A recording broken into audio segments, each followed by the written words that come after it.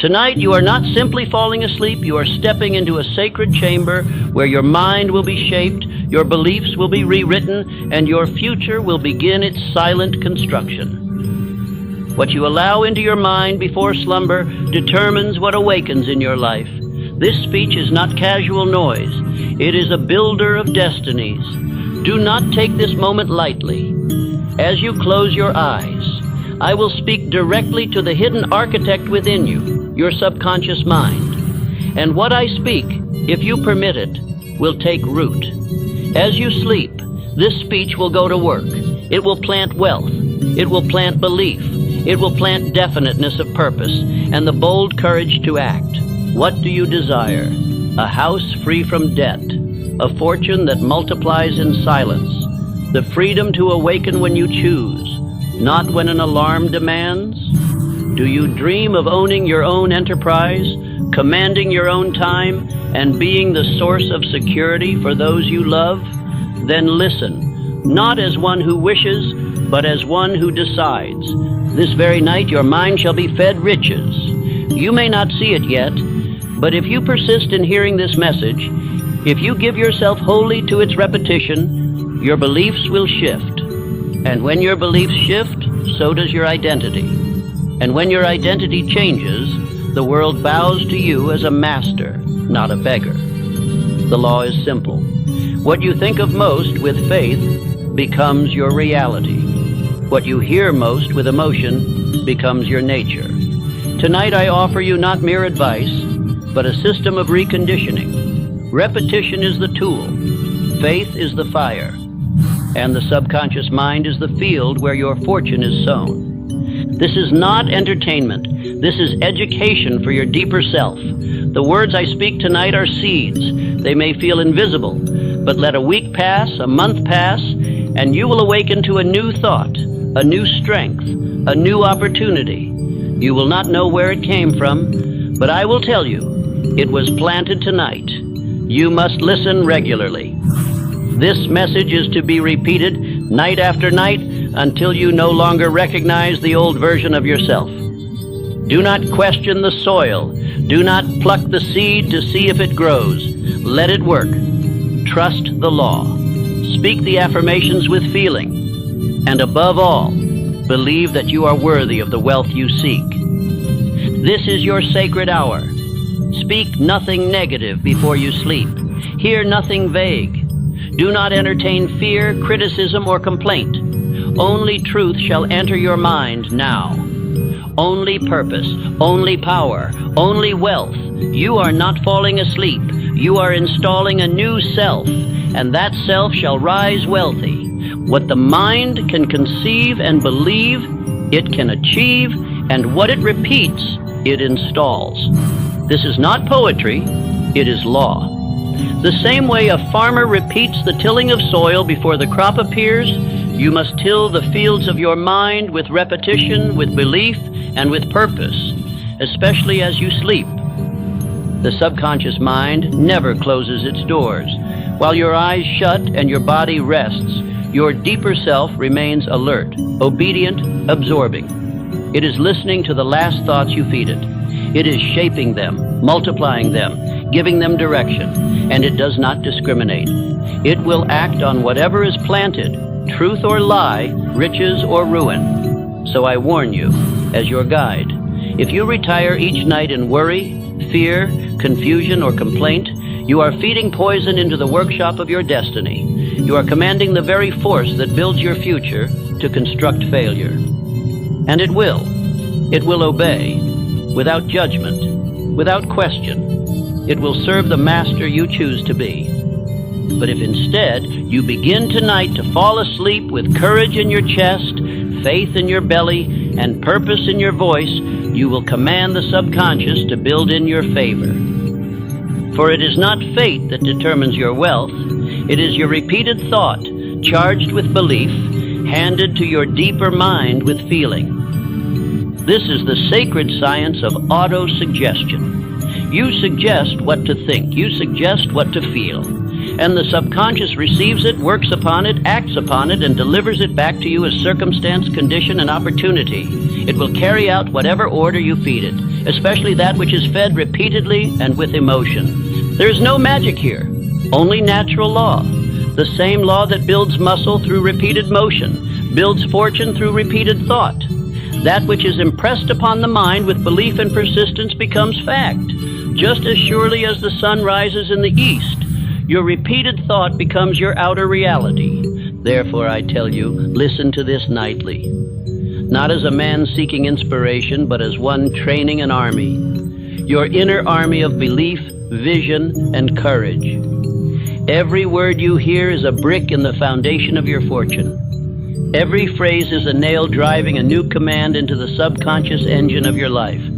You are not wasting time by hearing this again and again. You are building the scaffolding of your future. You are laying mental highways upon which wealth will travel to reach you. As surely as a bridge must be constructed before a carriage crosses it, your mind must be structured before riches can arrive. This process is not passive. Though you are resting, your inner self must be alert. Surrender to these words, not in laziness, but in cooperation. Just as a skilled builder follows the blueprint with precision, your mind must follow the voice of definiteness, prosperity, and faith as it is spoken to you now.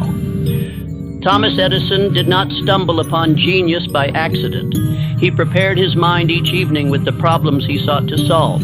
He expected answers, and those answers arrived, not in waking hours, but in dreams, in flashes, in moments of calm when the subconscious was working undisturbed. He did not doubt, he expected. So tonight, do as Edison did. Hand your problem, your desire, your question to your deeper self. Then fall asleep with belief. Let your subconscious work as you rest. Expect ideas. Expect guidance. Expect strength to follow through. Expect favor from infinite intelligence itself. You are training the worker beneath your conscious mind. He is tireless. He is faithful. But he is without judgment. Feed him poison, and he will construct misery. Feed him purpose, and he will construct wealth. You are the architect. You are the instructor, and you are responsible.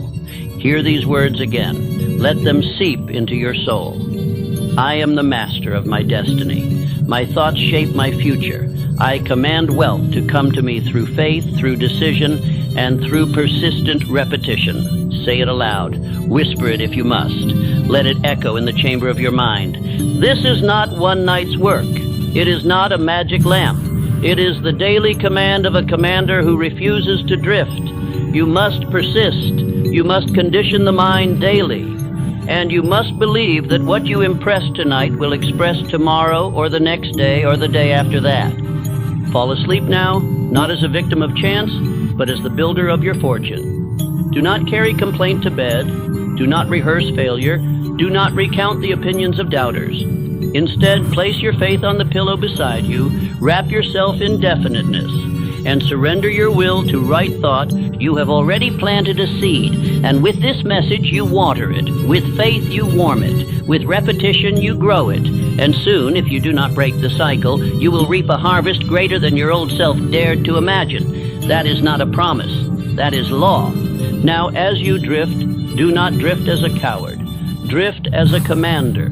Drift as one who is deciding what your life shall be.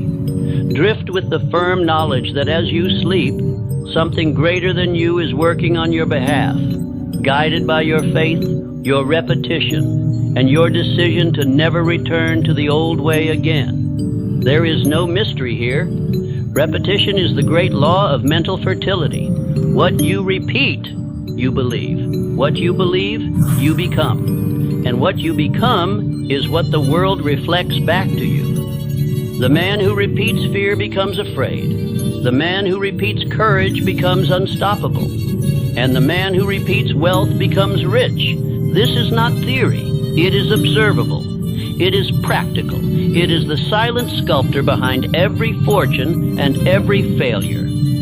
A man does not rise by one thought, one decision, or one prayer. He rises by the daily conditioning of his mind in the direction of power. The mind, like a muscle, must be trained through repetition. The universe is governed by law, not luck, and one of those laws is called cosmic habit force. It is invisible, but it is binding. It works on all men equally. It makes permanent that which is repeated. It installs into your mental machinery the ideas you dwell upon most, whether good or evil, faith or fear, riches or lack. You cannot escape this law. You can only obey it or violate it. When you obey it consciously, it serves you. When you ignore it, it serves your fears. It gives permanency to your dominant thought. Therefore, if your dominant thought is doubt, it will fix it in your mind until you see doubt in every opportunity. If your dominant thought is faith, it will fix it in your spirit until you meet life with calm power. If your dominant thought is wealth, then wealth shall take root in your identity and begin to pull its physical equivalent into your world. What you rehearse, you repeat. What you repeat, you install. What you install, you become. You must understand this. Your outer world is the matured harvest of your inner thought garden. Every condition in your present life was once a seed of belief, planted by thought, watered by repetition, and hardened by emotion. Most men do not plant deliberately. They allow weeds to grow, and then they ask, "Why am I poor?" They forget the answer lies in the thoughts they repeated for years. Money is hard. I'm not lucky. People like me don't get rich. These are not harmless phrases. These are the repeated commands that their subconscious received and obeyed. And no amount of wishing will undo what habit has installed. No wealth may come permanently except that which is first built through a pattern of inner belief and repeated command. You must build the inner castle before the world allows you to possess the outer one. This is why I command you to listen nightly. You are reconstructing the architecture of your identity. You are laying bricks made of thought.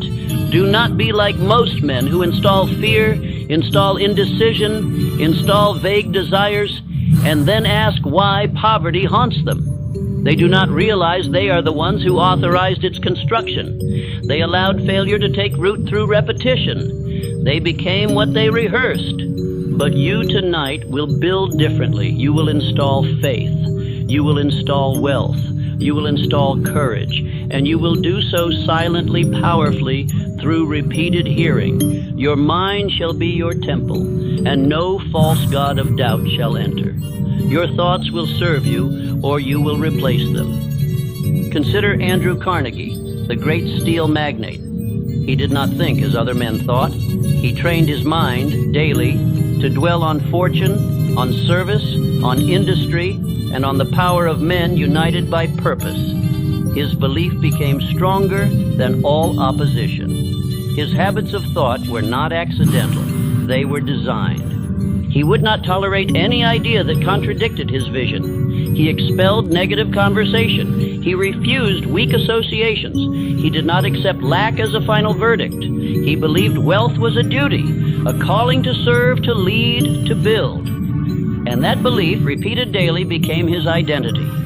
His identity attracted the fortune. You must now do the same. Every night as you listen, you must feel these truths sink deeper into your inner self. You must fall asleep with the quiet certainty that your thoughts are constructing a mansion of power. You may not see the walls rise yet, but they are being laid, stone by stone, by the mason of repetition. And I give you the tools to build.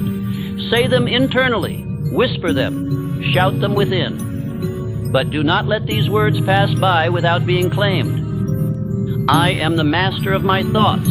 I create wealth through belief and action. Infinite intelligence guides my steps and supplies my needs. I am building a wealthy identity every day, every night, without fail. Repeat them. Feel them. Let them echo in your sleep.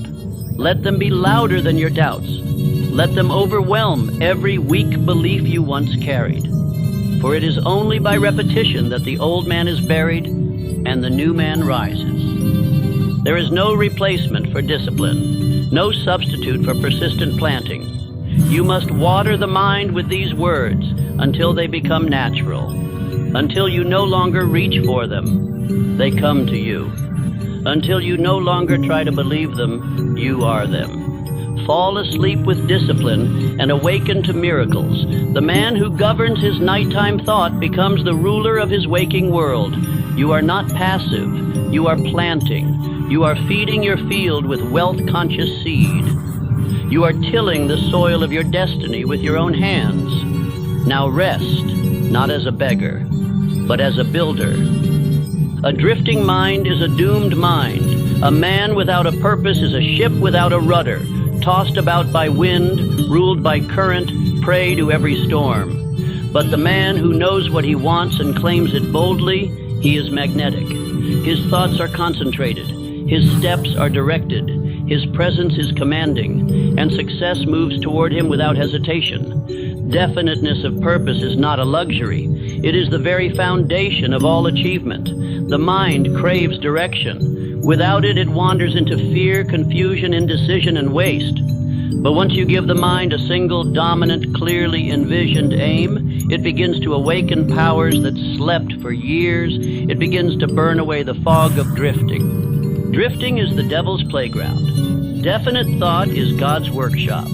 When your mind has no chief aim, it becomes the target of fear, of criticism, of suggestion by the mediocre. But the definite man becomes immune to suggestion. He thinks, he acts, he commands, he decides, he expects, he achieves, and the world follows him. Now I ask you, what do you want? Say it, write it, declare it. Let no vague wish remain in your mind. Is it freedom from employment? Is it the creation of a business? Is it the ownership of land, of property, of riches to be passed down for generations? Is it the power to bless your family, to give, to create, to build? Then name it, claim it, state it aloud, feel it, demand it, repeat it until it is fixed in your identity. The man who is definite may be resisted temporarily, but he is never defeated. Life bends to the man who bends his mind toward a single desire, held with faith and reinforced by persistent thought. You must now install that image. And not as a vague hope, but as a living command. Every night as you drift to sleep, you must see your aim, picture it, hear the sounds it brings, smell the scent of success, touch the walls of your vision, taste the reward in advance. This is not delusion, it is construction. Do as my friend Barnes once did. He wished not merely to work for Thomas Edison, he wished to become his partner. He did not ask for a job, he demanded an opportunity. He carried that image in his mind so strongly, so repeatedly, that it became more real than the poverty in his pocket. And eventually, Edison saw it too. Barnes had nothing but desire and definiteness. That was enough. He did not drift. He did not listen to doubt. He declared what he would be, and he backed it with faith, persistence, and the repeated image of success. What he believed, he achieved. Because he would not accept any alternative, he was deaf to all suggestion but his own. So now I give you a nightly ritual. Take your definite chief aim and write it with your own hand. Do not print it, write it. This binds the thought with motion and emotion. Then speak it aloud. Speak it slowly. Speak it with faith. And as you fall asleep, let the sound of it echo in your inner chamber. Hear it whispered within. I am moving daily toward my definite purpose with unshakable faith. The means will appear because I have committed to the end. Say it until it feels natural. Say it until your subconscious accepts it as a command from headquarters. Say it until doubt dies and belief becomes your new atmosphere. You must understand, every repetition carves a groove in your inner mind. Every spoken affirmation is a chisel, and with each night, you shape a deeper channel for wealth to flow. If you skip one night, return the next. If you feel nothing at first, continue. The seed is invisible at first, but the harvest will come. And this is no game. This is not motivational whim. This is mental craftsmanship. This is the science of personal power. The subconscious mind will obey the loudest voice. If the loudest voice is television, gossip, or fear, it will obey that. If the loudest voice is your chief aim, backed by repetition and faith, it will obey that. Make sure that voice is definiteness, not doubt. Wealth does not belong to the most gifted. It belongs to the most definite. Fortune does not follow talent. It follows clarity. And clarity comes from discipline, from faith, from daily inner work. And that work begins now, tonight, as you plant the image, speak the affirmation, and fall asleep in command. Do not permit even one thought of vagueness to remain. Know what you want. Know why you want it. Know how you will feel when it is yours. And feed that picture into your subconscious every night until your very cells begin to expect it, until the world itself begins to move toward you like metal toward a magnet. You are not merely hoping anymore. You are ordering. You are commanding. You are instructing the invisible powers that shape your future. You are declaring, this is who I am. This is what I do. This is what I shall receive. Not from arrogance, but from faith in the law that governs all growth. Now take one breath, see your goal, hear your voice, feel your command, and let that image drift into sleep with you. Let it settle into the depths of your mind. Let it be carried down into your subconscious, where all real power begins. Tonight, you do not drift aimlessly. You drift with direction. You drift with authority. You drift with the mind of a commander, and what you repeat tonight, with definiteness and belief, will become the foundation of your fortune. The subconscious mind is the faithful servant of your dominant thought. It does not reason. It does not challenge. It does not debate. It obeys, and it obeys completely. It is the invisible hand that shapes your future, taking instruction from whatever you allow to dominate your inner conversation. And this includes what you think, say, feel, and repeat, especially as you sleep. The subconscious mind is your link to infinite intelligence. It is the gateway through which hunches arrive, through which solutions form, through which wealth flows when commanded rightly. You do not control infinite intelligence, but you do influence it. And the tool of that influence is your subconscious mind, trained by belief, repetition, and emotion. If you do not instruct your subconscious, others will. They will do so through newspapers, through gossip, through complaint, through fear, through television, through conversation filled with doubt. The world is loud with suggestion, and most of it is poison. The man who does not guard his mind is a man whose future is written by strangers. The subconscious mind will not remain idle. It is always at work. It is always building, and it will feed on whatever you plant or what others throw in. It is a builder without conscience. It builds both palaces and prisons depending on the blueprint, and the blueprint is the repeated thought backed by belief. The nighttime hour is golden. It is the hour of greatest influence. It is the hour when conscious resistance fades and the subconscious opens its doors. It is the hour when what is heard sinks deeper, settles further, and begins to root itself into your very identity. This is why you must be intentional with every word you hear before sleep. Repetition with feeling is the tool. Faith is the fuel, decision is the fire, and emotion is the glue. These are the ingredients of change. These are the materials with which you construct a new inner man. And from that inner man, a new outer world shall follow. You must become deliberate in your inner conditioning. This is the sacred art of auto-suggestion, the daily feeding of the subconscious with hand-picked thoughts, repeated with intensity and accepted with feeling. You may call it programming. You may call it impressing. The name is not the power. The power is in the repetition backed by belief. Henry Ford is proof of this law in motion. He was not considered intelligent by the world. He was mocked by the educated. His ideas were ridiculed, yet he moved forward. Why? Because his belief was more definite than their doubt. He repeated his inner picture of what must be until no argument could take it from him. Engineers told him it could not be done. He said it would be done, and they did it. Not because they believed, but because he did. His subconscious mind had already accepted the image. The outer world was forced to comply. Such is the power of repeated belief made definite through persistence. Now I give you your own commands. Say them with your mind. Repeat them silently. Let them enter your inner workshop. Let them settle beneath your thoughts. Whisper them if you wish, but do not let them pass without feeling. I plant the seed of wealth every night. It is growing, even while I sleep. Nothing enters my mind unless I permit it. I choose faith. I choose wealth. My subconscious obeys me because I train it daily with belief and repetition. You must not waver. You must not skip nights.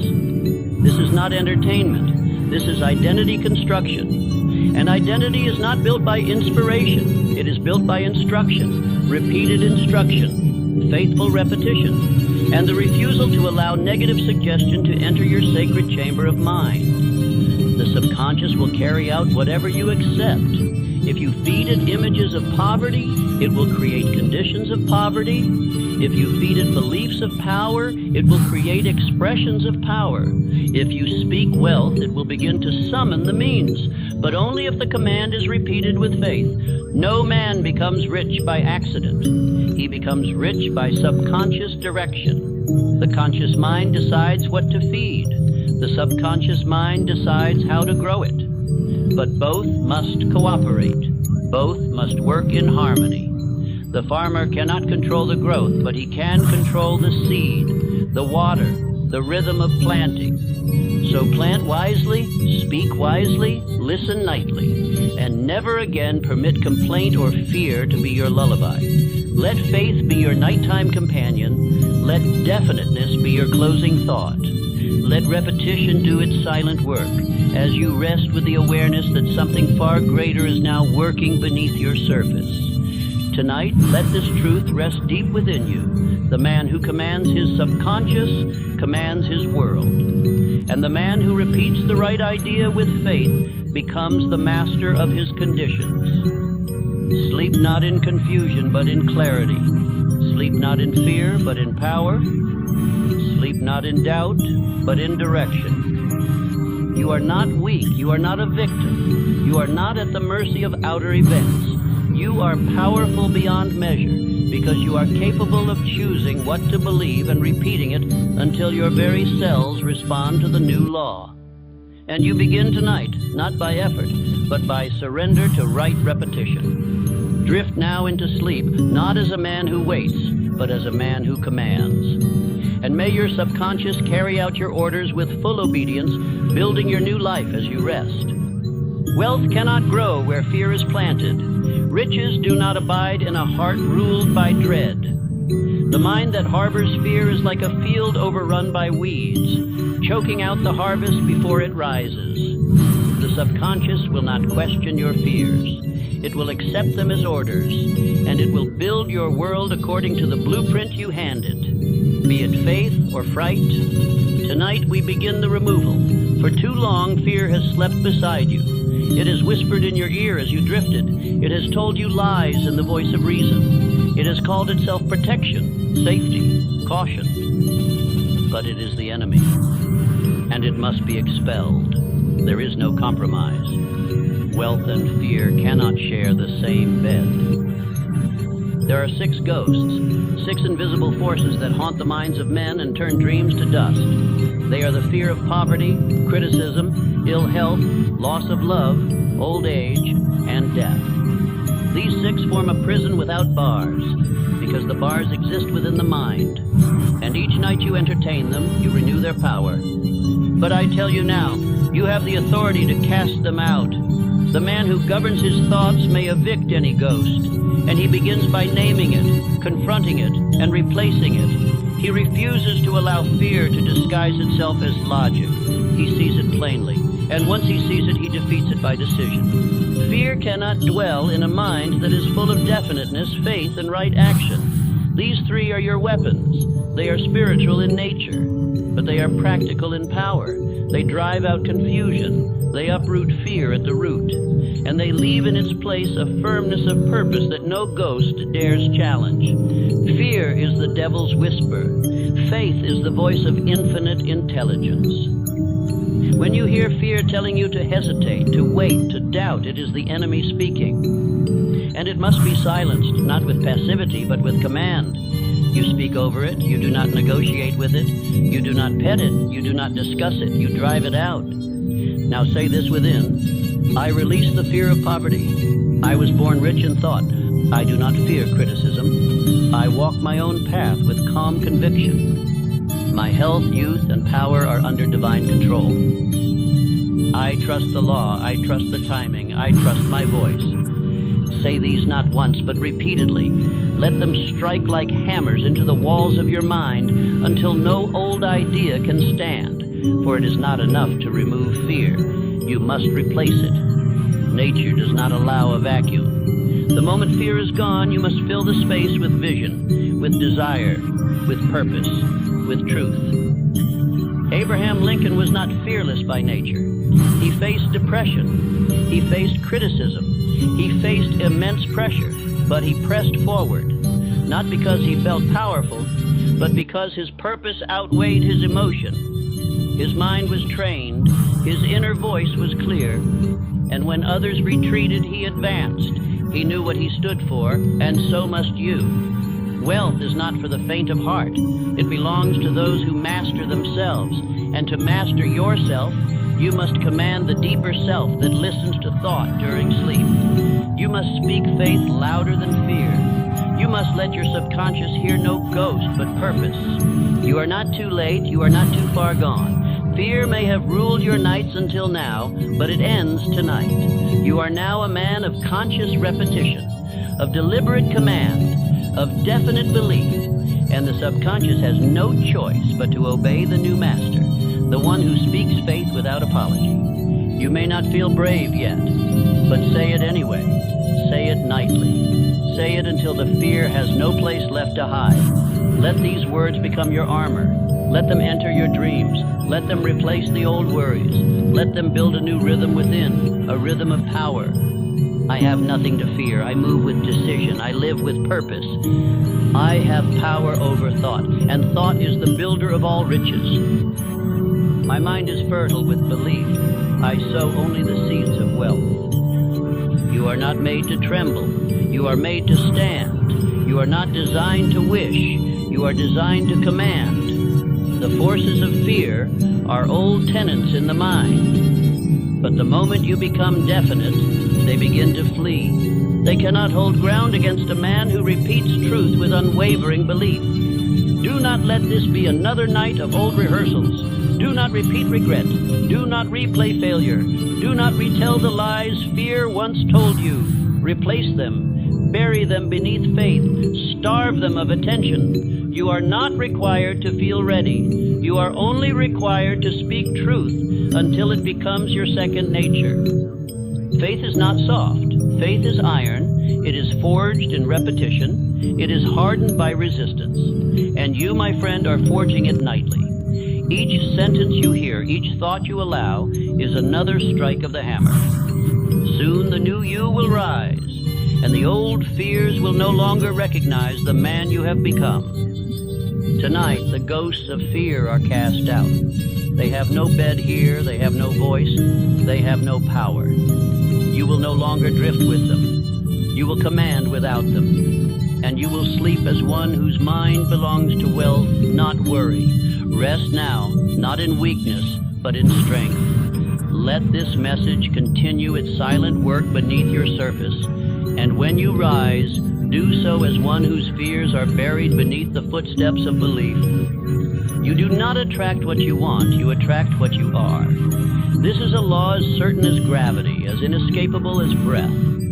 A man may long for riches, but if his identity is built upon scarcity, fear, hesitation, and doubt, then no fortune shall remain with him. Riches flee from a man whose self-image is poor. The most powerful transformation is not from poverty to wealth, it is from weakness to identity. When you adopt the identity of a wealthy man, one who thinks clearly, acts decisively, and believes deeply, you begin to pull your fortune into alignment. You begin to carry the posture of power before power arrives. You must become the type of man who commands riches before they come. This is the mystery the world overlooks. They wait for results to believe. But the great men believe before they see. They speak before they hold. They act before they receive. This is not deception. This is the law of identity. Think now. How does the wealthy man speak? How does he carry himself? How does he respond to difficulty, to delay, to decision? Does he beg? Does he panic? Does he explain himself? Number, he thinks clearly. He moves with purpose. He speaks few words, but every word is heavy with belief.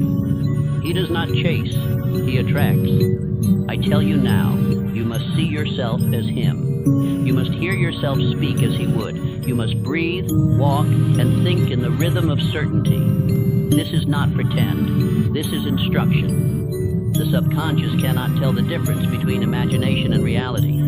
What it sees repeatedly, it begins to accept. What it accepts, it produces. You may feel poor tonight, but if you repeat the identity of wealth long enough, your mind will begin to shift. Your body will begin to follow. Your circumstances will be compelled to change.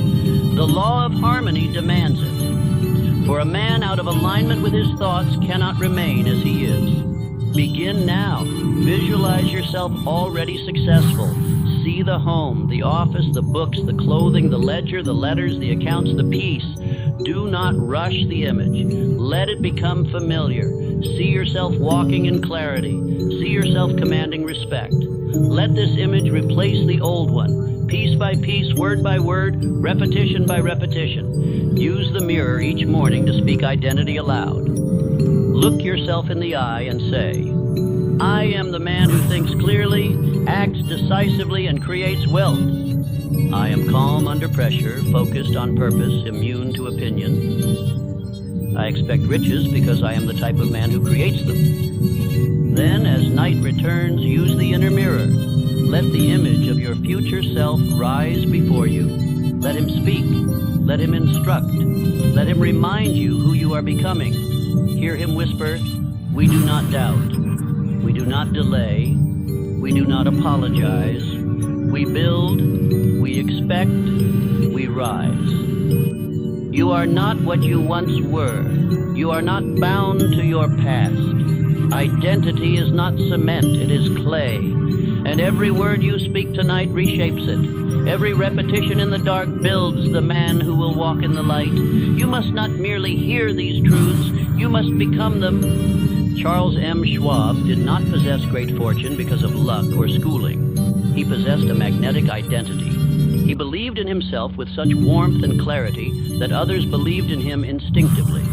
His manner, his tone, his poise, all stemmed from the deep inner command, I belong in wealth. I am at home among greatness.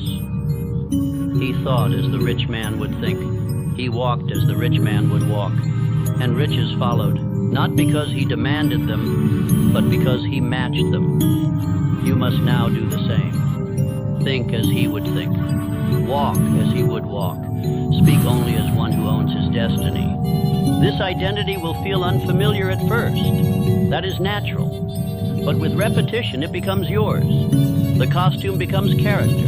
The practice becomes instinct. The echo becomes your voice. And when it does, the world responds differently to you. Not because the world has changed, but because you have. Say these words silently now. Let them enter you. I no longer rehearse weakness. I install wealth. I walk in harmony with success. I live in alignment with riches. My identity is forged in repetition, backed by belief, rooted in decision. You are building an inner magnet. You are tuning your thoughts to wealth. You are shaping the man who must exist for your fortune to arrive. And you are doing it quietly, faithfully, as you drift to sleep. Tonight, you do not lie down as the man the world sees. You lie down as the man who will one day be revealed. You lie down in disguise, but not for long. Your identity is shifting. Your old self is dissolving. Your new self is rising, word by word, night by night, with every repetition. As you sleep, let your future self take your place. Let him breathe through you. Let him speak within you. Let him instruct your mind. And when you rise, rise as one who no longer begs for success, but commands it, because you have become the man who receives it by law. There is a power that multiplies strength when two or more minds meet in perfect understanding. I name this power the mastermind. It is not a theory. It is a spiritual and mental law, as exact as any found in chemistry or mathematics. When you align your mind in harmony with another of purpose, a third, greater mind is formed. This is not metaphor, it is literal. When two minds connect with faith, loyalty, and shared aim, they generate a force neither could summon alone. This invisible force has built empires, moved industries, and forged leaders. It exists above emotion, beyond logic, and it begins the moment you decide to align with greatness. You are never alone in your journey, but you must choose your mental companions carefully. The subconscious is influenced not only by your own repetition, but by the thoughts of those closest to you. The wrong association poisons the inner soil. The right association multiplies the harvest tenfold. I say to you, even while you sleep, your inner circle is forming. Your subconscious continues to draw influence from what you admire, from what you rehearse, from the voices you allow into your temple of thought. Let those voices be mighty. Let them be wise. Let them lift you, not lower you. This is why I taught the practice of invisible counselors. Before sleep, I called upon the minds of great men, Lincoln, Edison, Carnegie, Napoleon, and others. I imagined their faces. I summoned their voices. I asked them questions, and my subconscious responded with ideas I had never before possessed. You may call this imagination. You may call it alignment with infinite intelligence. I call it instruction, and it works. Begin tonight by summoning your own counsel. Call upon Edison for invention. Call upon Lincoln for character. Call upon Carnegie for clarity. Call upon your future self for instruction. Let them speak within you. Let them surround your subconscious mind. Let their words replace the doubters. Let their guidance become your nightly nourishment. They are not gone. Their minds are alive in principle. Their philosophies endure.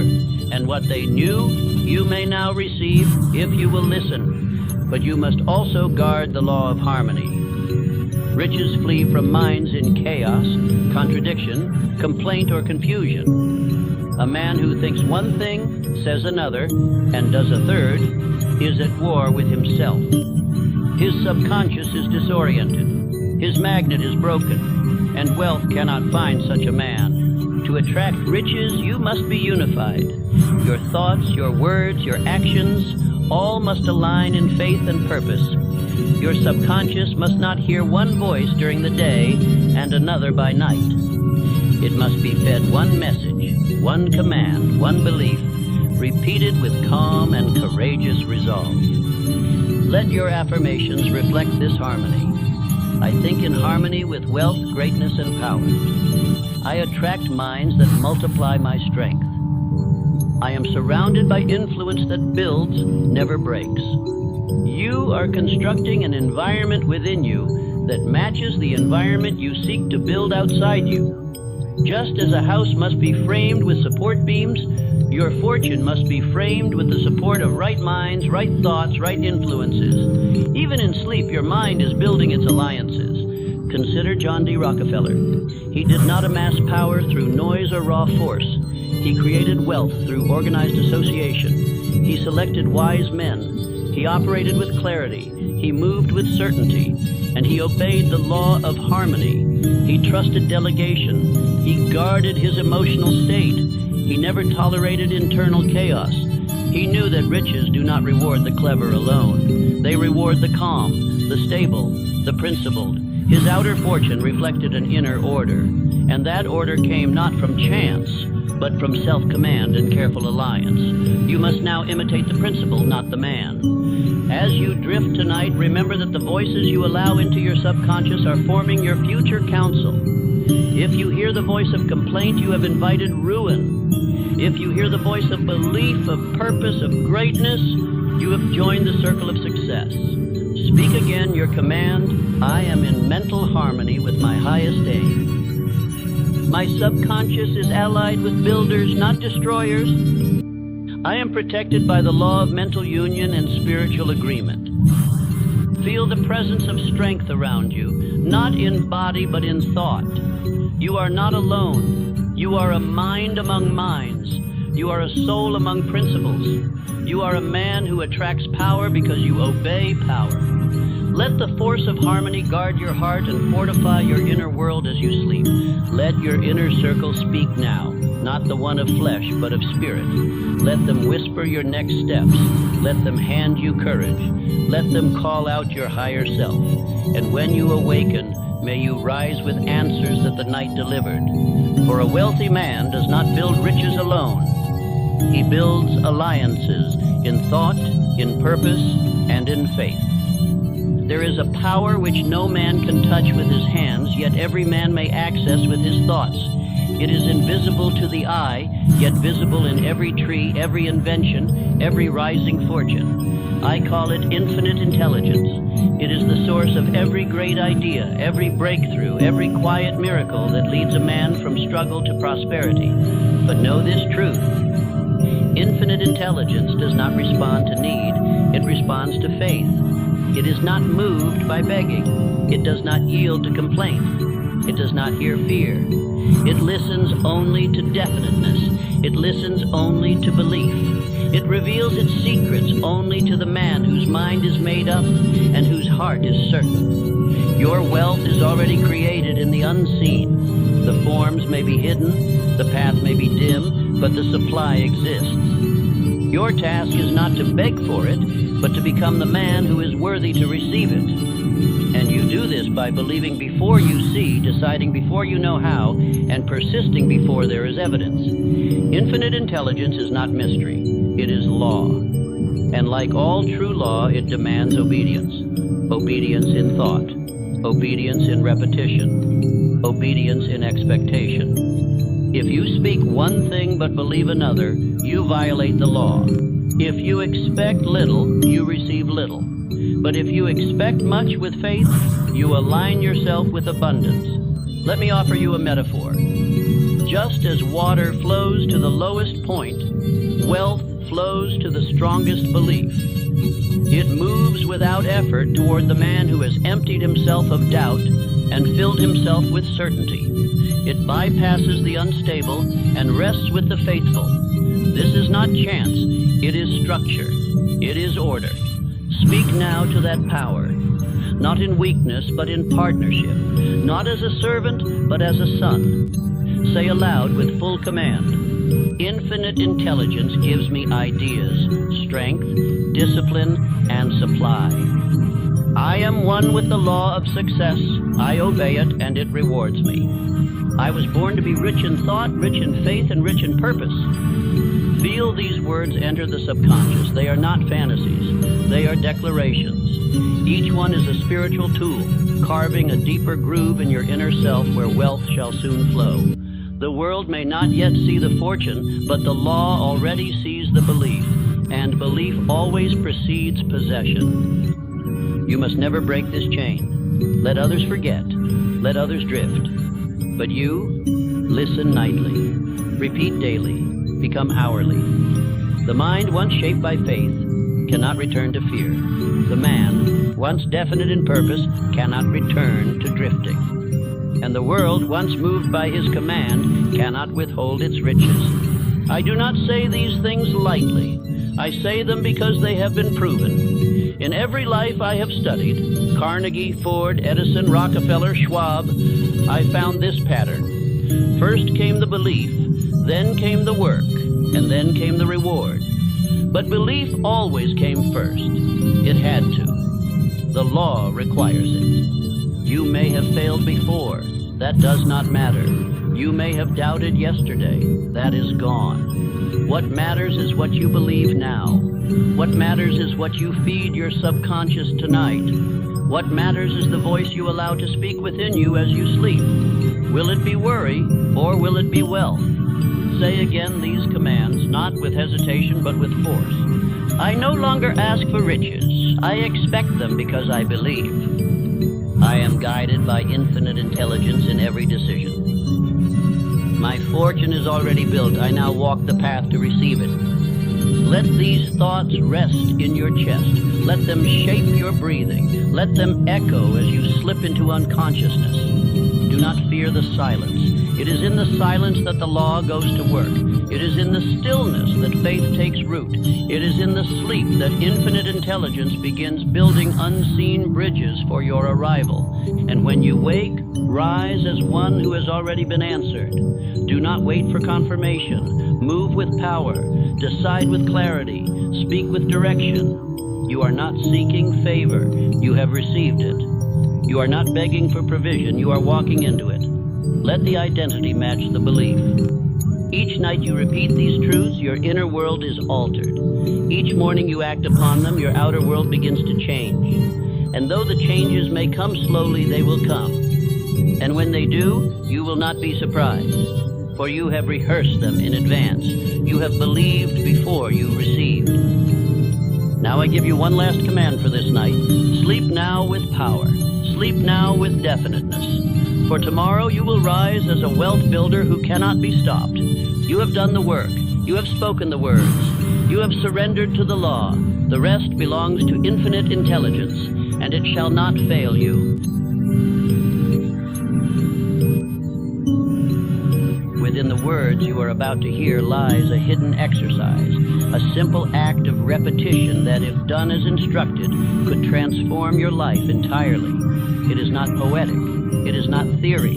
It is law. And if you will truly listen, not merely hear, but observe as a student of success, then tonight may be the night your life begins to change forever. This exercise, if practiced with faith and decision, will plant in you the identity of the man you were born to become. It will dissolve confusion. It will silence doubt. It will awaken in you the magnetic force of purpose, and it will begin reshaping your results from the inside out. If you follow this truth, you may experience something few ever do. You will begin to wake with confidence instead of dread. You will feel joy returning where heaviness once ruled. You will stop second-guessing and begin acting with calm resolve. You will draw opportunities that once seemed distant, and you will begin to believe, genuinely believe, that you were made for something higher. But be warned, if you drift, if you dismiss this message as common, if you merely nod along without implementing this law of identity, then life will continue as it has. You will continue to speak weakness instead of strength. You will continue to affirm limitation instead of power. You will go to sleep each night planting seeds of failure, and those seeds, make no mistake, will grow. I urge you, do not just let this play while your thoughts wander. Pay attention, watch every line, absorb every word. There is power in this message if you listen with the intent to obey. This is not motivation, this is instruction. This is the science of belief applied with precision to the most powerful moment of your day, the moment before sleep. So ask yourself now before we begin, am I ready to listen as if my future depends on it? Because it does. Now let us begin. The final words you speak each evening may determine the man you become tomorrow. Do not take this lightly.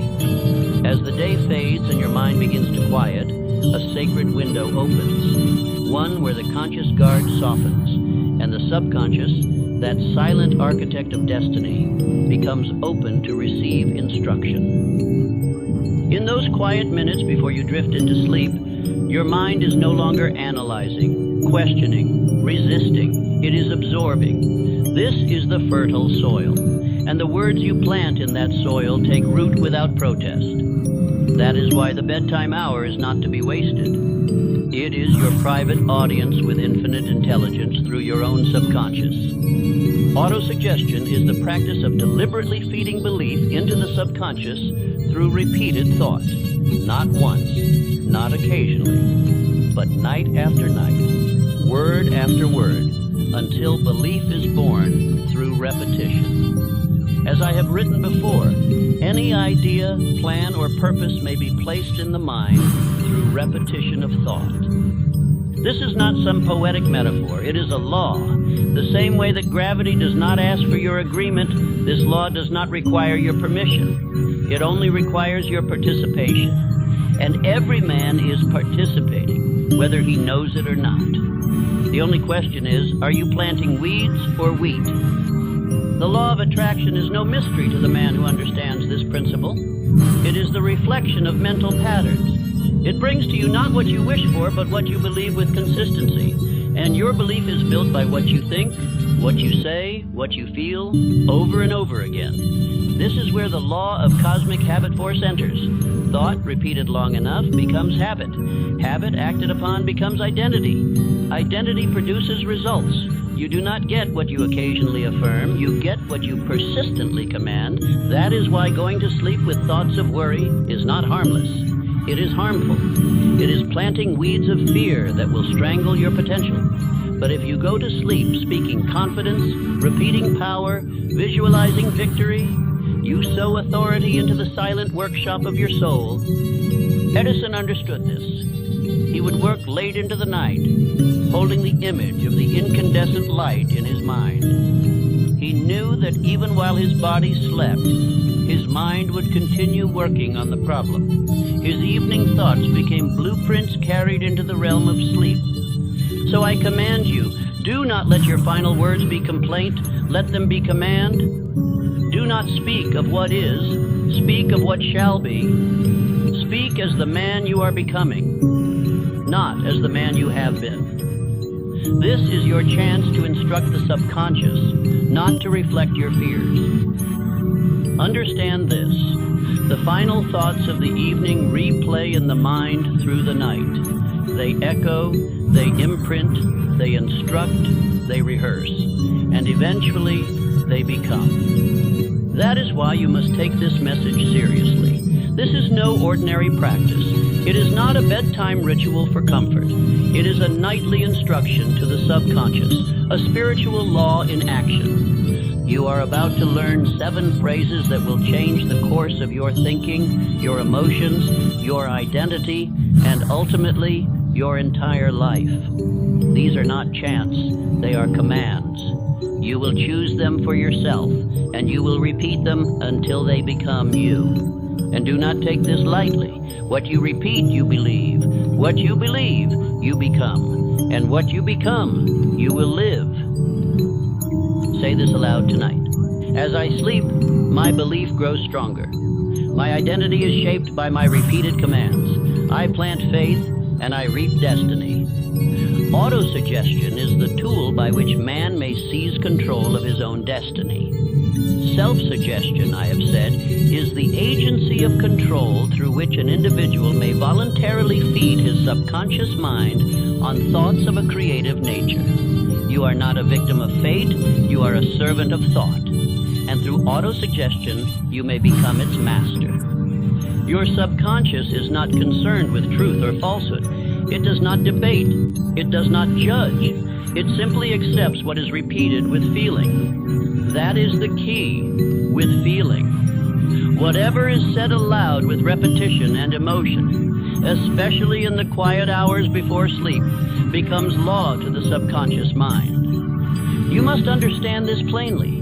Most men do not program belief. They program doubt, not deliberately, but through negligence. They fall asleep each night rehearsing what did not work, what went wrong, what they fear, what they lack. And in so doing, they instruct their subconscious to expect more of the same. They think these are harmless murmurs, passing thoughts, whispers of fatigue, but they are commands, unconscious commands, and they are obeyed nonetheless.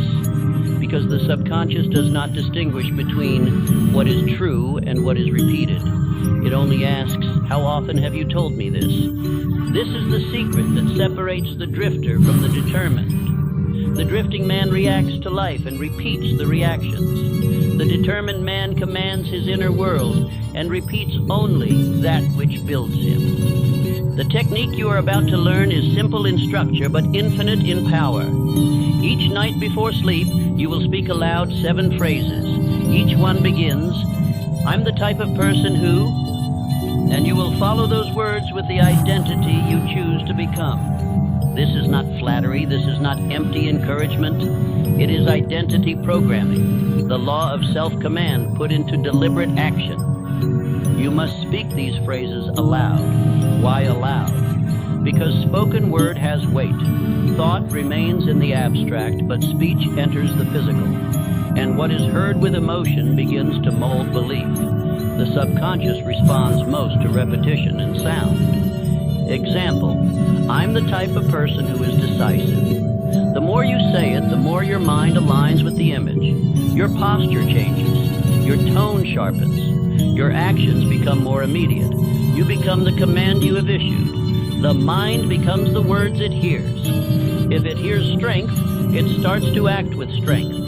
If it hears weakness, it begins to shrink. That is why you must be careful not only with what you say, but with what you hear. This is not new. This principle is embedded in my self-confidence formula in Think and Grow Rich. I instructed the reader to repeat daily that he believes in himself, in his definite chief aim, in his unwavering faith. Why? Because no belief becomes reality unless it is first planted through autosuggestion. The mistake most men make is this. They try to change their outcomes without changing their identity. They say, I want to be rich, while continuing to think like a pauper. They say, I want confidence, while repeating doubt. They say, I want change, while reinforcing the old identity every night before sleep. This exercise will not allow you to do that. It forces you to declare, I am the type of person who, and in doing so, it draws a line between the man you have been and the man you choose to become. You are not affirming outcomes. You are affirming the source of outcomes. You are planting identity, not results. And when identity changes, behavior must follow. Speak these phrases not with wishful thinking, but with decision. Say them not as a beggar hoping to be chosen, but as a master instructing his inner world to obey. Say them slowly. Say them with emotion. Say them with your chest full and your spirit alert. Let the words shape you. I am the type of person who lives by faith. I am the type of person who acts by purpose. I am the type of person who repeats only that which builds power. This is how you rewire belief. This is how you overwrite fear. This is how you install a new identity that reflects your deepest aim. And once this identity is spoken enough times, it will begin to feel familiar. Once it feels familiar, it will become natural. Once it becomes natural, it will become you. This is not self-help. This is self-mastery. This is not motivation. This is mental legislation. Your tongue writes the law your subconscious will follow. Make no mistake, if you do not command it, someone else will. You are now the architect of your internal world. Speak as such. Choose your identity like a sculptor chooses form. Declare it like a king issues decree. Repeat it like a warrior sharpening steel.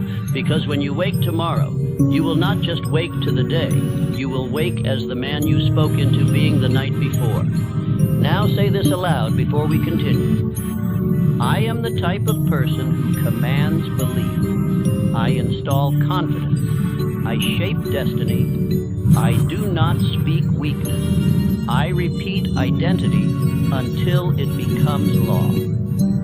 Your results are not random. Your life is not a sequence of disconnected events. Your relationships, your finances, your health, your voice, your posture, your courage, all are the visible fruit of an invisible identity. That identity is not given. It is installed. And it is installed through repetition of belief. Most men never examine the identity they've accepted.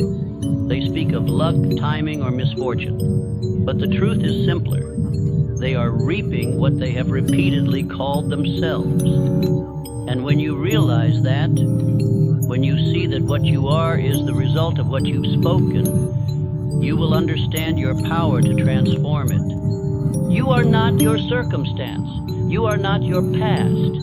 You are not what they called you. You are not the sum of your failures. You are not what fear whispered in your weakest hour. You are what you have repeated to yourself with emotion, day after day, week after week, year after year.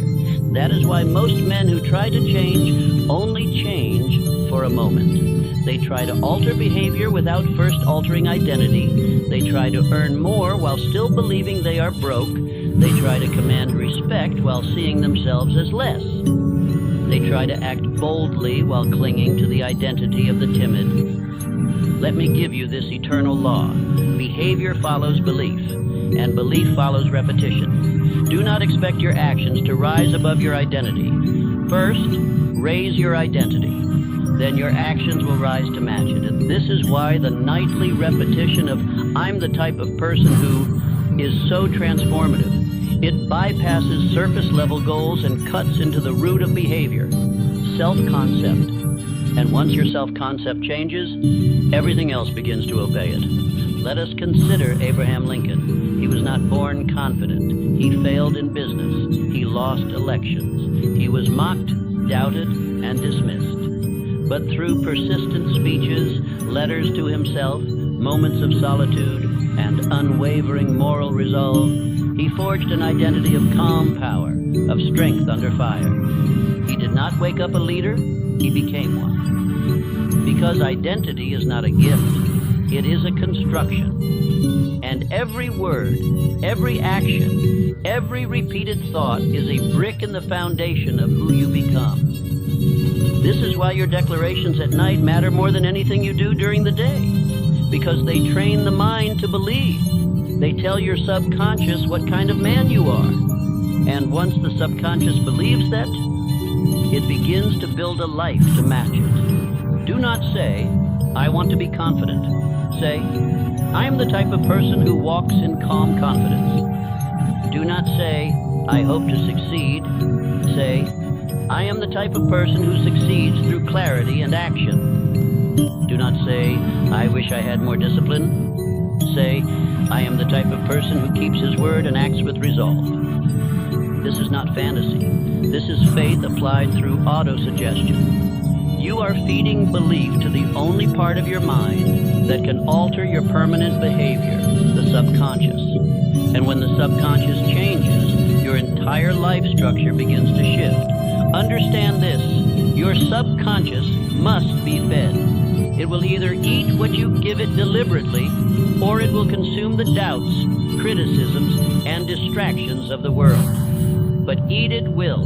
The only question is, what shall you serve it? You must install the identity of the man you wish to be. Not once, not twice, but every single night, until it becomes so familiar that you no longer repeat it out of effort, but out of instinct. And how is this done? By choosing the identity traits you desire, speaking them aloud, feeling them in your spirit, seeing them in your mind, believing them with decision, and repeating them without interruption. This is how the law of cosmic habit force begins to operate in your favor. You are training the mind through sacred repetition. You are not dabbling. You are not experimenting. You are conditioning belief until it becomes your natural state. This is why the world cannot stop a man who has programmed himself to win. He no longer needs motivation. He moves from identity. He no longer questions his ability. He acts because he believes, and he believes because he has repeated belief so many times that he cannot unbelieve it. Let me leave you with this command tonight. Stop treating identity like chance. Treat it like a tool. Shape it, speak it, command it, build it, then live it.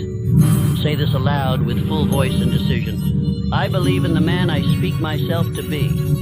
Each word becomes my law. Each law becomes my habit.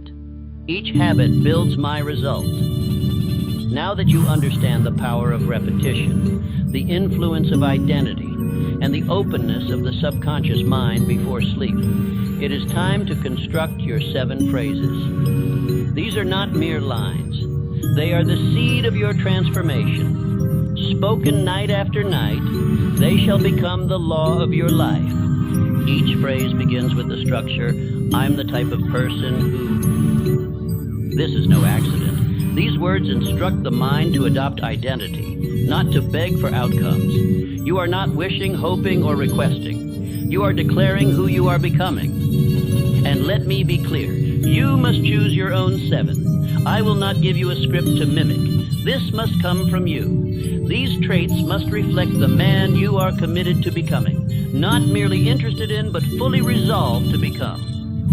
When you say, I'm the type of person who is confident, you are not lying. You are speaking faith ahead of evidence. You are programming the root. When that belief takes hold, confidence will rise as a natural result. Now, I must caution you, do not include negatives in your declarations. Never speak of what you are not. The subconscious mind does not interpret no, not, or don't as rejection. It interprets all repetition as direction. Therefore, do not say, I'm the type of person who does not drift.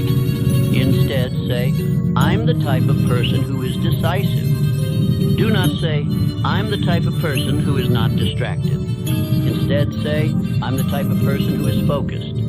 Do not say, I'm the type of person who avoids delay. Instead, say, I'm the type of person who moves into action right away. Always affirm what you are becoming, not what you are trying to avoid. The mind follows what is spoken most clearly and most often. Make sure you are planting certainty, not contradiction. Speak traits of character. Speak traits of belief. Speak traits of action. You may declare qualities like, I'm the type of person who builds wealth with purpose. I'm the type of person who speaks calmly and leads others. I'm the type of person who keeps his word. I'm the type of person who acts immediately on inspired thought. I'm the type of person who creates peace wherever I go. I'm the type of person who leads with confidence and clarity. When you choose, be definite, be exact. Do not say, I'm the type of person who is better. Better than what? Better than whom? Be specific, be rooted, be bold. And once chosen, do not change them daily. Keep them constant. Let the repetition engrave them. Let the mind begin to bend reality to the words you keep saying. Write your 7 on paper. Place them by your bed. Read them aloud with clarity and certainty. Let them become more than statements. Let them become your identity manual, a mirror of who you choose to be, not who you used to be. And speak them not as theory, but as command. Say them not for comfort, but for construction. Do not wonder if they are working. They are. That is the nature of repetition. It does not ask for proof. It becomes the proof. Now let me give you a great example from history. Henry Ford. He was not born with machinery. He was not born with millions. But he kept repeating silently to himself over and over again that he could do it, that his idea would work, that he was capable of creating something no man had built before. They called him mad. They told him it couldn't be done. But because he kept repeating belief, he became a magnet for the very actions and people that would make it real. That is the law. And that law works for you if you obey it. So take your pen tonight. Choose your traits with care. Do not rush. Choose traits that stir your spirit. Traits that represent the man you will stand before your Creator and say, that was me. I became what I was called to become. Speak your identity until it becomes your instinct. Speak your truth until it becomes your tone. Speak your command until it becomes your character. Say this now and say it slowly. Each word I speak is law. Each phrase I choose builds me. Each night I become more of who I have decided to be. The power of this method lies not only in the phrases themselves, but in how you use them. Precision is the ally of transformation.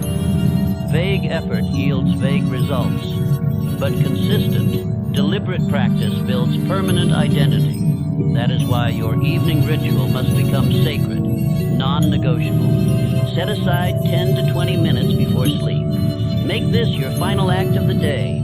Turn off every distraction. Close every mental window that does not serve your aim. You are not preparing to sleep, you are preparing to instruct your soul. And the soul obeys repetition with emotion. Stand or sit upright. Do not lie down yet. The body must remain alert to signal the mind that this is a time of command. You are not drifting, you are directing. You are not wondering, you are instructing. Speak each of your 7 phrases aloud, not in a whisper, not in a monotone, but in a voice of authority. These are the words that will write tomorrow's beliefs into the walls of your mind. Speak as if you were declaring law, because that is exactly what you are doing. Say each phrase at least 3 to 5 times, more if necessary.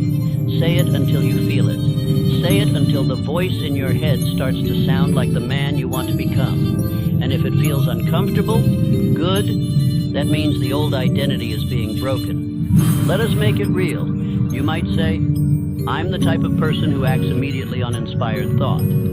Then pause. Let that idea settle. Then say it again with even more clarity, even more force. Let your subconscious hear certainty, not doubt. After you speak the phrase, close your eyes briefly. Visualize yourself living that truth. See yourself moving, speaking, deciding, walking as that man. Do not rush this. One picture in the mind is worth 1,000 spoken words if it is felt with intensity. Do not mumble. Do not recite. Declare. Your tone must not be casual. It must carry power. This is not the voice of a beggar. This is the voice of a man laying the foundation of his identity for generations to come. And remember this, the subconscious mind does not understand someday. It only understands what is repeated now. So do not say, I will become. Say, I am the type of person who. That is identity. That is faith. That is alignment with spiritual law. If your mind wanders, and it will, return to the phrase. Say it again. Sharpen the image. Reset your attention. Each moment of focus is a deposit into the bank of belief, and that bank compounds interest silently and powerfully. After you have spoken all 7 phrases, repeat this final affirmation with complete presence. As I sleep, these truths take root. I am becoming the man I declare. I will wake stronger, clearer, and more definite. Then go to sleep. Do not question. Do not overthink. Do not speak idle words. Let silence finish what you began. Let your last conscious message carry into the night, where the subconscious will go to work. Edison knew this. Before sleeping, he would hold a question in mind, a problem to solve. Then he would go to sleep with the absolute faith that the answer would come. His faith turned the sleeping hours into labor for invention, and the mind, being the obedient servant, delivered it. You too can make your sleep productive, not by force, but by repetition. Not by stress, but by spiritual order. And the order you give is the identity you claim. Let me give you a truth few men understand. If you do not deliberately give your mind a focus before sleep, it will replay the day. It will replay complaints, regrets, fears, and doubts. And the next day, it will magnify them. But if you end your day in power, you begin your next day in direction. That is why this nightly practice is not optional for the man who chooses greatness. It is the bridge between who you were and who you are becoming. So make this your ritual, your ceremony, your sacred rite. 7 identity phrases, spoken aloud, repeated with emotion, sealed in silence, and sent into sleep.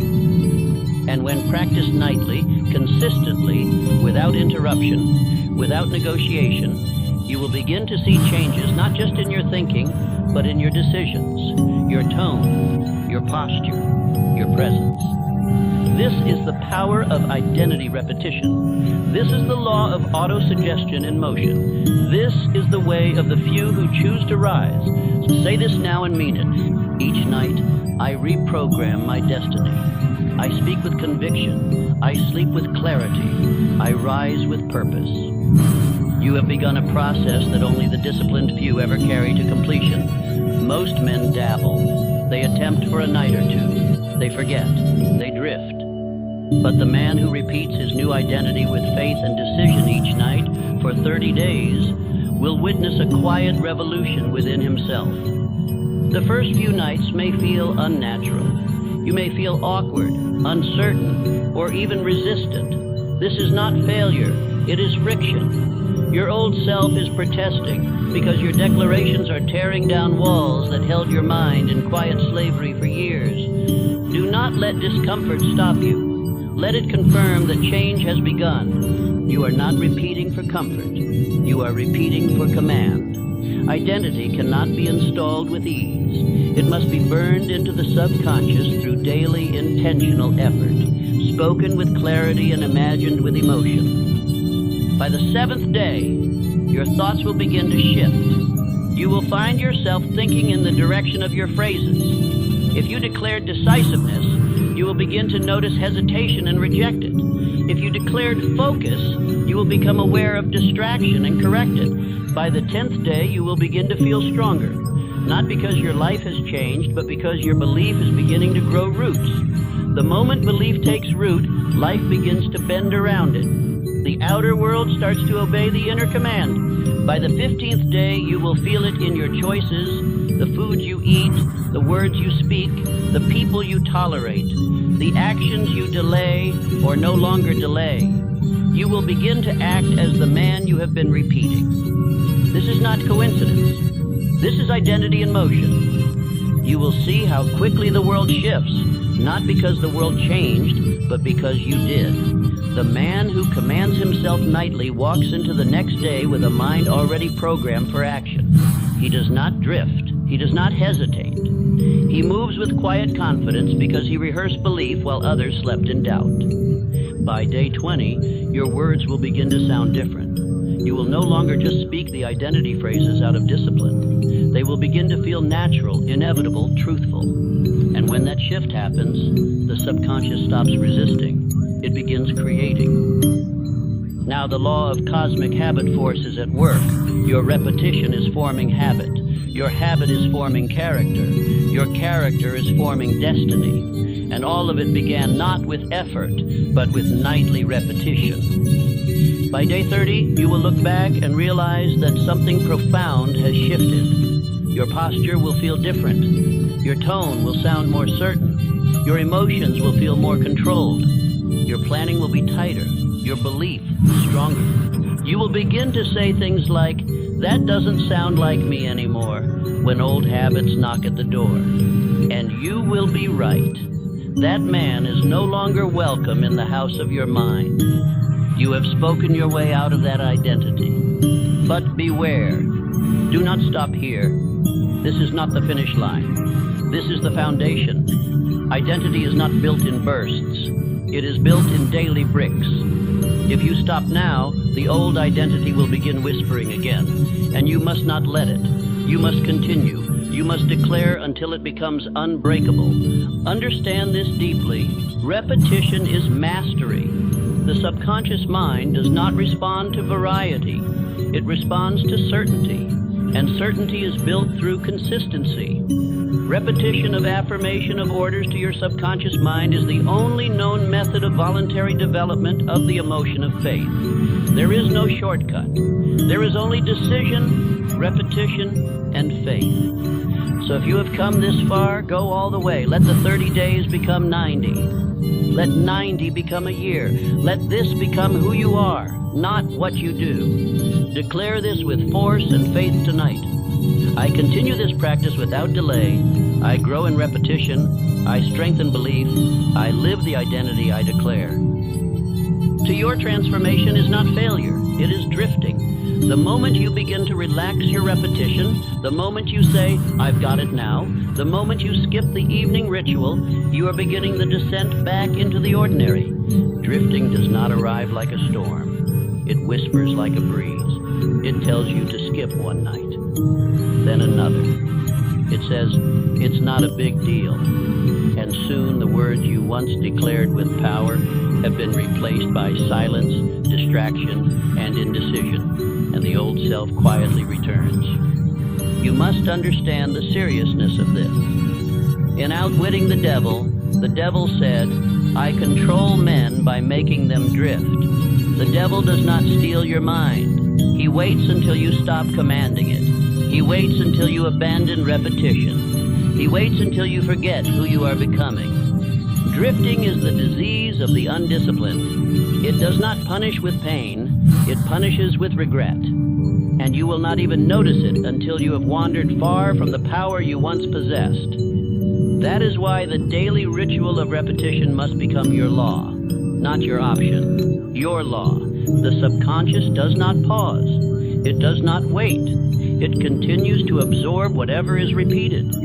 And if you do not give it commands, the world will. The noise, the fear, the criticism, the culture, it will reprogram you in silence. And you won't know it's happening until your results reflect your disobedience. That is why you must guard your evenings, protect your repetition, defend your declarations. These phrases are more than words. They are the armor of your mind. Without them, you are exposed to every influence that seeks to weaken your belief. Do not skip. Do not delay. Do not postpone. Even when tired, speak them. Even when busy, repeat them. Even when uninspired, declare them, especially then. Because discipline is not measured by what you do when it's easy. Discipline is proven when you do it without excuse. Say aloud, "I do not drift, I do not delay, I do not doubt. I repeat truth, I become belief, I live in obedience to purpose." Let me show you how drifting begins. A man builds belief for 21 days. He feels stronger. He begins to change. But then he says, "I'm doing well.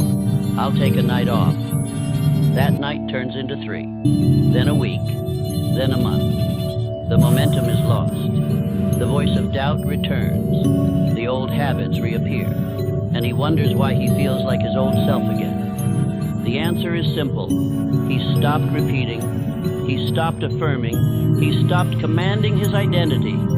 And the subconscious, having no new instructions, reverted to the last known identity. But not you. You will not drift. You have come too far. You understand now that consistency is the only true power. You will speak these phrases every night, not because it feels good, but because it builds good. And you are no longer interested in comfort. You are devoted to transformation. Remind yourself daily, "I do this not for entertainment, but for elevation. I am becoming the man of my aim." Make the evening ritual non-negotiable. Let it become as natural as breathing. Let it become your anchor in storm, your compass in darkness, your light in doubt. These words you speak, they are your home. Do not leave them, because drifting is always waiting. The moment you lose vigilance, it returns. The moment you stop building, the world begins eroding. And that is why repetition is not just your habit. It must become your identity. Declare this now. I repeat belief. I defend repetition. I remain vigilant. I reject drift. I build daily. I rise eternally. You have walked this far. You have understood the law. You have felt its truth. Now you stand at the moment of decision. This is not a moment to delay. This is the moment to command. For all learning ends in action, and all action begins in decision. Tonight is the night you declare your 7. Get your pen, get your paper. Do not wait. Do not postpone. Do not say, "I'll do it tomorrow." You will not be more ready tomorrow. The man who delays in purpose delays his destiny. Write now. Declare now. Build now. You will write 7 identity phrases, each beginning with, "I'm the type of person who..." These phrases are not affirmations of fantasy. They are declarations of the man you are becoming. Do not ask, "Is this true?" Ask, will this become true by my decision, my faith, and my repetition? If the answer is yes, then write it. You must choose traits that command your spirit. Do not write what others expect. Do not copy what sounds clever. Write what you feel with fire. Traits that stir your bones. Traits that reflect your highest potential, not your current habits. Write as one who builds a temple, not a journal entry. These are the walls of your identity. You shall live inside what you declare. So be exact, be intentional, be bold. Here are a few examples you may consider, not to mimic, but to inspire. I'm the type of person who is calm under pressure. I'm the type of person who earns wealth with purpose. I'm the type of person who acts with decisiveness. I'm the type of person who commands respect through integrity. I'm the type of person who wakes early and moves with energy. I'm the type of person who finishes what he begins. I'm the type of person who speaks with conviction and purpose. I'm the type of person who believes even before there is evidence. Once you've written your 7, post them where your eyes will meet them daily. Keep them near your bed. Keep them in your journal. Keep them in your soul. Let them follow you through day and night. They are not lines. They are instructions to the subconscious. Each night you will speak them aloud, slowly, clearly, repeatedly, not with hesitation, with fire, with belief, with absolute conviction that you are planting something eternal. Speak each phrase at least 3 to 5 times. After each one, close your eyes. Visualize the truth you have spoken. See yourself being it, living it, moving in it. If you feel nothing, speak it again. If doubt creeps in, speak it again. If your mind wanders, speak it again. You are not rehearsing. You are reprogramming. You are not playing pretend. You are declaring truth ahead of time. That is the nature of faith. That is the foundation of power. That is the only path to transformation. Understand this now. This exercise is not about one night. It is about every night. You do not win by intensity. You win by consistency. You win by discipline. You win by repetition. Repetition is the chisel. Belief is the hammer. Identity is the sculpture. The man who speaks with belief each night becomes the man who walks in power each day. It is not magic. It is law. The law of cosmic habit force. What is repeated with faith becomes habit, and habit becomes destiny. So do not ask, how long will this take? Ask, how long am I willing to repeat truth until I become it? And the answer must be, until. There is no finish line in identity. There is only becoming, only refining, only building. Tonight you will begin. You will not wait. You will not delay. You will not hesitate. You will speak with power. And you will repeat until the world you see reflects the man you declared. Say this aloud now, with clarity, with fire, with certainty. As I sleep, these commands take root. I am no longer who I was. I become who I declare. I rise with decision. I repeat until transformed. Say it again and again and again until it no longer sounds like hope but like identity. You have studied the method. You have understood the principle. You have witnessed the power, and now you must act. Without action, knowledge is nothing but smoke. But when acted upon, it becomes fire. So tonight, choose your 7, write them, speak them, plant them, and do it again tomorrow, and the next day, until you no longer say them from memory, but from nature, until you no longer recite them, but live them. And let this be your final declaration. One that you may speak every night if your spirit agrees. The law is working. I am commanding it with speech, belief, and repetition. I become the man I declare because I speak it until I believe it, and I believe it until I live it. This is the beginning of a new mind, a new voice, a new man. Say your 7. Repeat them with power, and rise as one who no longer drifts, but decides. Listen to me. Listen with everything in you. Not later, not halfway, not distracted. If you are going to do what the world calls impossible, you must begin by doing what most men never do. You must listen with full attention. You cannot drift through this and expect power to follow. The impossible will never yield to the passive. You're about to be handed a method, one that has been used by men who turned the world upside down. But if you treat these words as entertainment, they will pass through you like smoke, and nothing will change. You will return to the world unchanged.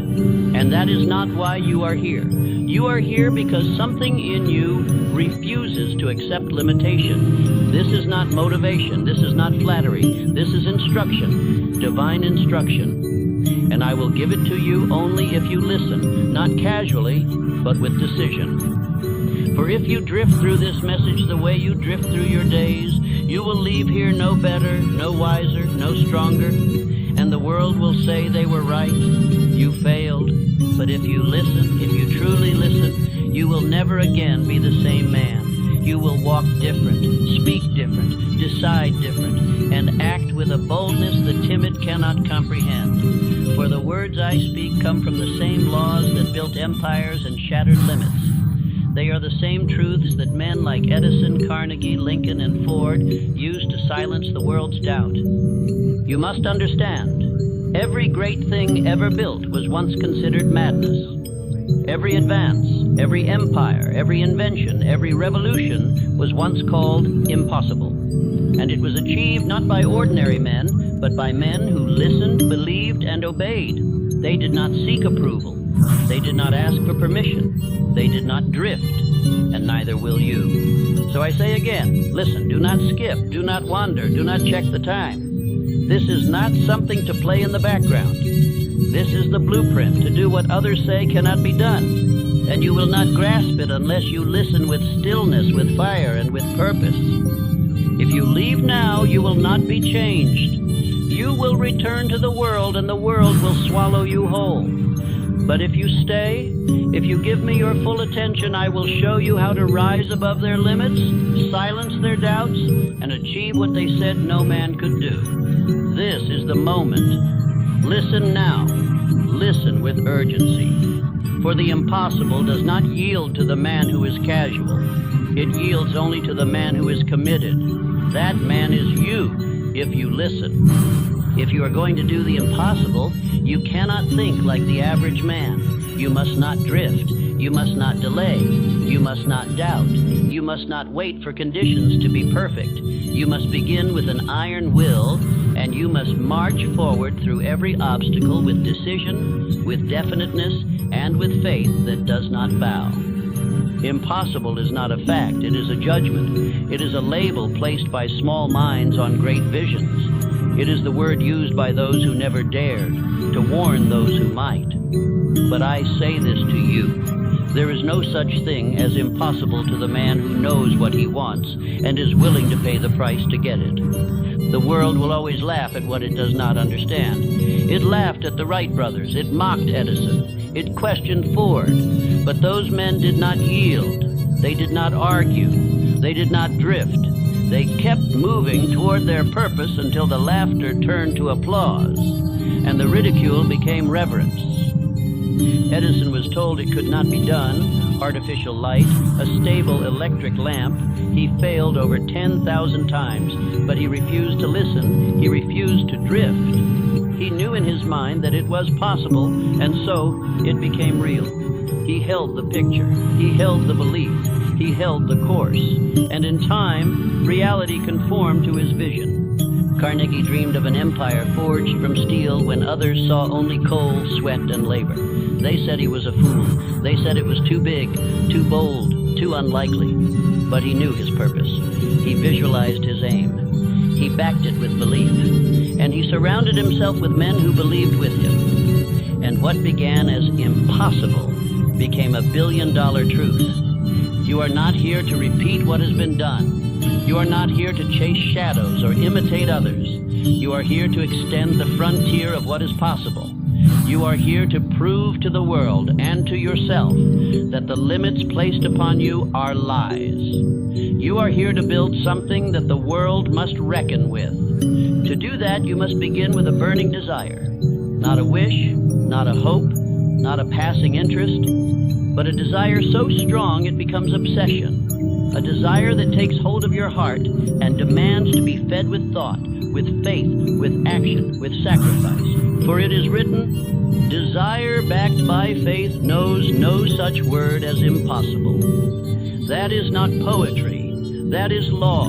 When desire becomes the dominant force in your consciousness, it drives all things before it. It bends conditions. It repels failure. It attracts ideas, people, circumstances, and strength from places you have not yet seen. But do not think this will come easily. Do not believe you can achieve the impossible while thinking like the ordinary. Impossible goals demand higher levels of concentration, purpose, emotional control, and spiritual resolve. You must become a new man. You must burn away the old habits and build in yourself a new identity, one forged in thought, belief, and iron persistence. And you must listen, not for amusement, but for transformation. You must listen as if your entire future depends on these words, because it does. One missed sentence can cost you years. One overlooked truth can delay your breakthrough. If you are serious about doing what they said could not be done, you must listen with the intent to obey.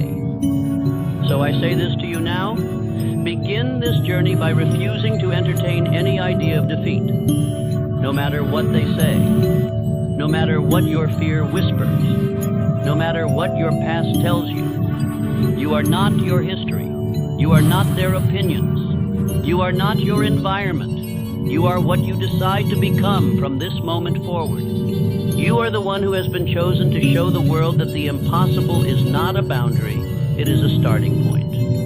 You are the one who will take the ridicule, the silence, the rejection, and convert it into power, into proof, into results. Not because they believe in you, but because you believe in you. Say this aloud.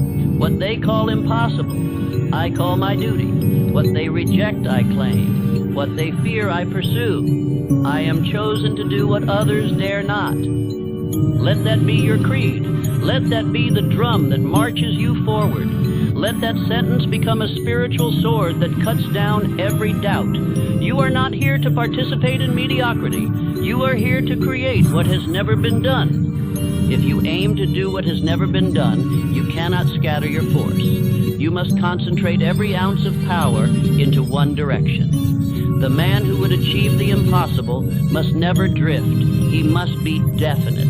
He must know what he wants, why he wants it, and be willing to give all he has in exchange for it. Drifting is the slow death of great men. It is the habit of the untrained mind, the passive soul, and the weak will. Drifting shows itself when you change your aim with the weather, when you seek the approval of the crowd, when you delay decisions and dilute your focus with 1,000 small wants. But the man with a definite chief aim is immune to these traps. No man ever climbed a mountain while looking at 10 hills. No man ever became great by pursuing 5 small aims. To do what others call impossible, you must walk a narrow path, and that path demands your complete allegiance. You must not dabble. You must not divide. You must burn every bridge behind you and walk only toward the goal that sets your soul on fire. Write down your definite chief aim. Not tomorrow, not next week. Now write it clearly. Make it specific. Let it carry emotional weight. This is not a task for the casual mind. It is a declaration of war against mediocrity. You are saying to life, this is what I demand. This is what I will become. This is what I will create. And once it is written, it must be seen. Place it where your eyes meet it every day, morning and night.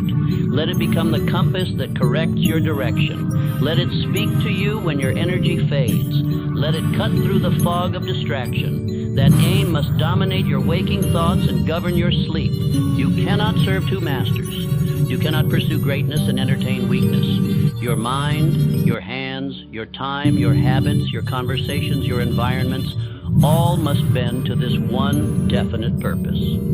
When you move through life with this kind of focus, the impossible begins to yield. Circumstances adjust, people respond, resources align. Let us study Carnegie. He did not pursue 100 things. His early definite chief aim was to control the steel industry. He saw it clearly. He believed in its power. He knew the fortune it held. And because he was definite, because he burned every other option, he attracted men like Schwab and Frick, who helped build his empire. Definiteness drew resources. Carnegie's definiteness also attracted respect. Men trust those who know what they want. The world yields to the unwavering, but it ignores the uncertain. If you cannot decide, you cannot lead. If you cannot lead, you cannot build.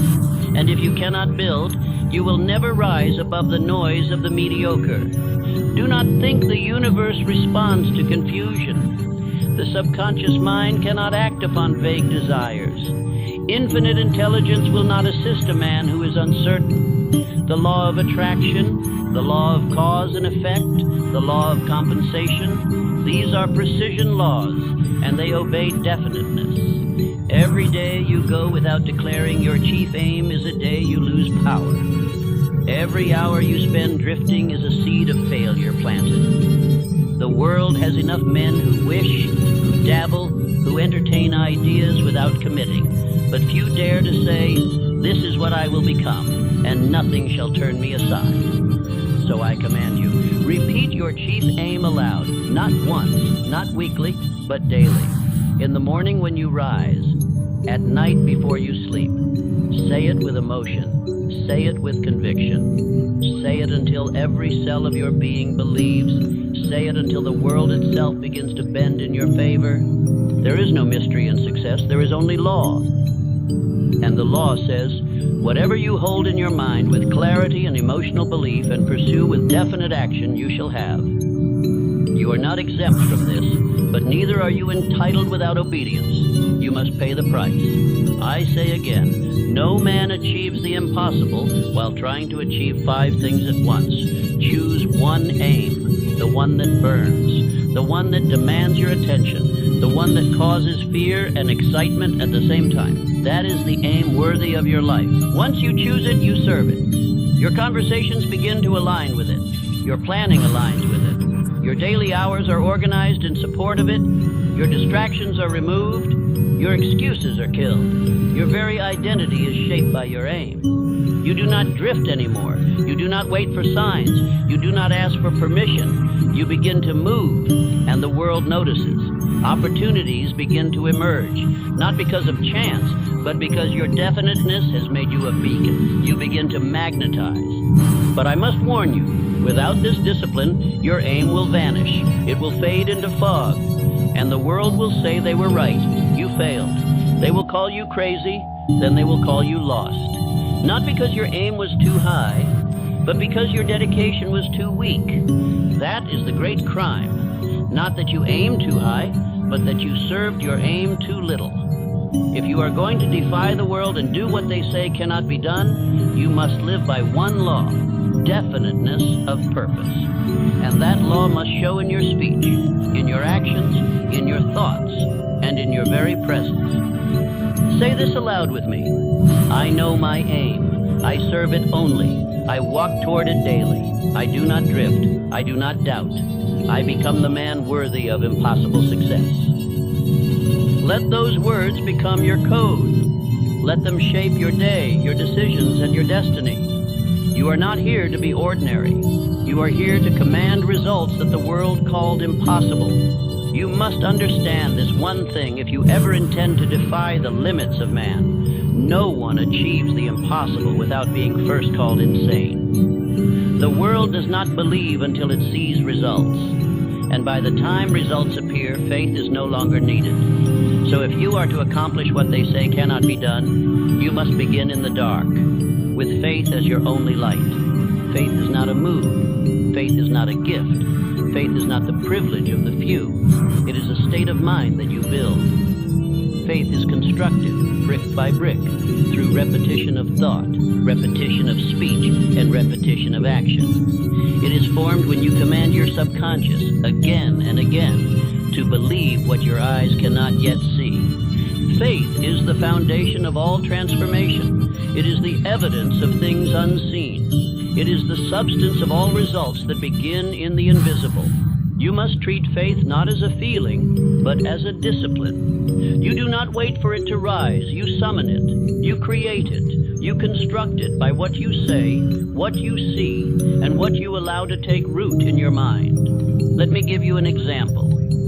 Henry Ford had a vision that the world laughed at. He wanted to build a motor car for the masses. He was told it was foolish.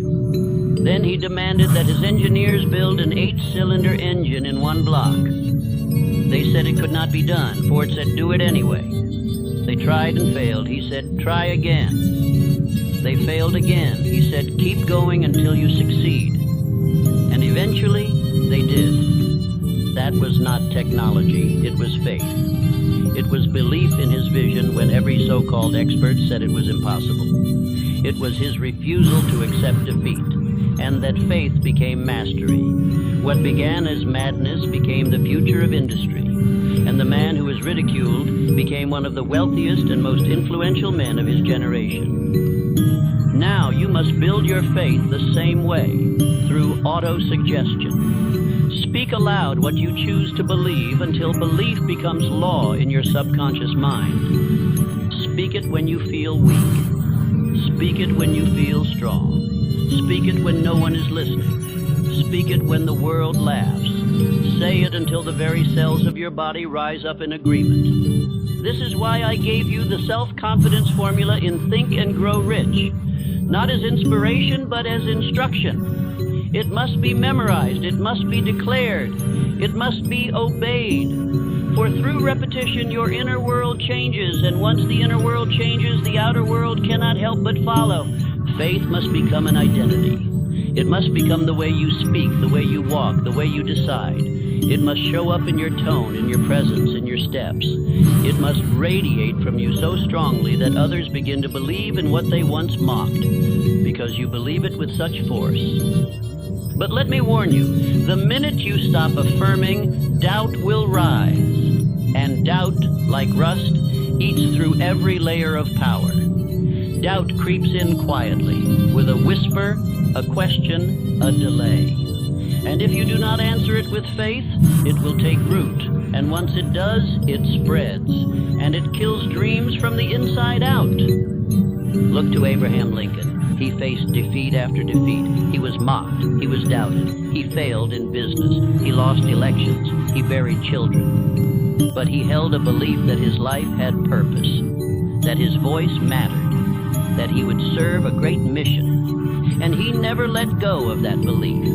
He became president. He shaped a nation, and his faith outlived his flesh. Faith creates magnetic confidence, and that confidence bends circumstance. It changes how you move through the world, and the world responds. When you believe with clarity and emotion and act accordingly, the doors begin to open. Not because the world changed, but because you did. So I give you this command. Speak faith into your soul until it becomes louder than your fear. Then act on it without apology. Let your steps be bold. Let your decisions be final. Let your aim govern your speech. Let your mind accept no argument against your dream. Say this aloud now. I believe in my aim. I believe in myself. I believe in the power of thought backed by faith. I do not wait. I decide and I do.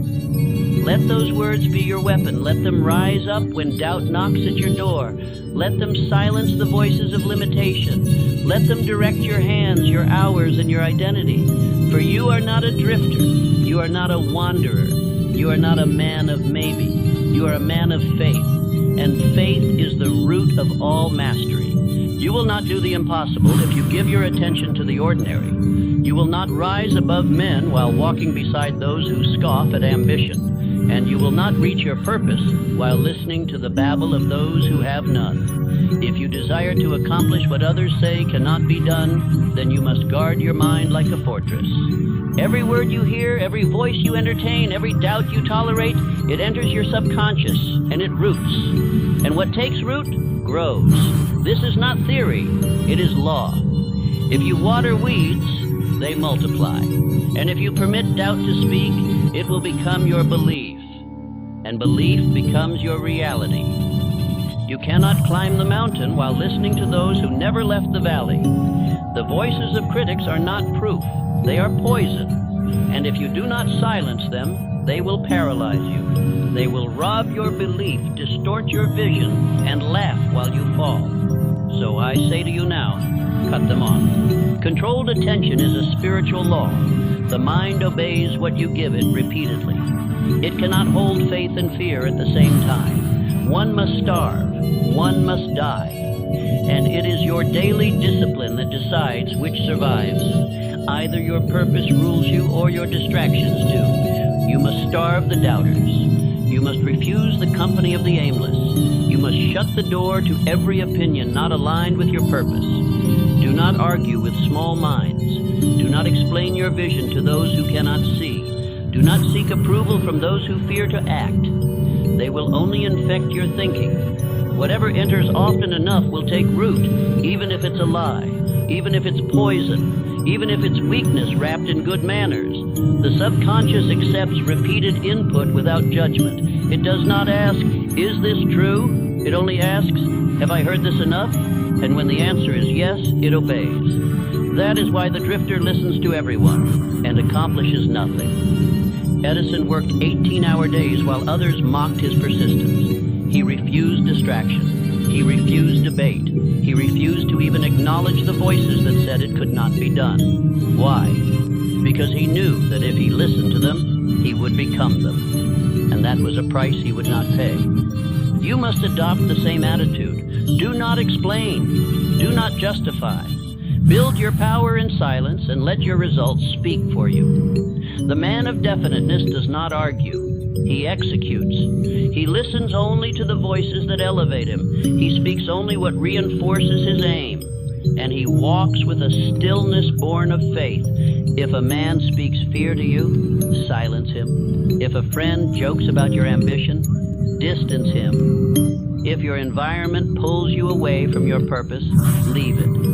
Nothing is neutral. Everything either builds you or breaks you. And if you do not choose your environment, it will choose you and make you like itself. You need sacred solitude. You need daily reading. You need space to reflect, to affirm, to correct. The impossible is not achieved in noise. It is forged in stillness, in focus, in discipline. You must be able to sit alone with your aim and feed it with thought, belief, and clarity, daily.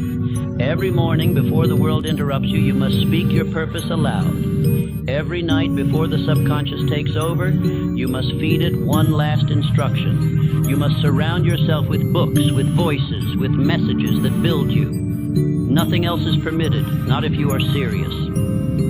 Let me give you this command. If it weakens your faith, it must be silenced. If it strengthens your aim, it must be repeated.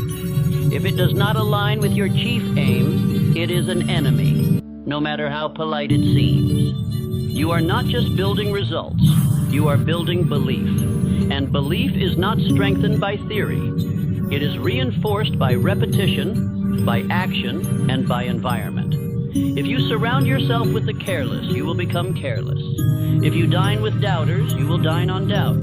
But if you walk only with the purposeful, you will become unstoppable. Say this aloud. I reject every voice but the one that pushes me forward. I am immune to distraction. I am blind to failure. I hear only purpose. Let this affirmation become your sword. Use it to cut through the noise. Use it to reset your focus. Use it when the world pulls at you with its countless diversions. You are not here to blend in. You are here to rise above, to do what they said could not be done.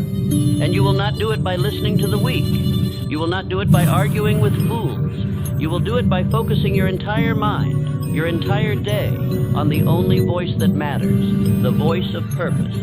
The impossible is not overcome by chance.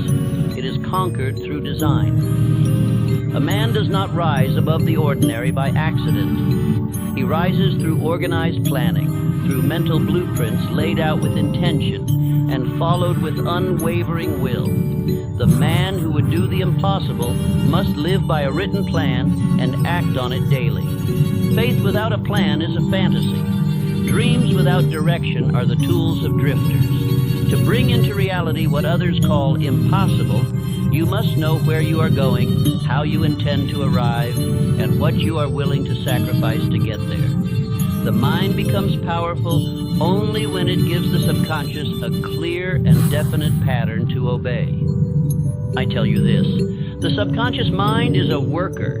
It is obedient. It is relentless. But it cannot serve two aims, and it cannot serve an unclear aim. It must be instructed daily with clarity. And it must be reinforced with organized steps that align with the aim you hold. This is why planning is not a suggestion. It is law. You must begin the habit of nightly planning. Before the day ends, take 10 minutes to review your definite purpose and write the precise actions you will take the next day. This gives your mind a target while you sleep. It impresses the desire on the subconscious while it is most open. It sends instructions to infinite intelligence to begin assembling opportunities. You do not go to sleep like the common man. You go to sleep with a mission assigned. You rise with action prepared. You begin your morning with movement, not confusion. And that single discipline alone will place you in the top 1% of men within a year. Let us look to Charles M. Schwab. He rose from the mill floor to become one of the greatest men of steel. He did not wander. He did not hope. He planned. He met daily with Carnegie. He reviewed objectives, adjusted routes, and moved with deliberate intensity. Every hour served a purpose. Every decision traced back to the definite chief aim of growth and dominance. He did not cling to rigid methods. He adapted quickly, but his aim never changed.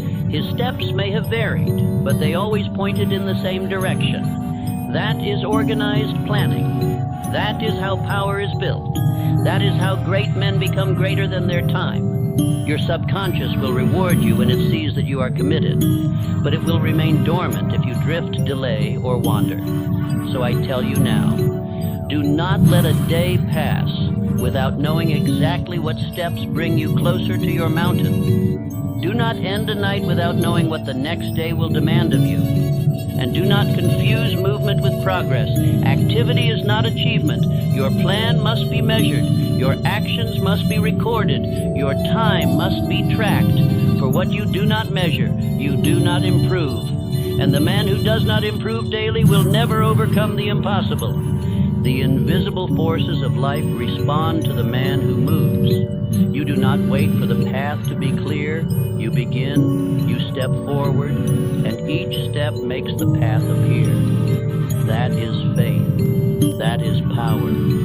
That is the difference between the one who tries and the one who becomes. But I must warn you, confused plans attract confused results. The man who wakes up and decides as he goes will always serve the man who planned the day before.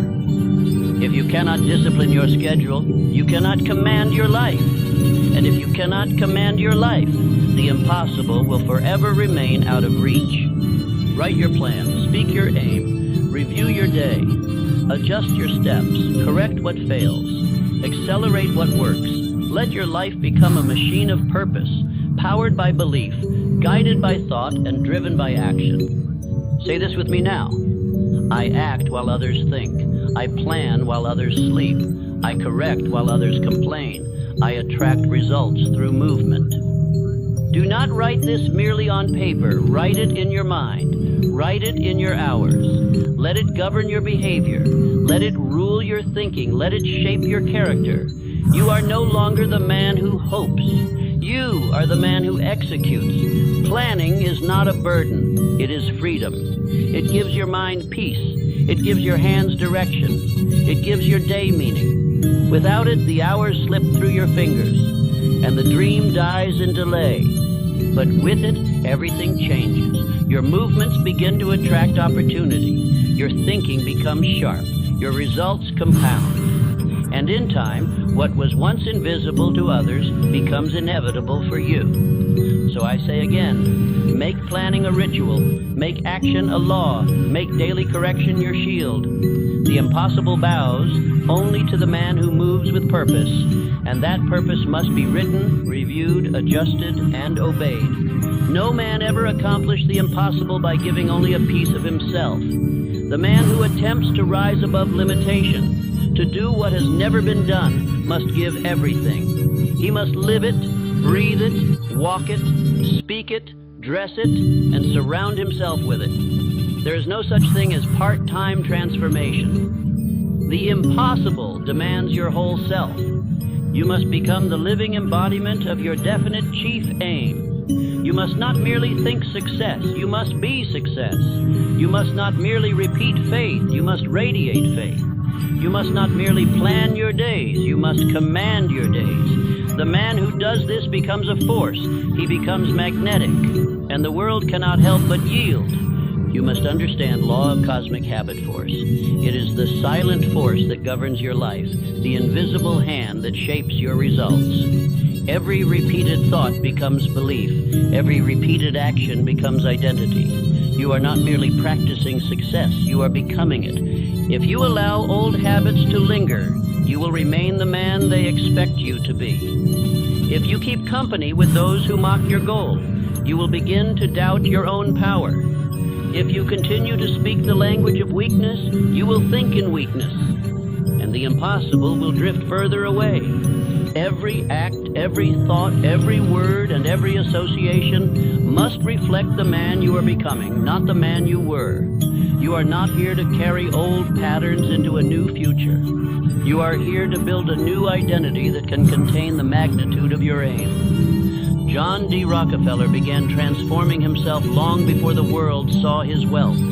He changed the way he dressed, the way he carried himself, the tone of his voice, the posture of his back. He acted as the man he intended to become. And in time, life matched the image. For the world must conform to the man who refuses to conform to it. So I command you, dress for your outcome. Speak for your outcome. Think as the man who has already achieved the result. Not in fantasy, but in conviction. You are not pretending. You are becoming. And your outer world will adjust only after your inner world believes it without apology. This is not deception. This is alignment. You are instructing your mind, your environment, your relationships, and your very energy to reflect your purpose. This is how men rise. They do not wait for evidence. They live the evidence before it exists. They become the man worthy of their goal. You must master emotional control. You must speak with definiteness. You must hold yourself to a higher standard. You do not gossip. You do not complain. You do not waste hours in idle pleasure. Why? Because your aim demands more. And your time is now a sacred currency. Part-time belief will produce part-time results. Casual commitment will give you a casual life. But full allegiance, total dedication. That is what bends the impossible. That is what lifts the man from obscurity into greatness. That is what the world cannot ignore. The world does not respond to effort. It responds to identity. You must become the man who belongs at the summit. And that becoming begins today, not next week, not after the fear fades. Now, with each action, with each decision, with each word you allow or refuse. Command yourself daily, in thought, in word, in behavior, in association. If anything you do contradicts the image of the man you seek to become, it must be removed. No negotiation, no explanation, just obedience to purpose. Say this with me. I am the man my goal demands. I dress, walk, speak, and act as the finished result. I do not return to old ways. I ascend daily. Let these words ring louder than any excuse. Let them silence every lazy impulse. Let them rebuke every temptation to settle. You are not who you used to be. You are who you decide to be. And today, you decide to be unshakable, unstoppable, unbreakable. You must not let comfort seduce you. You must not let routine lower your standard. And you must not let the opinions of those who do not dream determine the course of your destiny. This is your life. This is your purpose. And you will not be denied. Not if you give all of you. Let every hour be sacred. Let every day be deliberate. Let every action become proof. You are not asking for permission. You are not seeking applause. You are building power. And that power must be felt in your walk, your voice, your focus, and your faith. You are doing what they called impossible. That means you must become a man they've never seen. Not later, now. The man who chooses the impossible must also choose the pain that comes with it. Let there be no illusions. The path to greatness is marked with hardship. You will face delay. You will meet rejection. You will walk alone. You will be tired, misunderstood, doubted, and ridiculed. But this is not punishment. It is preparation. Pain is the test. Pain is the proving ground. Pain is the fire that burns away the weak parts of you. The fear, the ego, the indecision, the noise. Without it, you remain soft. Without it, you remain ordinary. Without it, you cannot build the strength that your impossible aim requires. So I say this now, and I say it with authority. Use the pain. Do not curse it. Do not hide from it. Do not waste it. Convert it into fuel. Let it sharpen your thoughts, strengthen your aim, and harden your resolve. Let every difficulty push you deeper into discipline. Let every delay drive you further into belief. Abraham Lincoln was no stranger to loss.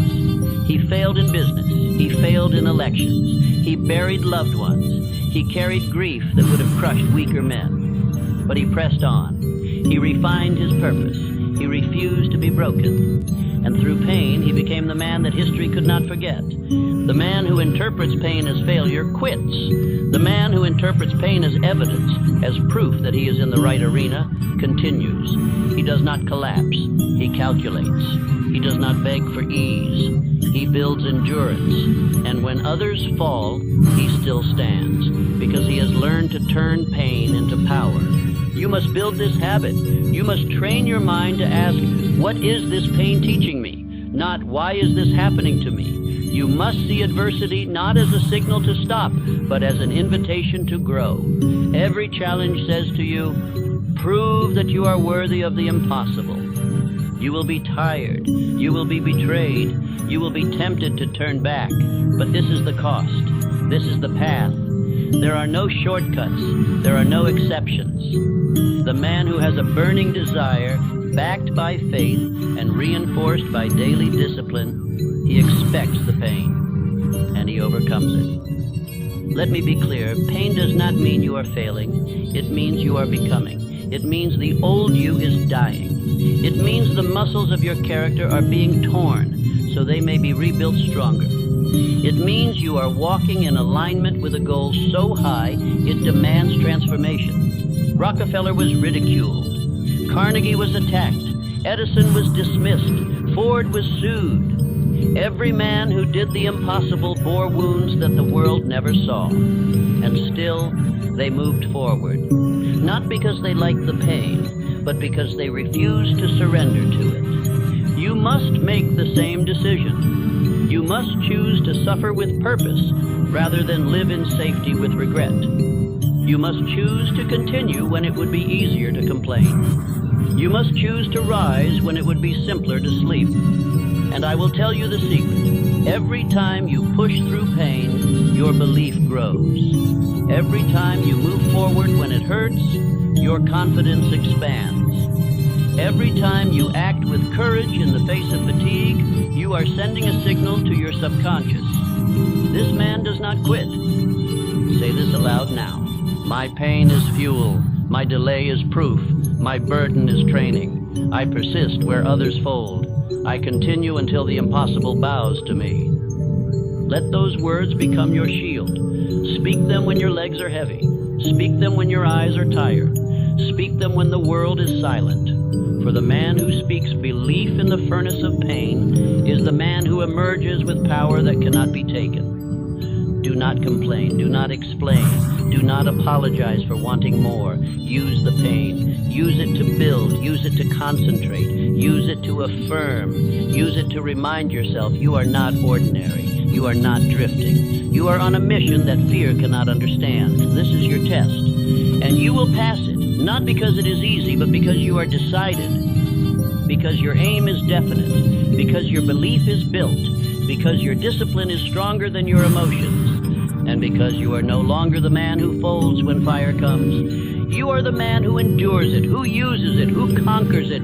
This is the hour. You have listened. You have been warned, instructed, and challenged. You have been handed the laws of achievement, the very principles by which men have turned dirt into kingdoms, visions into fortunes, and impossibility into fact. And now the time has come, not to admire the truth, not to repeat the truth, but to obey it, to act on it, to claim what they said you could not have. You must understand. The world is not going to congratulate you for dreaming. It will not cheer for you because you listened to this once.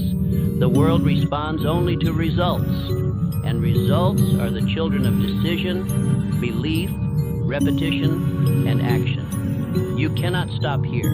You must begin here. This is not the end of a speech. It is the start of a new self. You now know more than most men ever will. You have received the blueprint. You have received the fire. You have heard the challenge. But knowledge without use is dust. You must not become another man who listens, nods, and drifts back into his old identity. You must not become another man who flirts with greatness, but marries mediocrity.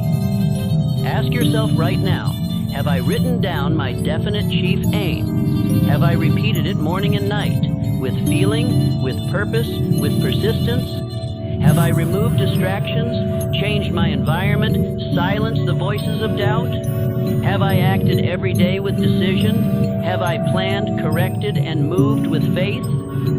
If you have not done these things, go back. Do not move on. Go back. Listen again. Read again. Write again. Speak again. Begin again. For repetition is the builder of identity. It is the only way to install belief so deeply that no external circumstance can shake it. You must burn these principles into your consciousness through exposure, expression, and execution. This is not entertainment. This is not something to play once while distracted. This is your manual for greatness. You must revisit it. Daily, if necessary, you must rise early and fill your mind with these truths before the world fills it with noise. You must train your subconscious mind like a soldier through order, command, and repetition. If you listen only once, the world will swallow what you heard. But if you listen daily, the world will have no choice but to yield to what you become. That is the law. The mind accepts what it hears most, and what it accepts, it believes. And what it believes, it attracts, and what it attracts, it becomes. Let us return to those men who lived these laws. Elbert Hubbard wrote works that outlived him because he lived what he wrote. He was not a man of theory. He was a man of practice. His words had power because his life had decision. He believed without evidence. He acted without applause. And today his principles still move men. That is the legacy of one who did what others feared. You now have the same law, the same words, the same power. But the law is neutral. It will work for you, or it will work against you, depending on how you use it. If you feed it weakness, it will reward you with failure. If you feed it belief, it will reward you with victory. The law is always at work. The only question is, what are you commanding it to bring you? So I challenge you now. Do not go back to the man you were. He did not serve you. He doubted. He delayed. He listened to the wrong voices. He drifted. Let him die. Bury him with silence, and rise up now as the man your dream demands. A man of thought, a man of faith, a man of planning, a man of action, a man of identity. This life is not a rehearsal. One day your heart will stop. One day your hands will fail to rise. One day your voice will fall silent. And when that day comes, the only question will be, did you do what you were called to do? Did you obey your purpose? Did you defy their limitations? Did you achieve what they said could not be done? Let it not be said that you almost changed. Let it not be said that you had the truth and ignored it. Let it be said that you listened, decided, and acted. Let it be said that you became one of the few who lived by law, not by chance. Let it be said that you did the impossible because you refused to accept anything less. You must say this aloud now, not as a mantra, but as a vow. I do what they called impossible. I live what others only speak. I begin now. I decide now. I command success with thought, faith, and daily motion. Let those words be the wall between your old life and the one you now build. Let them be the fire that consumes every excuse. Let them be the banner you raise as you walk into the unknown with unshakable belief. You must review this message often, not for emotion, but for installation. You must program your mind until your belief becomes instinct, until your action becomes automatic, until your identity becomes indestructible. You are the master of your fate. You are the captain of your soul. And now you must prove it, not with words, not with emotion, but with decision and discipline. Listen again and again until you no longer recognize the man you used to be. Let us now begin. Listen to me now, and listen with every ounce of your being. Do not drift. Do not let another distraction steal from your destiny. I am about to reveal a law that governs your life, whether you know it or not. It is the law of attraction. And the way you are using it right now may be building your defeat or shaping your fortune. You must listen. I did not say hear, I said listen, because hearing passes through the ears. But listening, true listening, imprints upon the subconscious and commands your belief. And belief shapes your world. This law is not new. It is eternal. It is the reason some men rise from nothing and command empires, while others, with the same tools, rot in mediocrity. Listen now, and you will understand how Andrew Carnegie attracted steel, how Thomas Edison attracted invention, how Henry Ford attracted power, and how every great man who has ever lived pulled success into his life by the magnet of thought, backed by faith, decision, and action. Listen, and you will understand why your own results have been what they are. But if you do not listen, if you skip, if you wander, if you promise yourself you'll come back later, understand this. You have already heard this law before. Not in words, perhaps, but in experience. Every time you feared and your fears came true, every time you hesitated and the opportunity vanished, every time you said, that always happens to me, that was the law working, and you did not know it. You have already attracted the life you live. You are already magnetizing people, events, conditions, and results every day. The only question is, are you doing it on purpose? Are you doing it with power? Are you doing it by decision or by default? Listen to me now, and I will give you the structure. Ignore me, and you will continue to live by accident. This law responds to your dominant thought. It obeys emotion. It answers repetition. It cannot be bribed. It cannot be tricked. And it cannot be silenced. And if you listen to this entire instruction, if you give me your full mind, I will teach you how to use it deliberately, how to aim it like a rifle, and how to gain everything you truly want. You may never hear this truth again. Not with this clarity, not with this force, not with this conviction. And one day, you will remember this moment, and you will either say, that was the hour I began to live, or that was the hour I walked away from everything I could have had. And the difference will be whether you listened or not. So listen. Listen as if your freedom depends on it, because it does. Listen as if your fortune depends on it, because it does. Listen as if your time is running out, because it is. Listen with urgency, with stillness, with full obedience, and I promise you, this law, once understood and applied, will bring into your life everything you truly desire. Whatever you hold in your mind consistently and with emotion, you will attract into your life. This is not theory, this is law. Thought, held long enough and felt deeply enough, will move the forces of the unseen to shape your reality. It will attract the people, circumstances, conditions, and results that match its tone. What you think about, you move toward. Thought is the seed of all achievement, not merely a passing notion, but thought backed by faith, obsession, and repetition. The man who rules his thought rules his life. The man who drifts in thought drifts in life. Thoughts are not illusions. Thoughts are things. They are spiritual forces wrapped in vibration, and they carry the same power that builds empires or ruins them. If you wish to control your results, you must first command your thinking. You must not think casually. You must not entertain thoughts of defeat and expect success. You must not think fear and expect courage.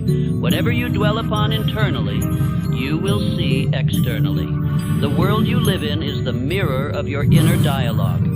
Every material success began with thought.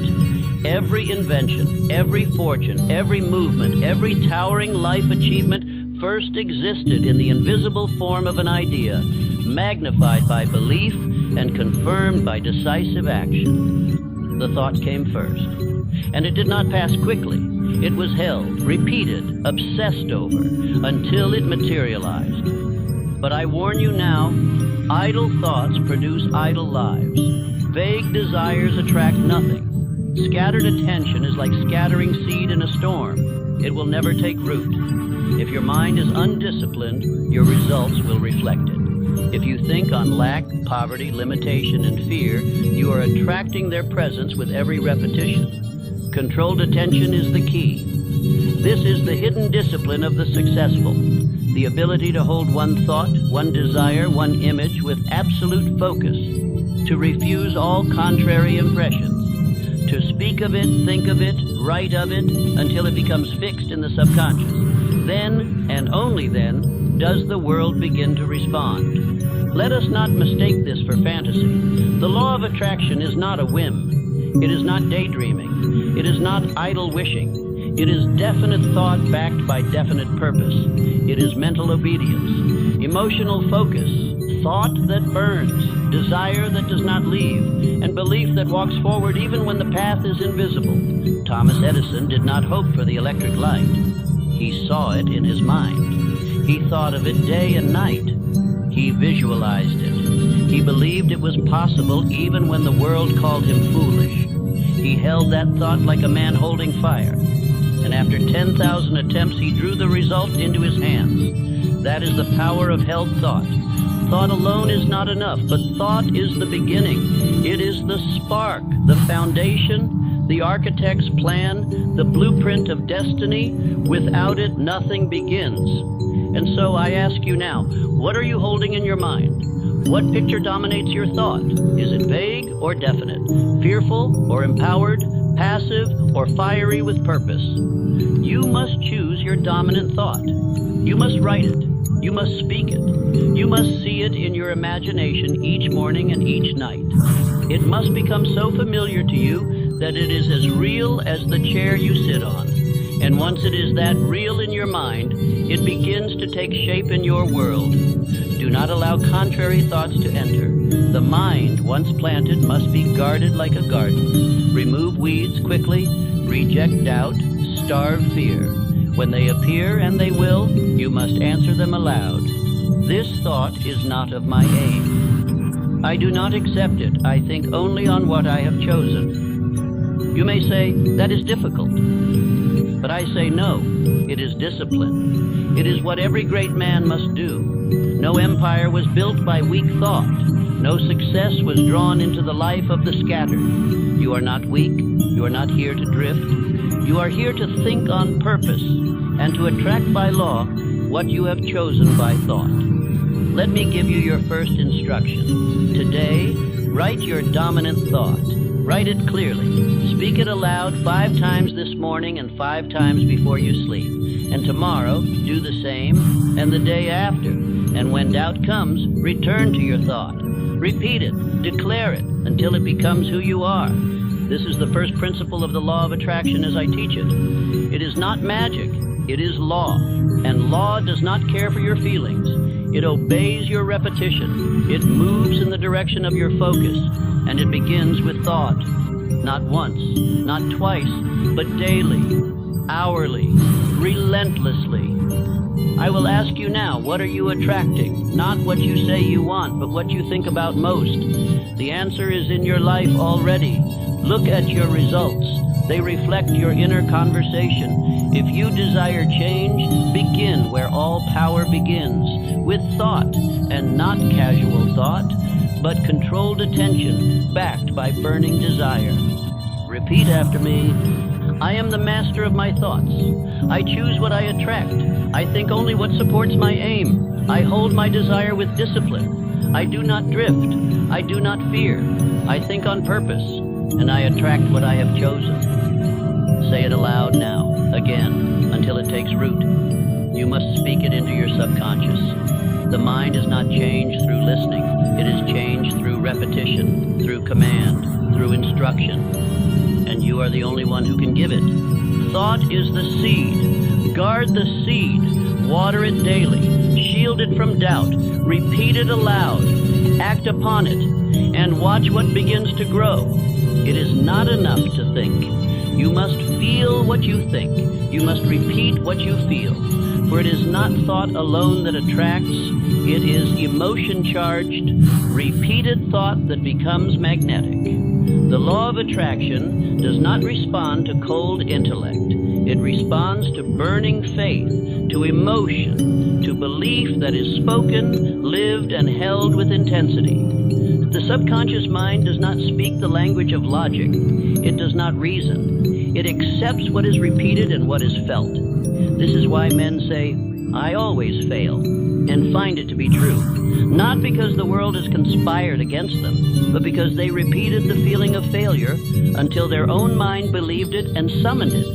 You must understand, fear, doubt, worry, these are not harmless thoughts.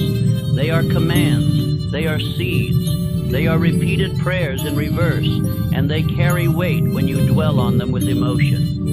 Just as desire attracts success, fear attracts defeat. You cannot hold both and expect greatness. So what must you do? You must use autosuggestion. You must speak aloud what you intend to believe. You must say it clearly, with conviction, again and again, until your mind accepts it as reality. You do not wait to believe, you repeat to believe. That is the method of all transformation. Do not say, I hope to succeed. Say, I am a man of success. I attract strength. I attract opportunity. I attract belief. I am becoming everything I have decided to become. Speak it with energy. Speak it when you rise and before you sleep. Speak it when you feel fear. Speak it when you feel weak. That is when it matters most. Repeat this now. I attract success by thinking success. I become wealth by thinking wealth. I draw strength by thinking strength. My thoughts, felt with emotion, shape my reality. This is not mere inspiration. This is scientific law. The subconscious mind responds to the tone of your repetition. That tone is emotion. You must not only speak, it must matter to you. Your declaration must stir your soul. It must sound like a man who believes, not a man who hopes. Let me show you this law in action. Henry Ford, when told his vision for the V8 engine was impossible, did not accept defeat. He held the belief. He repeated the command. He felt the truth of it in advance. His engineers said it could not be done. He said, do it anyway. And they did. That is the law at work. Why did it work? Because Ford's repetition was felt. He did not say, maybe. He said, I will. He believed with emotion. And that belief shaped the thinking of his men, which shaped their action, which shaped their result. That is the chain of command in the invisible world. Thought, feeling, belief, attraction, action, result. Now consider your own words. What do you repeat daily? Are your words drenched in belief or soaked in fear? Do you repeat what you want or what you dread? Do you say, it's possible or it's hopeless? Every phrase is planting. Every repetition is construction. And you are the builder. This is why you must watch your speech. You must remove from your language every phrase that undermines your belief. Do not say, it never works out for me. Do not say, I always fail.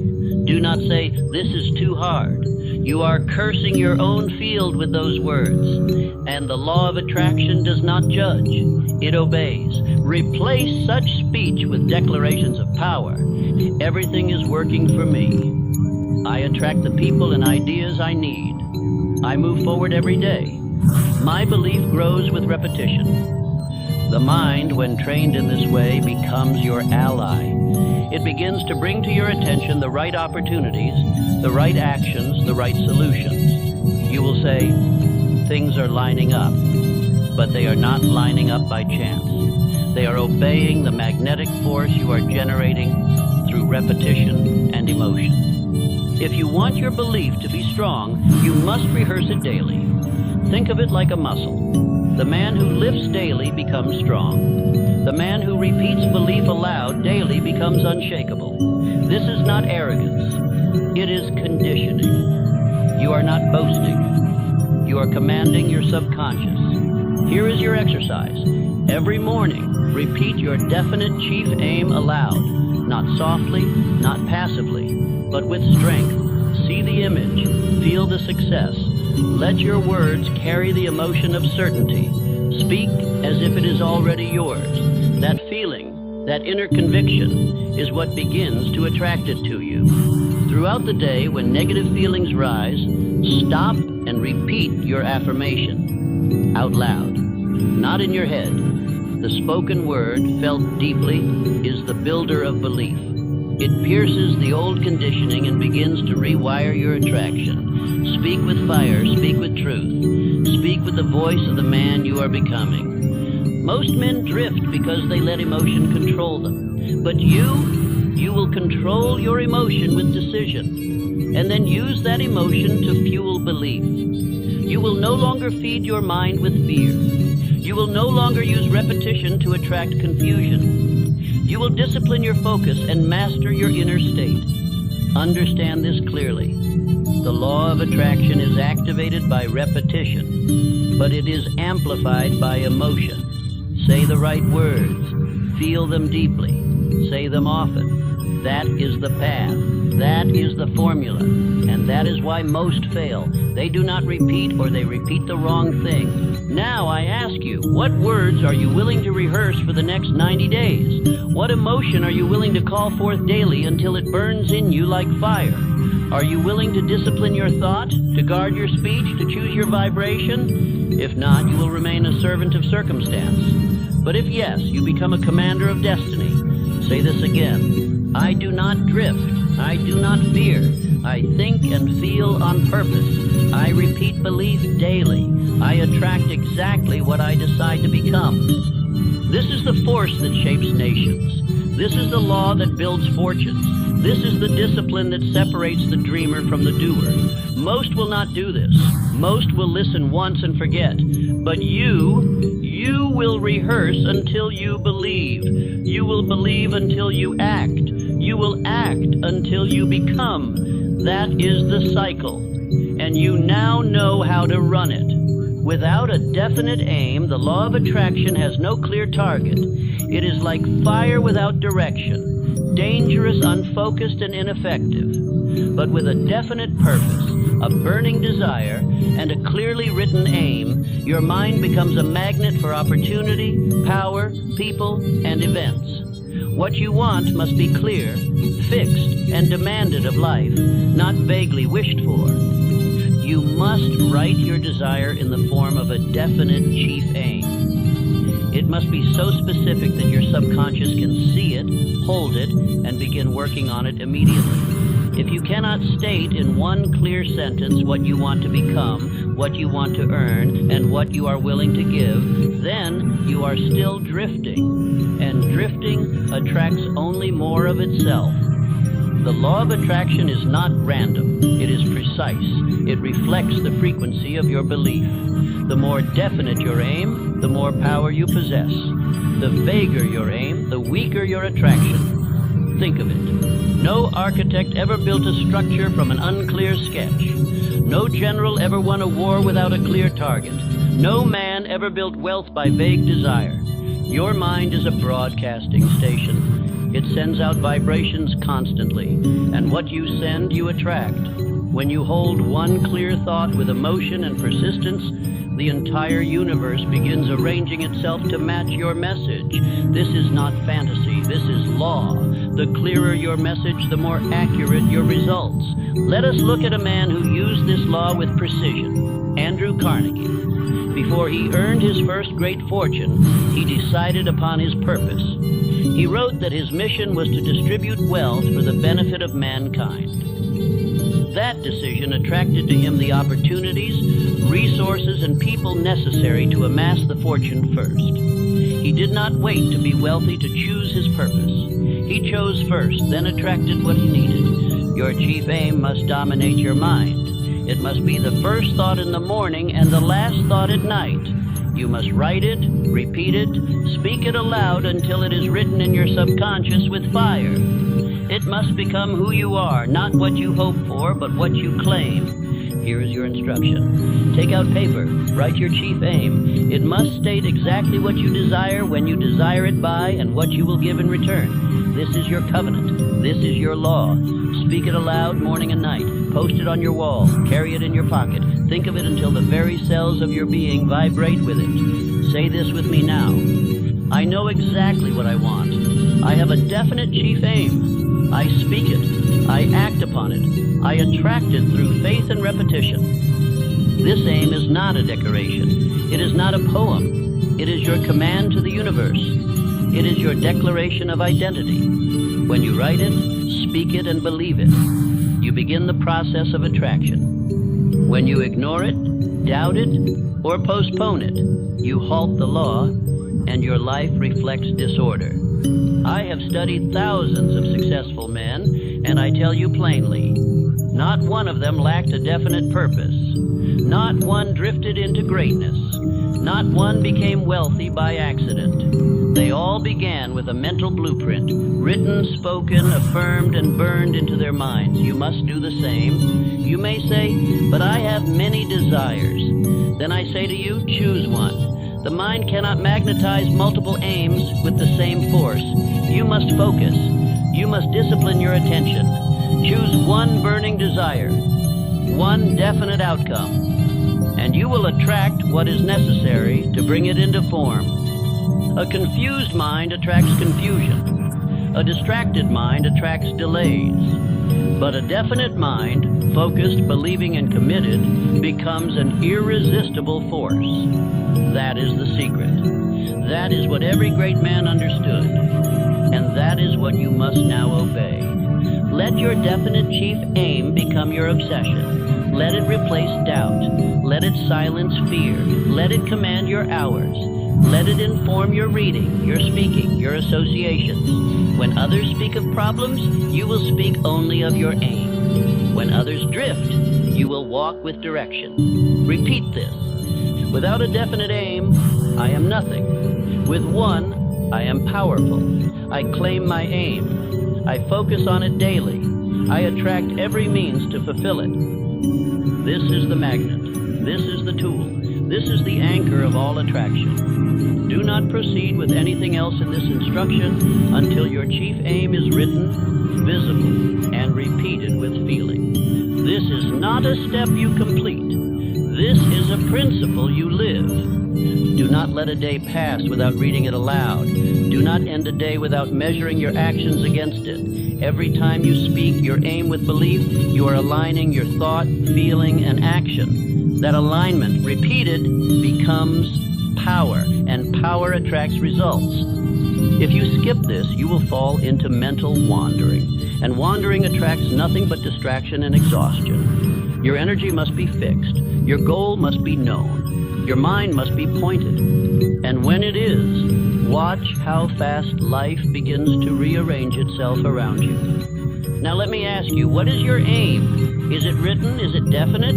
Do you see it daily? Do you speak it aloud? Do you feel it with emotion? If not, go back. Do not move forward until it is done. This is the foundation. Without it, the rest of the instruction has no root. Do not say, "I'll do it later." That is the voice of the drifter. That is the whisper of failure.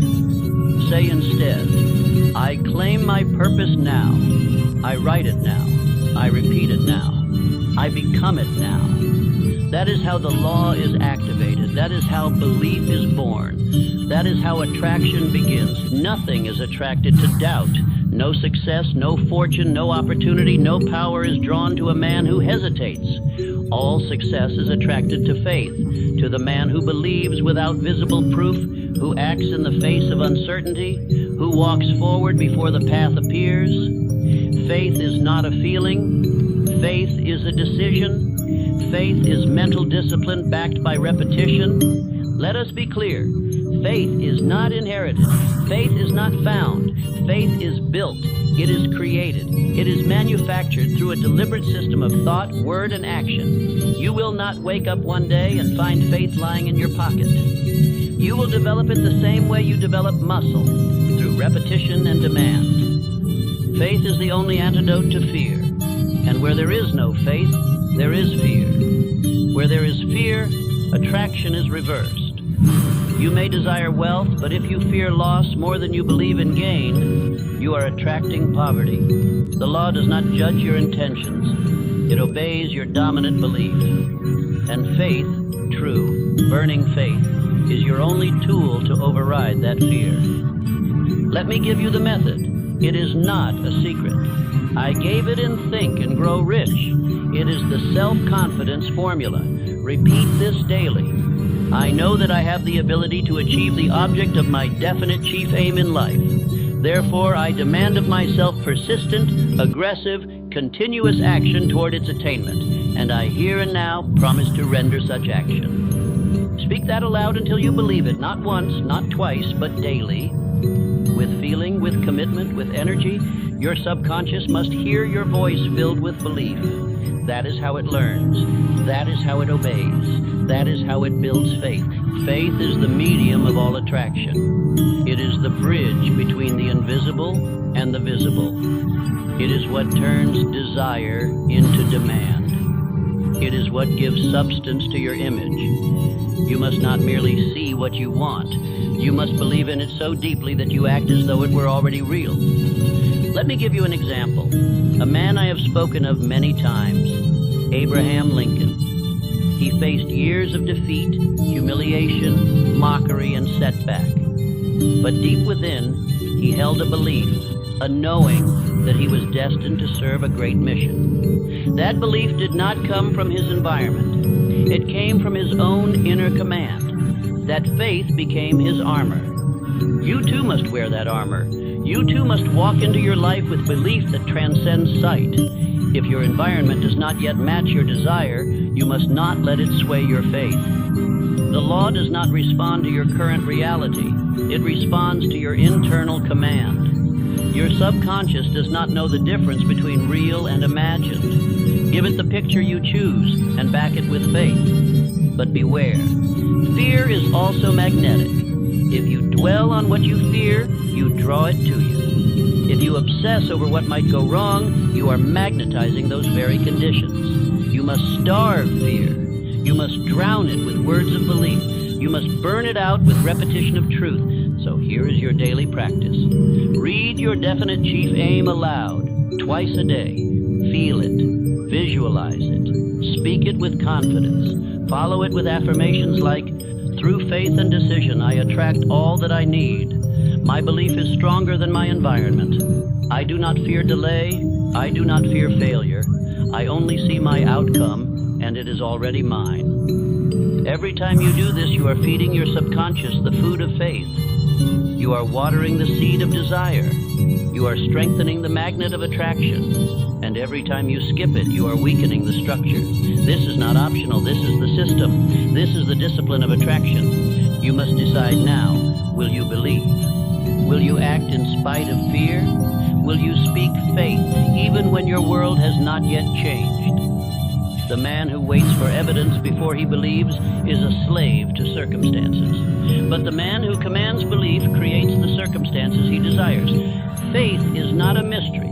It is a habit. It is the result of speaking what you want, feeling it as real, and walking in alignment with it again and again and again, until your mind cannot help but accept it. And once accepted, it becomes law in your subconscious. That is when attraction begins to move swiftly. Do not let others' disbelief infect you. Their fears are not your responsibility. Your faith must be sacred. Guard it, speak it, build it, live it, and understand this. The moment you begin to walk in faith, the world will test you. That is not punishment. That is preparation. That is the law asking, do you truly believe, or are you playing with words? So I ask you again, what do you believe? Do you believe in your aim? Do you believe in your worth? Do you believe in the law? If yes, show it, speak it, declare it, walk in it, think in it. Let no fear enter your mind without being expelled by repetition of truth. Repeat this with me now. My belief is stronger than my environment. My faith is built daily. I attract what I believe. I magnetize success. I command power. I walk in the unseen until it becomes the seen. Say it again and again until it becomes part of you. You are not drifting anymore. You are building a magnetic field of belief, and that field, once saturated, will pull to you everything you require.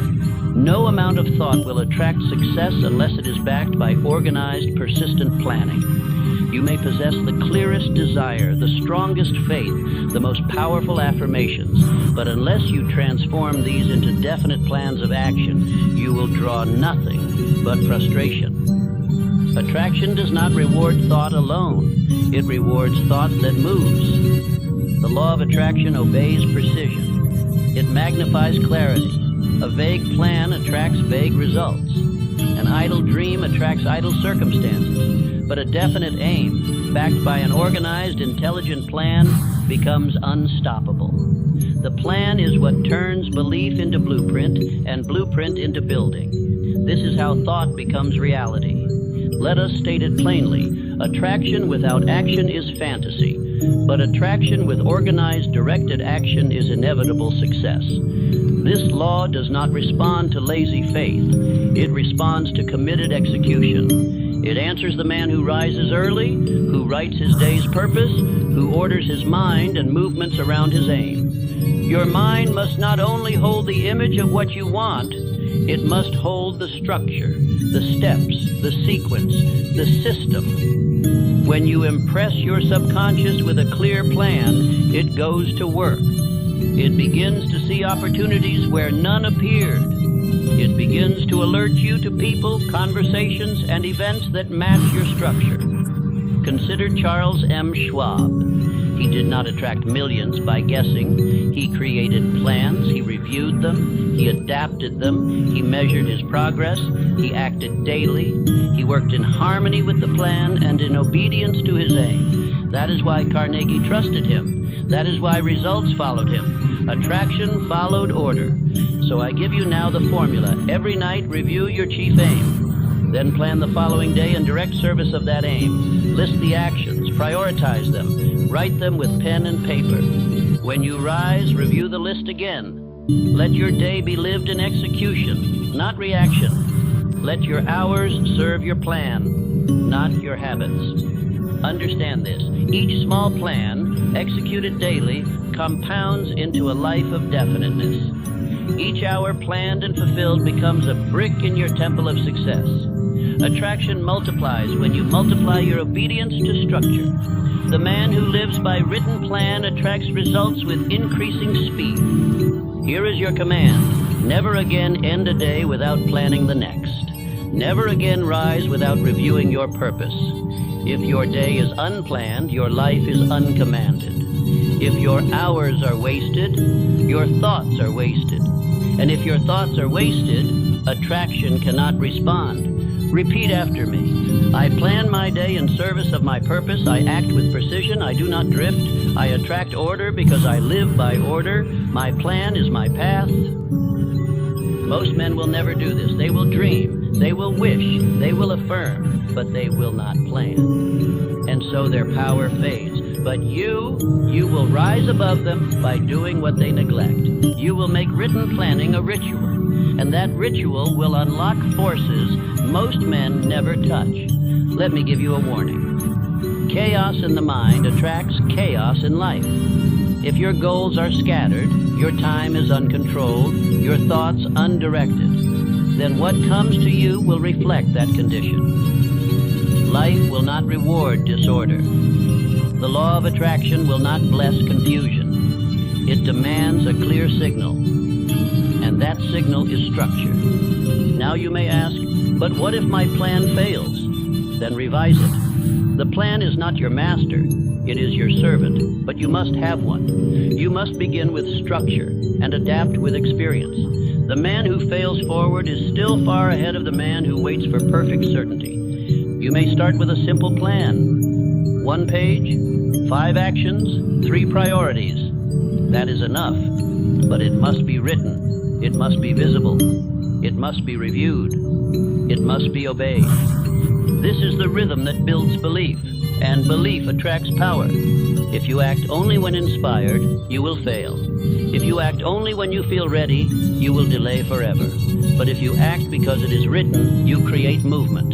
And movement breeds belief. Belief feeds attraction. That is the cycle. That is the machinery of success. Repeat this again. I write my plans. I live by structure. I obey my purpose. I attract success by organizing my thought into action. Let this become your law. Let your schedule reflect your desire. Let your calendar reveal your identity. Do not let another day be wasted in indecision. Do not let another hour slip away in vague activity. Life belongs to the man who orders it. So now ask yourself, have I written today's plan? Does it serve my chief aim? Did I execute yesterday's? If not, return. Begin again. This discipline is not optional. It is the foundation of attraction. It is the wheel by which thought moves forward. One final truth. No man can attract what he refuses to plan for. And no man can hold what he did not prepare for. The man who prepares, who organizes, who directs his effort, he attracts not only the outcome, but the power to sustain it. Your environment is either reinforcing your attraction or interrupting it. You may believe, you may speak your chief aim, you may plan and act. But if the voices around you are filled with fear, doubt, complaint, gossip, or sarcasm, then your belief is under attack. And if belief is under attack, attraction becomes unstable. The subconscious is always listening, always. It listens to the words you speak. It listens to the tone of your company. It listens to the music, the gossip, the talk around the table, and the books on your shelf. And what it hears repeatedly, with emotion, it begins to accept. Your mind becomes what it is surrounded by. Therefore, your inner circle is not casual. It is not neutral. It is not a coincidence. It is the field of influence that feeds or poisons your mental magnet. If you are surrounded by the aimless, you will think aimlessly. If you associate with the mediocre, you will begin to feel that mediocrity is acceptable. If your ears hear doubt, they begin to echo it. The man who attracts greatness does not tolerate the company of the weak-minded. He does not subject himself to conversations that contradict his purpose. He does not seek comfort from those who pity, excuse, or soften his pursuit. He surrounds himself with the definite, men and women who believe, decide, and act with intensity. This is the mastermind principle. It is not mere friendship. It is the deliberate alliance of focused minds, harmonized in purpose, held together by confidence and clarity. It is the welding of faith and decision in multiple minds, amplifying belief and accelerating attraction. Let us take example from Edison, Ford, and Firestone. These men did not meet to complain. They did not gather to waste time. They met to think, to speak of vision, to strengthen one another's belief. Their minds, unified by purpose, created a field of power that attracted fortune, ideas, and execution. Now ask yourself, who do I meet with? Who do I speak with daily? Do their words build me or blur me? Do they sharpen my belief or weaken it? Every voice in your ear is planting a seed, and your subconscious does not know the difference between what is said in jest and what is said in truth. If the seed is repeated, it begins to grow. You must now decide, whose words do I allow into my garden? Whose beliefs do I borrow? Whose vibration do I carry? The answer to these questions will predict your results, for the law of attraction works best in harmony, and it shuts down when surrounded by noise, contradiction, and internal conflict. Here is your command: cut ties with doubt. That does not mean you hate others. That does not mean you judge, but it means you are loyal to your purpose first. It means you choose your input with the same discipline as you choose your food. You would not eat poison. Why allow it into your thoughts? You must now limit all intake that weakens belief.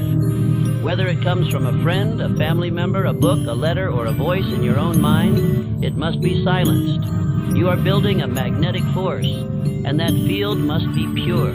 It must be fueled by faith, repetition, planning, and decision, not by chatter and confusion. Now replace your surroundings. Surround yourself with definite voices, with writings that reinforce purpose, with speech that uplifts, commands, affirms, with music that energizes, with faces that challenge you to rise higher. That is the new soil in which attraction grows. Repeat after me. I choose only influences that increase my power. I surround myself with minds of purpose. I attract only what is aligned with my aim. I am loyal to my vision. I reject all voices that weaken it.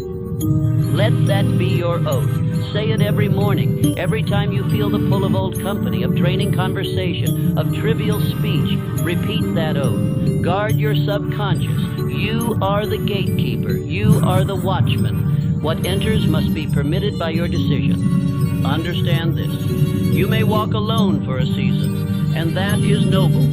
Better to walk alone with purpose than in company without it. The man who walks with the mob attracts the results of the mob. The man who walks alone in direction attracts the path prepared for him by his vision. But do not stay alone. Build your mastermind. Seek one or two or three minds who believe. Share your aim. Unite in harmony. Affirm one another. Plan together. Speak as if success were already won. That vibration, when held in unity, attracts with a power no single mind can equal. This is not a suggestion. It is a law. The mind is shaped by the minds around it. If you want to attract new results, surround yourself with new voices. Create an environment that is holy ground for belief. Let no weeds grow there. Let no enemy speak there. Let no doubt be entertained. Now look around. Who must be removed? What must be silenced? What voices must be answered with silence? Who must be honored but distanced? That is your work now. Remove the hidden thieves of belief. Cut the cords. Purify the circle. Strengthen the field. Then watch what happens. Your energy will rise. Your belief will harden. Your action will sharpen. Your results will appear faster. And you will begin to attract not only what you want, but who you must become to hold it. Nothing is attracted to inaction. Belief without movement is deception. Thought without action is hallucination. The law of attraction is activated through thought, yes, but it is sealed through action. It is your action that proves to your subconscious you are serious. It is your action that sets the spiritual machinery in motion. Every act you take, however small, is a declaration to the universe. I believe. Every time you move forward, even without evidence, you are confirming to infinite intelligence that you trust the law. And that trust is what multiplies momentum. The man who acts in spite of fear attracts courage. The man who waits to feel ready attracts delay. Hesitation is the signal of doubt, and doubt reverses the current of attraction. If you think with belief, speak with conviction, plan with precision, but hesitate to act, then all your mental magnetism is lost. Attraction obeys decisiveness. It responds to obedience. It does not wait for you to be perfect. It waits for you to begin. Action generates momentum, and momentum generates faith. When you act, you confirm your desire to yourself. When you act, you silence the voices of fear. When you act, you build the confidence that no affirmation can fully provide. Action proves belief, and that proof becomes a command to your subconscious. John D. Rockefeller began as a humble clerk. He did not wait for wealth to find him. He studied, he saved, he calculated, he took risks, he acted. Each decision reinforced his belief. Each movement confirmed his aim. And through decades of relentless action, he built a fortune. Not by magic, but by motion. Your mind is waiting for confirmation. You have declared your chief aim. You have spoken your affirmations. You have visualized your future. But until you move your feet, the mind does not fully accept the command. The moment you act, the belief sinks deeper. The attraction becomes stronger. The results become visible. Here is your daily practice.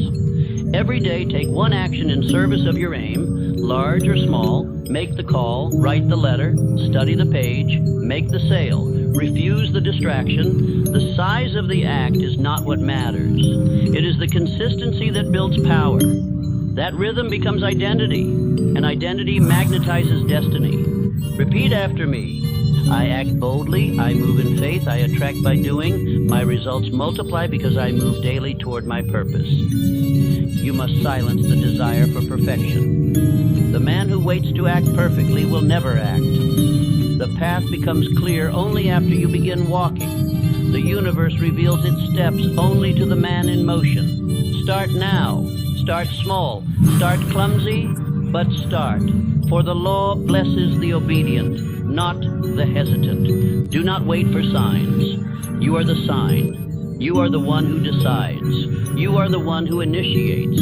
You are the one who tells your mind, your body, and the world. This is who I am. This is what I demand. And this is what I am building. Step by step, day by day, hour by hour. Action also sharpens your plan. It reveals what works. It exposes what doesn't. It brings feedback. It forces growth. And it keeps you too occupied to entertain the voices of doubt.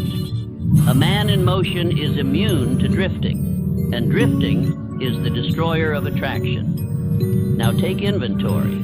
What have you done today to move closer to your aim? Not what you thought, not what you wished, but what you did.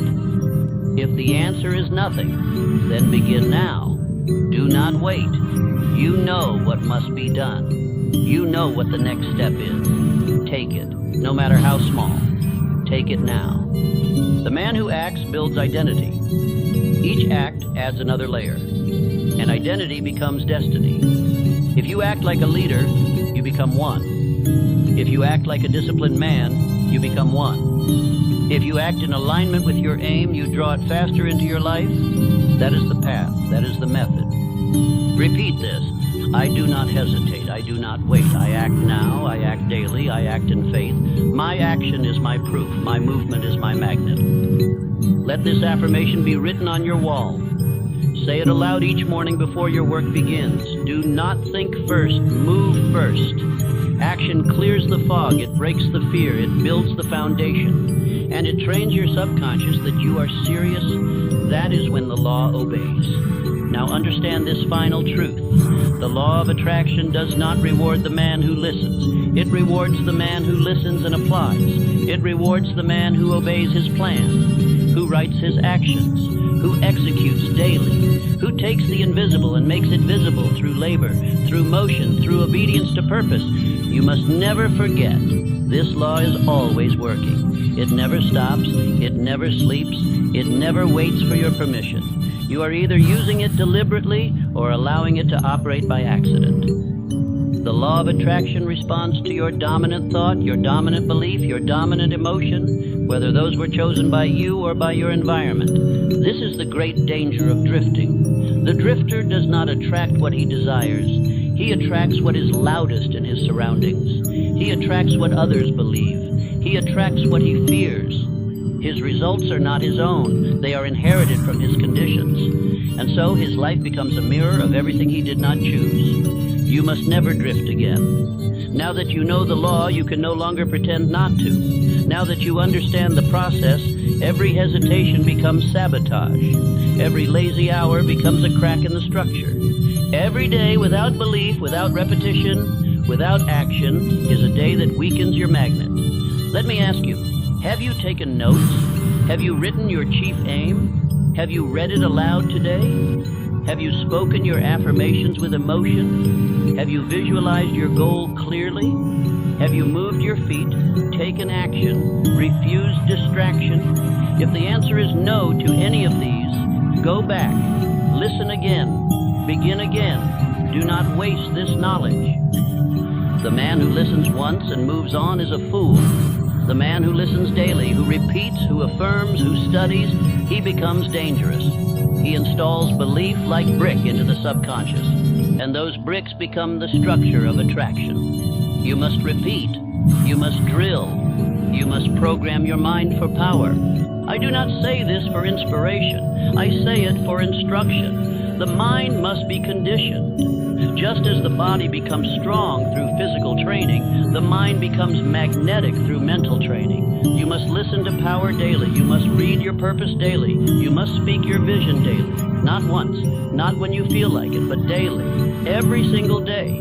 What you repeat with belief, you become. What you repeat with emotion, you attract. What you repeat with action, you manifest.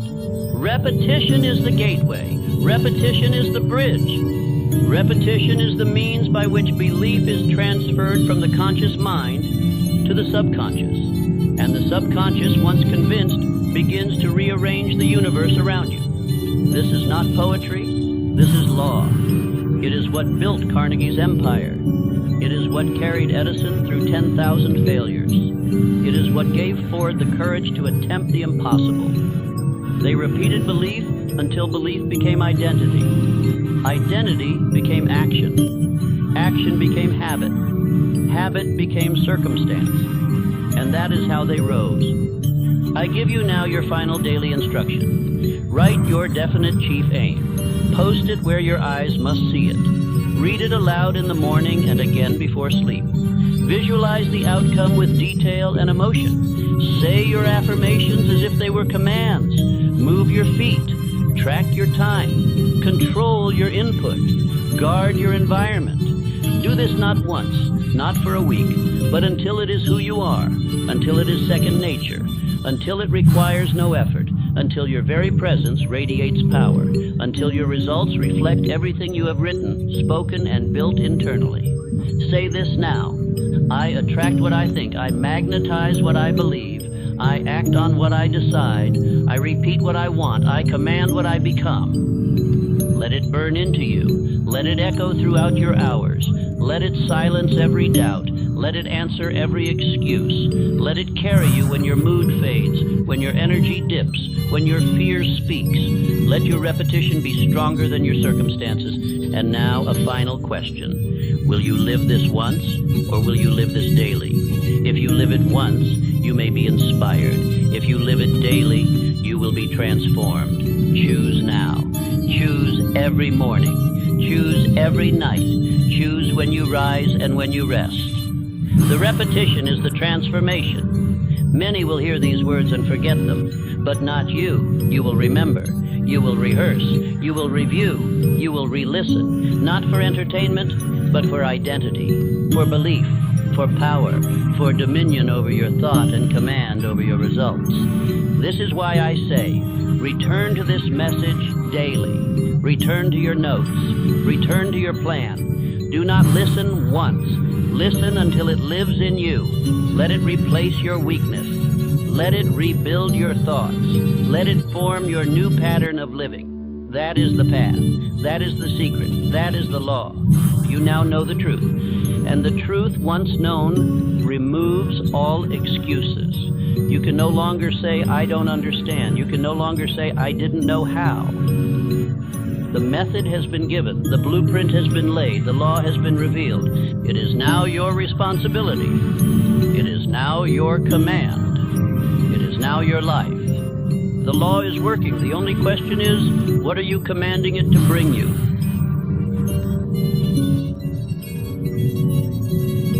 You are about to hear a sentence that could change everything. A sentence so simple you may doubt it. But I say, do not measure the size of the sentence. Measure the power it holds when repeated with belief. For what you speak before sleep becomes what you live when you rise. Now ask yourself, are you satisfied? Do you rise with joy or dread? Do you walk in control or just react to life? Do you have the freedom to give your family what they need? The time to enjoy your days? The wealth to buy what you desire, to move where you wish, to retire if you please? If not, this may be the most important instruction you ever hear. Because the sentence I will give you is not motivation. It is not poetry. It is law. And if you repeat it before you sleep, not once, but daily, it will begin to transform you from the inside out. Let me speak plainly. You were not meant to struggle. You were not meant to suffer in silence. You were not meant to beg for time, for money, for energy, for relief. You were born with power, and that power is governed by the thoughts you choose and the thoughts you repeat when your conscious mind begins to sleep. For when you lie in bed at night, you are not resting. You are programming. And most men lie there repeating fear, worry, guilt, confusion. So they rise with more of the same. But the successful, the truly rich, their mind works while their body sleeps. And what they give it to think upon in that final hour becomes their new life. You say you want to leave your job? You say you want more time? You say you want to buy without guilt, give to your family, help others, and move like a man who owns his time? Then listen. Not once, not casually, not while distracted. Listen deeply, listen repeatedly. Listen until the old you is removed and the new you is installed. Because I will say this once, if you do not master this hour before sleep, your family may suffer for your delay. They will not tell you, but they feel your tension. They see your uncertainty. They hear the words you don't speak. And if you continue to live without control, they will inherit your limitation. You must not allow that. You must become the man who commands his world, not the one who explains why it never changed. Because if you fail to control your mind before bed, your future will be controlled by every old program that runs wild in your sleep. And that means regret. That means years gone. That means dreams buried. But if you choose to stay with me, if you hear this message not once but often, you will begin to walk with clarity, with belief, with structure, with decision. You will begin to change your speech, your energy, your posture. You will look in the mirror and see the man you always knew you could be, but never became, until now. So let this be the hour everything changes. Silence the world. Turn off distraction. And give your full attention to what follows. Repeat this message every night if you must, because the man who masters this one nightly sentence and repeats it with faith cannot remain poor, cannot remain fearful, cannot remain small. He becomes rich in mind first and rich in life soon after. Now listen closely and prepare to repeat this sentence, for it will become the foundation of your new life, and the world will respond to the man who dares to believe it. Let us begin. You may believe that wealth is earned during the hours of action, but I tell you now that is not when riches are made. Riches are made in the hour when all the world goes silent, when the noise of the day withdraws, when your conscious mind weakens, and your subconscious awakens to do its real work. The hour before sleep is the workshop of wealth. It is during this sacred hour, when the body prepares to rest and the world grows still, that the subconscious becomes most accessible. The conscious guard stands down, the gates open, and what you place at the doorstep of your mind in that hour will walk freely into your soul. The last thought you feed it becomes the first brick in tomorrow's result. And yet most men go to sleep like beggars. They close their eyes with fear in their hearts, worry on their breath, confusion in their mind. They rehearse all that went wrong. They dwell on what they lack. They entertain every suggestion of defeat. And then they wonder why they wake with no fire, no clarity, no fortune. But the successful, the wise, the builders of empires, they do not close the day in confusion. They command the final hour. They give their subconscious no doubt to absorb, no fear to repeat, no failure to recreate. Instead, they offer it a definite aim, spoken aloud with faith, reinforced by repetition. And the subconscious, like a loyal servant, obeys. Let me state it plainly. The mind obeys repeated suggestion, especially when the conscious gate is quiet. That is the moment when your words enter not only your ears, but your entire identity. You may speak many things in the daylight, but it is what you whisper before you sleep that becomes who you are. You were not taught this in school. You were taught to solve problems, to grind, to push, to hustle. But no one told you that riches are not only the reward of labor, they are the response to mental law. And that law does not operate on work alone. It operates on belief fixed into the subconscious by repetition and faith. Now understand this. The subconscious never rests. While your limbs sleep, while your tongue is still, while your eyes are shut, the subconscious mind is awake, sorting, reviewing, associating, constructing. It pulls upon infinite intelligence, and it uses whatever material you fed it last. Garbage in, regret out, purpose in, riches out. And the most powerful material you can offer it, the highest blueprint to hand it, is a clear, definite, faith-filled command spoken just before sleep. One sentence, one aim, one thought. If repeated nightly with belief, it becomes the code of your destiny. This is why I instruct every man to choose his definite chief aim, not merely as a desire, but as a command to self. And I tell him to read it aloud twice each day, once in the morning and once just before bed. But I say with emphasis, the second reading is more powerful than the first. Why? Because in the morning, the mind is preparing to engage the world. It is surrounded by noise, pressure, distraction. But in the night, the mind is alone. It is quiet. It is soft clay. And what you impress upon it then hardens into habit, thought, and belief. The wealth you earn is planted in that stillness. Let me now give you an affirmation to repeat. Every night I impress my definite aim into my subconscious, and it obeys. Say it again, slowly. Let the words settle. For they are not poetry. They are instruction to the very mechanism that creates your life. The man who speaks this nightly and follows with action by day cannot be denied riches. He is obeying the same law that built every fortune you admire. You may ask, is it really that simple? I answer, yes. But simple does not mean easy. For to do this nightly, without drifting, without forgetting, without replacing it with complaint, requires decision. The drifting man will not do it. The busy man will excuse it. But the definite man, he commands himself nightly. You do not wait until morning to decide what kind of man you will be. You decide it before bed. You do not wait until tomorrow to become rich. You declare it the night before. You do not rise with power if you sleep in fear. You sleep with power and rise in obedience to it. Let the world continue to doubt. Let others fill their last hour with entertainment, with confusion, with complaint. But you are now a man of intention. You are now a man who understands that mental discipline does not end at dusk. It begins there. Repeat your sentence before bed. the one you have chosen. Speak it slowly, speak it with fire. Speak it as if your mind is a vault, and these are the words that unlock it, because they are. And if tonight you forget, return. If tonight you are tired, speak anyway. If tonight you feel doubt, shout it even louder, because every night you persist, you are installing the gears of wealth within your soul. This is not entertainment. This is not theory. This is law. And if you obey it night after night without fail, you will not merely change your thinking, you will change your finances, your family, your future.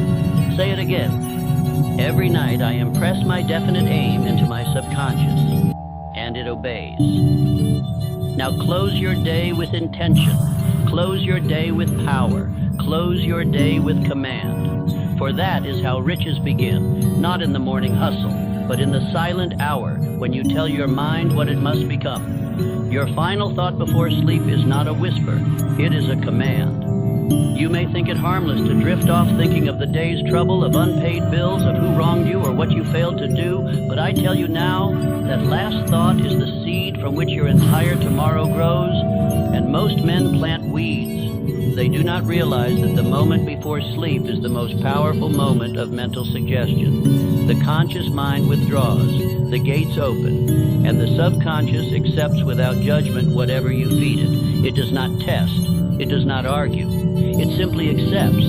And if what you give it is fear, confusion, or lack, you will harvest the same. The tired mind is more suggestible.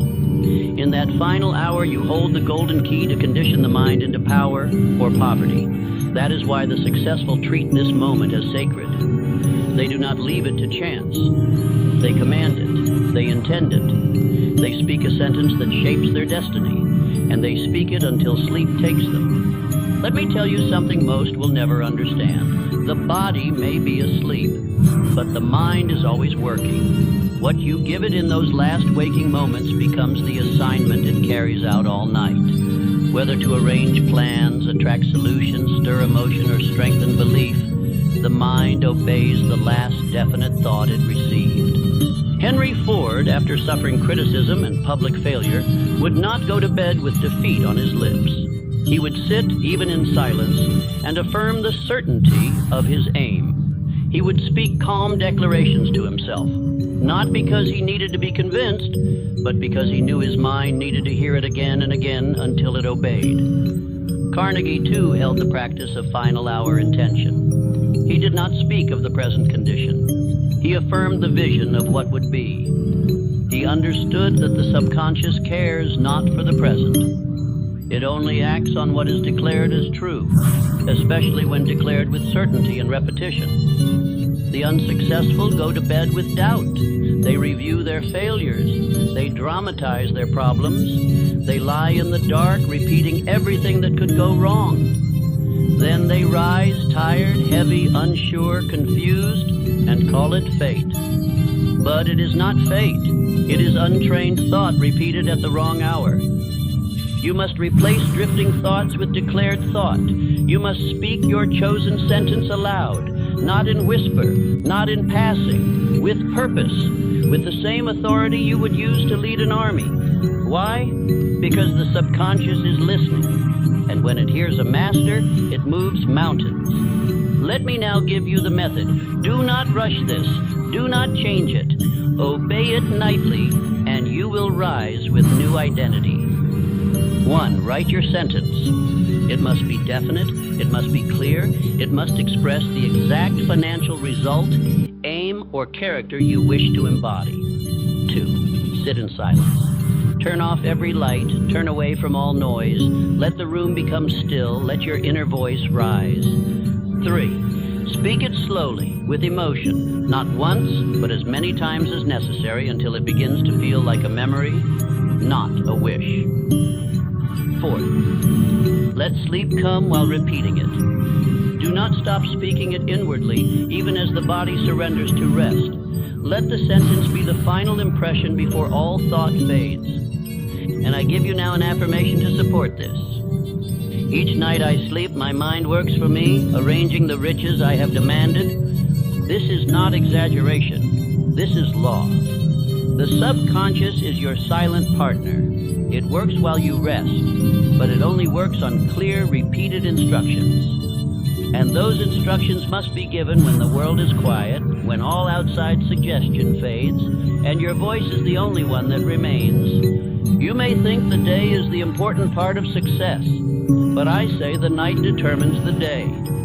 For a mind that has been given a clear order while the world sleeps will move with more force when the sun rises. This is how the successful begin to walk differently, speak differently, act differently, before the riches even appear. If you forget one night, return the next. If your voice trembles, speak louder. If you doubt, declare with more certainty. For each night you do this, the sentence carves itself deeper into the clay of your mind, and soon it will be fired into iron. Let me remind you again, each night I sleep, my mind works for me, arranging the riches I have demanded. Say this until your heart believes it. Say it until your body feels it. Say it until no part of you remains uncertain. For this is not hope. It is a command issued in the court of your own soul. And once the subconscious receives the order, it begins building the result. Repeat this process every night for the next 30 days. Do not alter your sentence. Do not add to it. Do not subtract. One sentence, one voice, one aim. Repeat it until your outer world can no longer deny the inner instruction. You are not merely speaking words. You are rewriting identity. You are not simply repeating ideas. You are training the unseen laws of mind and matter to obey your definiteness. That is how the world is changed. That is how wealth is attracted. That is how men rise by night before they rise by day. You are the commander now. You have the formula. The only question that remains, will you obey it nightly, or will you fall asleep with the same thoughts that have held you back for years? Say your sentence, sleep with it, let it walk into your soul, and wake with the quiet power of a man who is now becoming. If you have listened thus far, then you now know the hour before sleep is not for rest. It is for command. But what shall you command? What sentence shall you speak? For the subconscious does not respond to vagueness. It does not act upon drifting wishes. It acts only upon definite orders spoken with belief. A single sentence, if crafted with precision and repeated with faith, can rebuild the entire structure of a man's identity. It is no exaggeration to say the man becomes what he commands his mind to become, provided he repeats it long enough and believes it deeply enough. But most men make the fatal error of choosing a sentence that lacks power. They say things like, I want to be rich, or I wish I could change my life. But the subconscious mind rejects weak instruction. It does not move for hopers. It moves only for those who speak as masters. It moves only for those who declare what shall be. Let me teach you how to shape your sentence. It must include 3 elements: your aim, your time frame, and your certainty. Let us break it down. Do not say, I want to be wealthy. Say instead, I earn $100,000 per month rendering valuable service to others, and I begin now. Do not say, I hope for peace. Say, I walk in peace, command my day, and act from purpose at all times. Your sentence must be so clear that if another man read it, he would know exactly what you are becoming. No uncertainty, no apology, no passive phrases. Speak it with finality, as if your life depended on it, because it does. Understand this. Repetition with faith becomes identity. You are not speaking a sentence to inform your mind.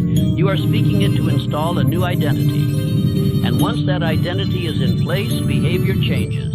Confidence rises. Wealth responds. Because the outer world cannot resist the man who is definite on the inside. Let me remind you of Edwin C. Barnes, a man with no money, no connections, no pedigree, but one mighty sentence. He declared, not casually but with fire, I will go into business with Thomas Edison. Not, I'd like to work for him, not, I hope I meet him. He said, I will go into business with Edison, and repeated it nightly. For years he held to that declaration. For years he worked toward it. And eventually, his sentence became his reality. Not by accident, not by luck, but because he had forged it into his very being through nightly repetition and unwavering decision. You must do the same. Your sentence is not decoration, it is construction. You are building the future brick by brick, word by word, night by night. And the material you use is not gold. It is language soaked in belief. Let me now give you the affirmation that reflects this law. The words I repeat before bed build my wealth, shape my identity, and direct my habits. Speak it now. Let your voice not tremble. Speak it as one who has decided. Let it enter your subconscious with force. Let it awaken the dormant power that has long been buried beneath doubt and delay. But hear this warning. You must not change your sentence weekly. Do not adjust it with the weather. Do not alter it with your moods. You must choose once and speak it until it becomes bone, blood, and breath. Definiteness of purpose is law. Every night you repeat the same clear aim, you drive it deeper into the command center of your being. And soon the sentence will no longer feel like a sentence. It will feel like you. And when you become that sentence, the world will respond to you in kind. You will act with more confidence. You will take bolder steps. You will notice resources and relationships that match the man you've declared yourself to be. This is not magic. This is mental law in motion. I now challenge you to write your sentence tonight. Do not wait. Do not revise endlessly. Speak what you desire as if it already exists. Attach a time. Speak with certainty. And repeat it as your final act before sleep, every night for the next 30 days. Here are examples to guide you. I am earning $10,000 per week through honest business that helps others grow. I am confident, bold, and calm. I move with decisiveness and purpose. I attract wealth, influence, and leadership because I speak and serve with power. Choose yours. And once chosen, guard it, repeat it, believe it. Let no thought oppose it. Let no day pass without it. For this sentence is not merely a wish, it is the blueprint from which your entire life will be redrawn. Say this again. The words I repeat before bed build my wealth, shape my identity, and direct my habits. Do not just hear these words, live them. Because if you do, you will begin to rise differently, walk differently, act differently. And the world will no longer treat you as it once did. It will obey you. Because you have learned to obey yourself, you close your eyes and imagine rest. But the mind does not sleep. It is more alive in your rest than in your waking. The conscious mind retires, yes, but the subconscious, your inner builder, your silent worker, remains awake, alert, active. And the question is, what have you given it to build? Most men do not know this. They believe the day is for action and the night is for nothing. They labor for results in daylight and leave their nights to accident. But this is the fatal flaw. For while you sleep, your mind continues in the direction you assigned it. And if you have given it no assignment, it continues in the same direction it went the night before. That is why so many live on repeat. That is why the poor stay poor. They fall asleep with worry, and they rise with tension. They go to bed with regret, and they wake with guilt. They lie down rehearsing failure, and then live another day attracting it. Not because of fate, but because of repetition. Let me say this again. Your outer world is the reflection of your inner repetition. You do not get what you wish. You get what you repeatedly impress upon the subconscious when it is most open, when the body is still, and the thinking mind has grown quiet. That moment comes each night, and most wasted. The lazy sleep with complaint. The wealthy sleep with command. The unsuccessful drift into slumber by accident. The successful enter it by design. They do not review defeat. They speak instruction. They do not recall insult. They declare identity. They do not collapse into exhaustion. They step into mental construction. You must train this discipline. No longer can you let your final thoughts be chosen by emotion, entertainment, or fatigue. No longer can you fall asleep without planting the seeds of riches in your inner world. If you do, you will harvest weeds. And if you harvest weeds long enough, your soul forgets how to grow anything else. Mental discipline before bed means one thing. You silence the world and you feed your mind only truth. You speak your aim. You read your sentence. You command your subconscious with absolute certainty, and you repeat it until the suggestion is stronger than every doubt that has ever lived in you. This is not superstition. This is law. You need not believe it. You must only test it. Do this for 30 nights, and you will never doubt again, because your results will rise to meet your command. And when they do, you will remember this night as the moment your life turned. Even great men have used this in silence. Abraham Lincoln, long before he gave speeches that shaped history, rehearsed them in thought at night. He wrote nothing down. He trained his subconscious. He built mental conviction in the dark so that when the time came to speak, his voice carried weight the world could not ignore. You must now do the same. You must give your mind its instructions. Let your final thought be no accident. Let it be purpose. Let it be power. Let it be the same every night until your inner world becomes stronger than your surroundings. Until your thinking becomes stronger than your circumstances. Until your voice replaces fear with command. Say this now. I now train my mind to expect greatness, and every night I deepen my command. Speak it again, not as a man hoping, but as a man deciding. Let the words burn through all passivity. Let them become the rule of your new identity. For this is the truth. The man who commands his final thought is the man who commands his day, his income, his destiny. But I must offer a warning. Every careless thought before bed becomes a rooted belief if left uncorrected. If you say to yourself, I'll never be rich, or I can't do this, or it's too late, and you repeat that in fatigue, in silence, in stillness, then that becomes the command your subconscious accepts, and it begins building a life to match it. You must guard the gate. You must take responsibility for every word you allow in the last hour of the day. For these are not just thoughts, they are instructions, and your subconscious is not passive. It is a builder that never sleeps. So tonight you have a choice: drift or direct, complain or command, collapse or construct. And if you choose to construct, you will soon find that your mornings change, your days sharpen, your ideas strengthen, your belief deepens. Not by force, but by law. Let me give you one more time the sentence that must shape your night. I now train my mind to expect greatness, and every night I deepen my command. Say it before bed.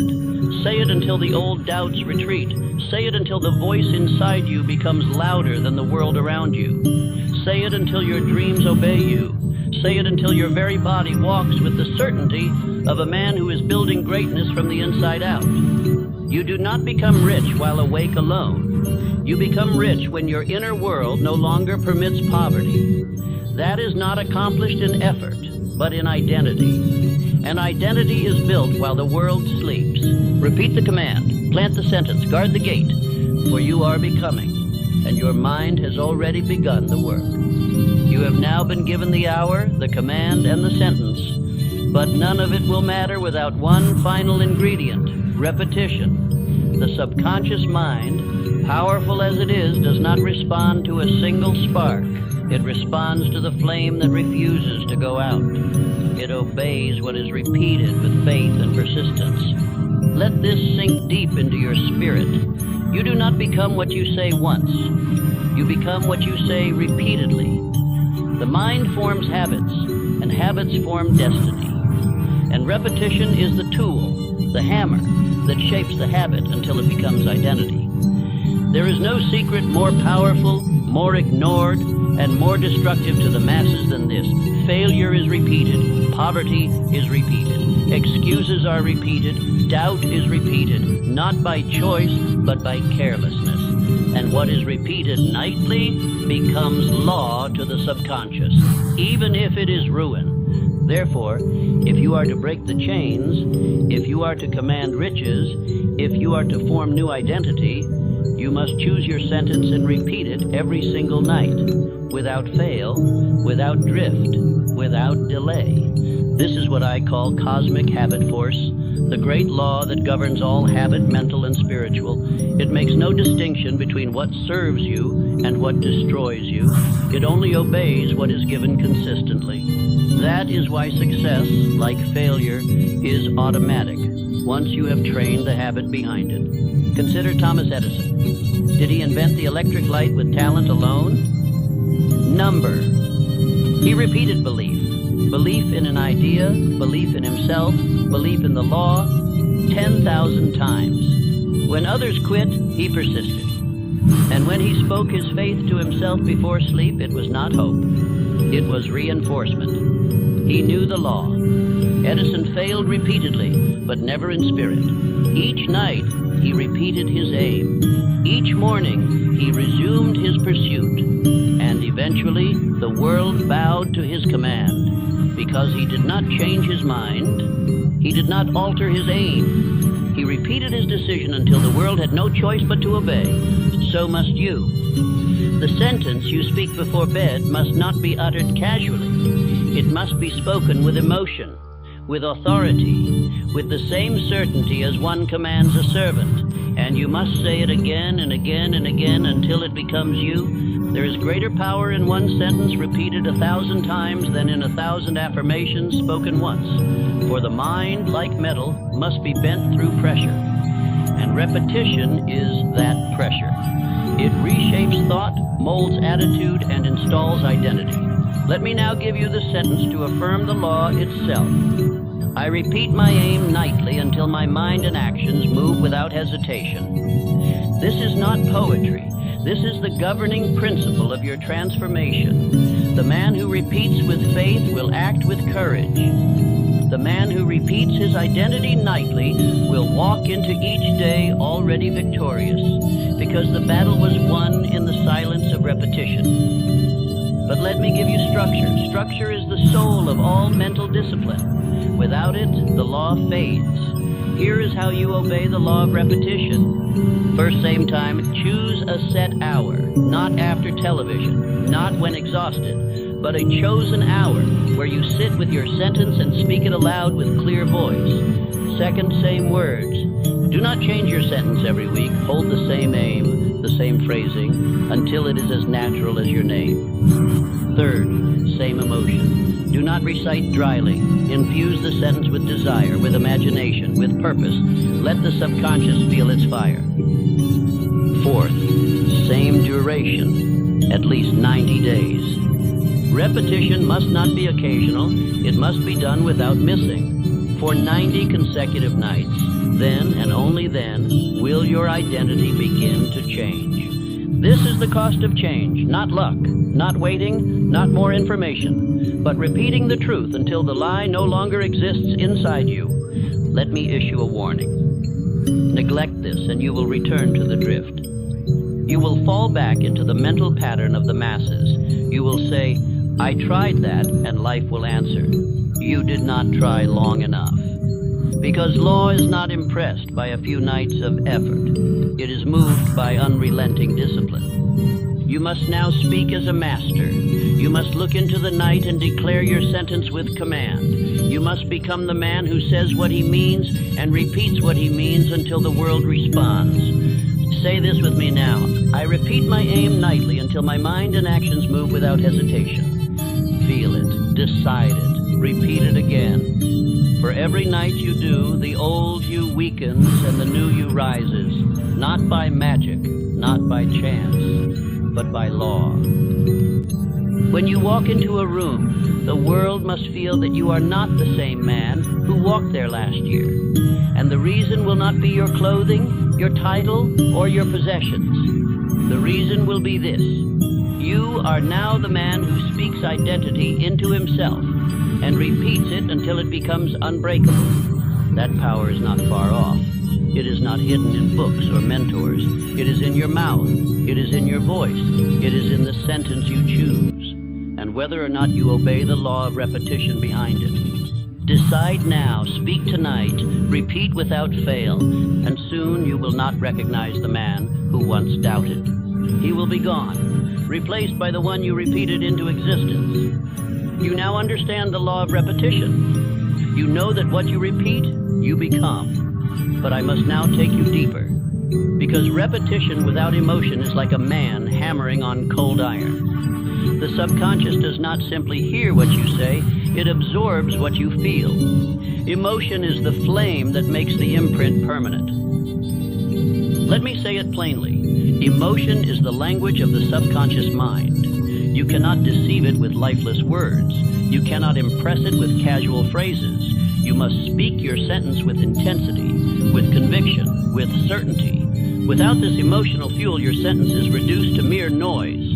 And yet, how do most men enter the final hour of their day? They lie in silence, but not in peace. They relive their failures, revisit arguments, rehearse pain. They do not realize that each emotional replay of regret is an instruction to their subconscious to produce more of the same. They feed their future with the emotion of the past. You cannot rise rich if you sleep in bitterness. You cannot become strong if you sleep with guilt. You cannot attract confidence if you fall asleep with emotional confusion. The emotions you bring to bed become the mood of your next day and the mold of your subconscious programming. That is why you must command your emotion before sleep. You must not allow worry to speak louder than your desire. You must not allow fatigue to speak louder than your sentence. You must take full responsibility for your inner state, not just your outer actions. Because the law responds to state, not just repetition. Understand this. Emotion is suggestion magnified. A phrase whispered in boredom passes like smoke, but a phrase spoken with fire enters the subconscious like a branding iron. It carves itself into identity. It becomes fixed, permanent, living. That is the kind of sentence you must deliver before you sleep. Now I warn you, you cannot command emotion by accident. You must prepare yourself. You must create a nightly ritual. You must enter the final hour of each day as a man steps into sacred territory, with control, with intention, and with reverence for the forces he is about to influence. Here is how to command your emotional state before sleep. 1. Breathe deeply.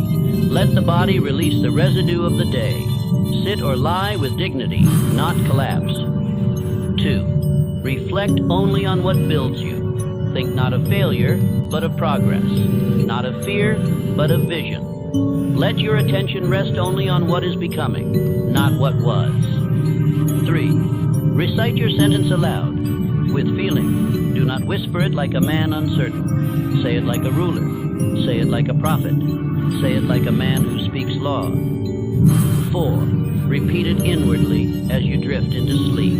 Let no thought interrupt it. Let no emotion rival it. Fall asleep soaked in the conviction of your future. John D. Rockefeller, one of the wealthiest men who ever lived, understood this principle. But he did not use poetry, and he did not use theory. He used evening reflection, not as tradition, but as direction. He did not allow the day to close without reviewing his mental and emotional state, and replacing confusion with command. Rockefeller once said that he gave thanks before bed, not merely to be grateful, but to focus his emotional power on certainty. He thanked the riches he expected. He affirmed the stability he had created. He gave his mind a tone of peaceful dominance. And the next day, he rose to meet results that matched that tone. You must do the same. You must become the ruler of your emotional atmosphere before you sleep. Do not allow imagination to play the fool. Direct it. Let it serve you. Let your final thoughts be felt as deeply as they are spoken. Only then do they pass into the subconscious as fixed commands. I now give you the affirmation that governs this law. I do not sleep in fear. I sleep in power. My thoughts tonight are my life tomorrow. Repeat that now, slowly, with gravity. This is not a mantra. It is a verdict. It is a mental court order that no fear shall pass beyond this hour, that only purpose shall enter the gates of your soul during the sacred hours of rest. And let me say this, emotion must serve you, not sabotage you. If you do not control your feeling will control your future. And there are many men whose lives are wrecked not because of failure in action, but because of failure to govern emotion in the silence of night. The hour before sleep is not for reflection. It is for redirection. You are not there to review the day's mistakes. You are there to declare the direction of your mind. If you have sinned, repent quickly and move forward. If you have failed, learn quickly and affirm strength. But never, never fall asleep with an open wound. Why? Because the subconscious will nourish the wound in the dark. It will feed it, enlarge it, turn it into identity. And then, even if you act differently by day, you will find yourself drawn back to the same emotions, the same thoughts, the same self-image, not by fate, but by your own repeated nightly submission. You must begin tonight. No delay, no drift, no compromise. Enter your bedchamber like a man entering the temple of mind. Speak your sentence, speak it with emotion, and declare this with full authority. I do not sleep in fear, I sleep in power. My thoughts tonight are my life tomorrow. Do not forget this. Emotion is the magnifier of all suggestion. You can say the right thing with the wrong tone, and your mind will reject it. But say it with belief, with vision, with fire, and your subconscious will accept it as truth. The world responds not to the man who wishes, but to the man who believes. And belief is trained, not in crowds, not in books, not in daylight, but in the dark, before sleep, through emotion and repetition. Control that hour, and you control your future. You may have thought that success comes from action, and yes, action plays its part. But hear me now, action is the servant of identity. A man cannot act contrary to who he believes he is, not for long. And who he believes he is built, not in public, not by applause, but in silence, in solitude, and most powerfully while he sleeps. Let me tell you the truth that has been kept from you.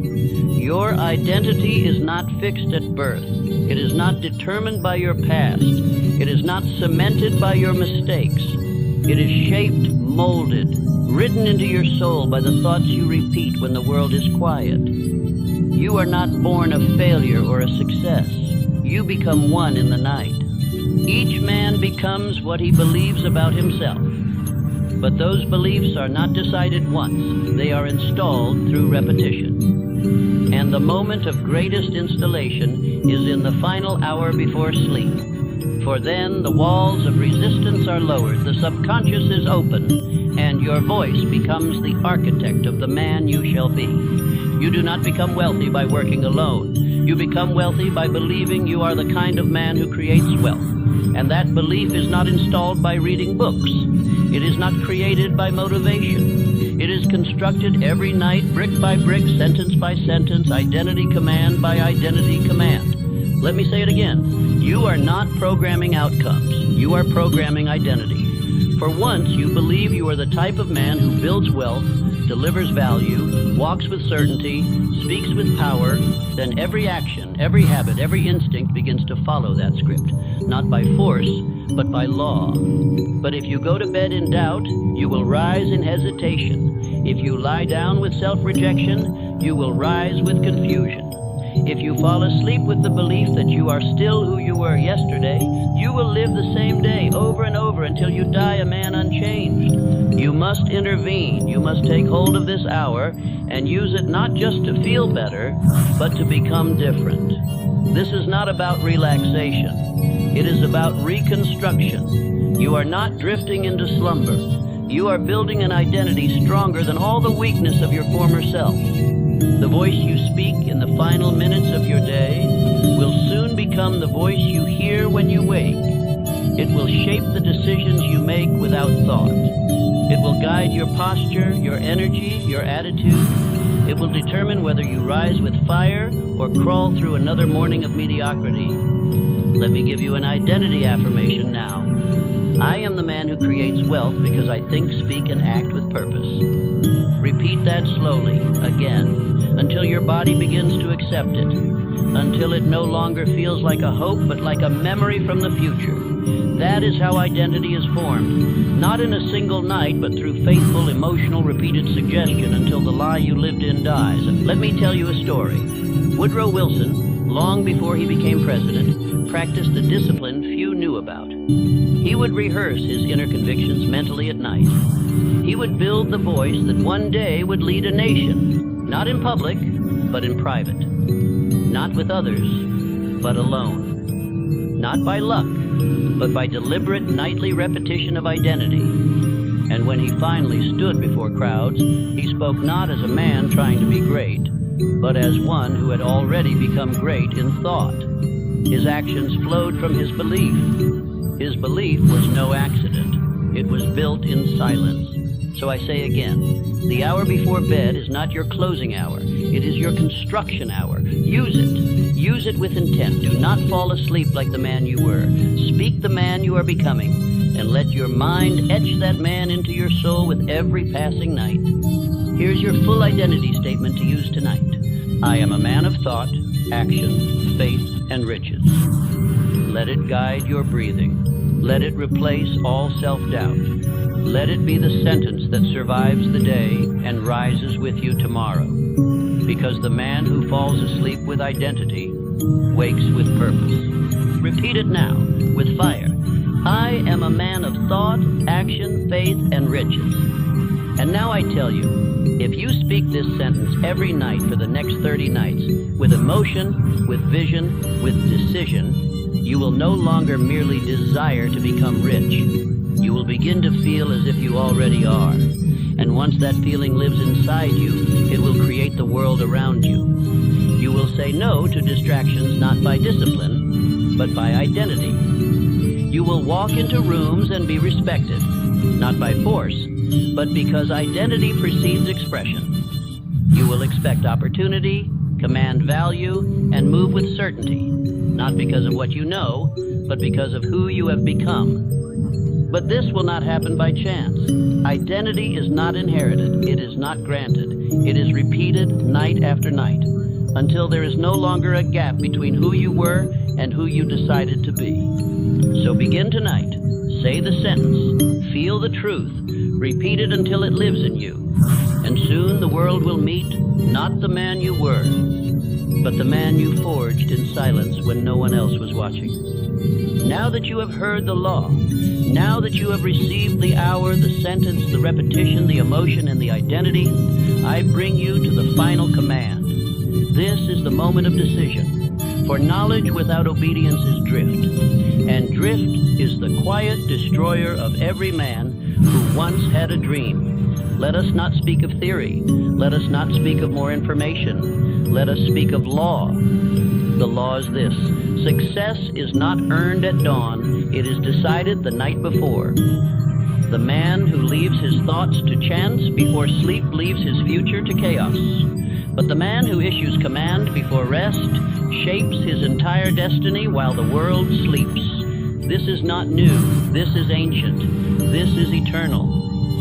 The last thought before sleep is your clearest prayer. Not to the world, not to chance, but to your own mind, your own being, and the infinite intelligence that works through you. Do you believe the successful leave this to mood? Do you think the wealthy go to bed in confusion? Number, they issue command, they do not drift into dreams, they declare what the dream shall be, and their mind obeys. Andrew Carnegie himself instructed the young men under his influence to write and repeat their definite chief aim before bed, to speak it aloud with faith, to impress it upon the subconscious, to use the night not for rest alone, but for spiritual construction. He understood riches are not an accident. They are the product of repeated, definite thought, spoken with faith, backed by emotion, and enforced by action. The final hour is not a quiet fade. It is a fiery forge. It is where men command their future, and where the untrained surrender to fate. You must no longer treat this as optional. you must treat it as law, because that is what it is. Nightly autosuggestion is not a ritual of the rich. It is the price of admission to abundance. This is your hour. This is your ritual. This is the discipline that must now rule your life. Not once a week, not when you feel good, but every single night, without exception, without apology, without drift. Let me give you now the 3 final affirmations that complete this journey. Speak them aloud. Speak them now. I repeat only what I desire to become. You are no longer allowed to rehearse defeat. You are no longer permitted to entertain fear. You are now a man of selection. You choose your thoughts. You repeat only what builds. You repeat only what shapes. You repeat only what matches the destiny you have claimed. I am now the man I once hoped to be. Hope is over. Wishing is over. You have stepped into command. You do not wait to become, you speak yourself into identity. And each night, with each repetition, you become more of him. Each night I command my mind, and each day my mind commands my life. This is the circle of creation. The mind obeys the voice, the body obeys the mind, and the world obeys the body that acts with certainty. You are now inside the loop of transformation. Do not break it, obey it. Now here is the final exercise. This is not optional. This is your contract. 1, choose one sentence. Let it contain your aim, your time frame, and your certainty. 2, write it on paper, not in your mind, on paper with your hand. It must be seen. 3, recite it aloud before bed, every night. Same time, same tone, same fire, until your voice becomes your faith. Do it for 30 days without fail, not 28, not when you feel like it, 30. Because law requires consistency, not feeling. Do this, and I make you a promise, not of magic, not of luck, but of law. Your identity will shift, your confidence will rise, your actions will change, your decisions will sharpen, and wealth will begin to move toward you, not because of what you chase, but because of who you have become. This speech is not for inspiration, it is not for entertainment, it is for command. If you drift from it, you return to the man you were. But if you obey it, you will never be that man again. Now say this as your oath. I command my mind before sleep. I speak only what I choose to become. And each day I rise in obedience to the man I have declared. Say it again. And when this speech ends, do not return to the old routine. Return to the sentence. Return to the mirror. Return to the truth. You are what you repeat, and you are now the man who repeats only what builds, what commands, what becomes. Let others sleep in fear. Let others hope. You command, you build, you rise. Now begin. Choose the sentence. Repeat it tonight. Repeat it every night, and let your whole life obey it. You have now received the final command. Do not break it. Do not forget it. Do not drift. You are the master now. The mind is yours. The voice is yours. And soon the wealth will be too.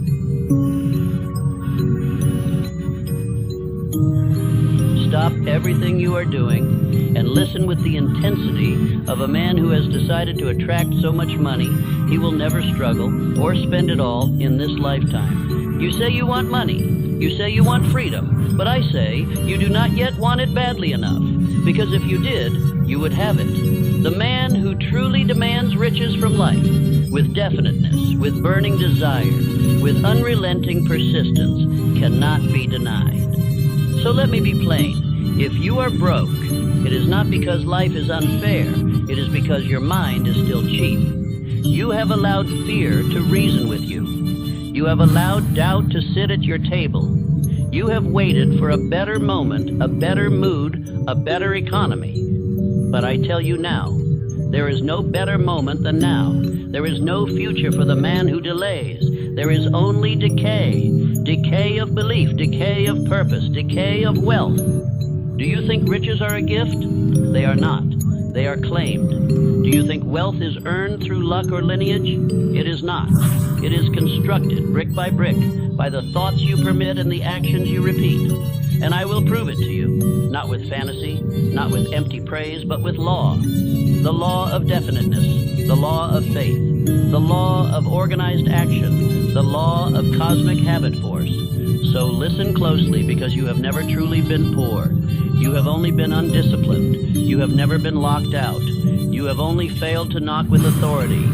And you have never been denied money. You have simply not yet become the type of man it obeys. But if you listen to this speech with decision, if you silence every excuse and demand mastery, if you repeat the affirmations with absolute belief, then I promise you, your name will soon be written among the rich. Now take a breath. Write down your definite aim and listen to every word of what comes next, as if your life depends on it, because it does. And if you obey, money will come. So much you won't even know where to put it. You were not born to be poor. No man is issued into life with the decree of poverty stamped on his soul.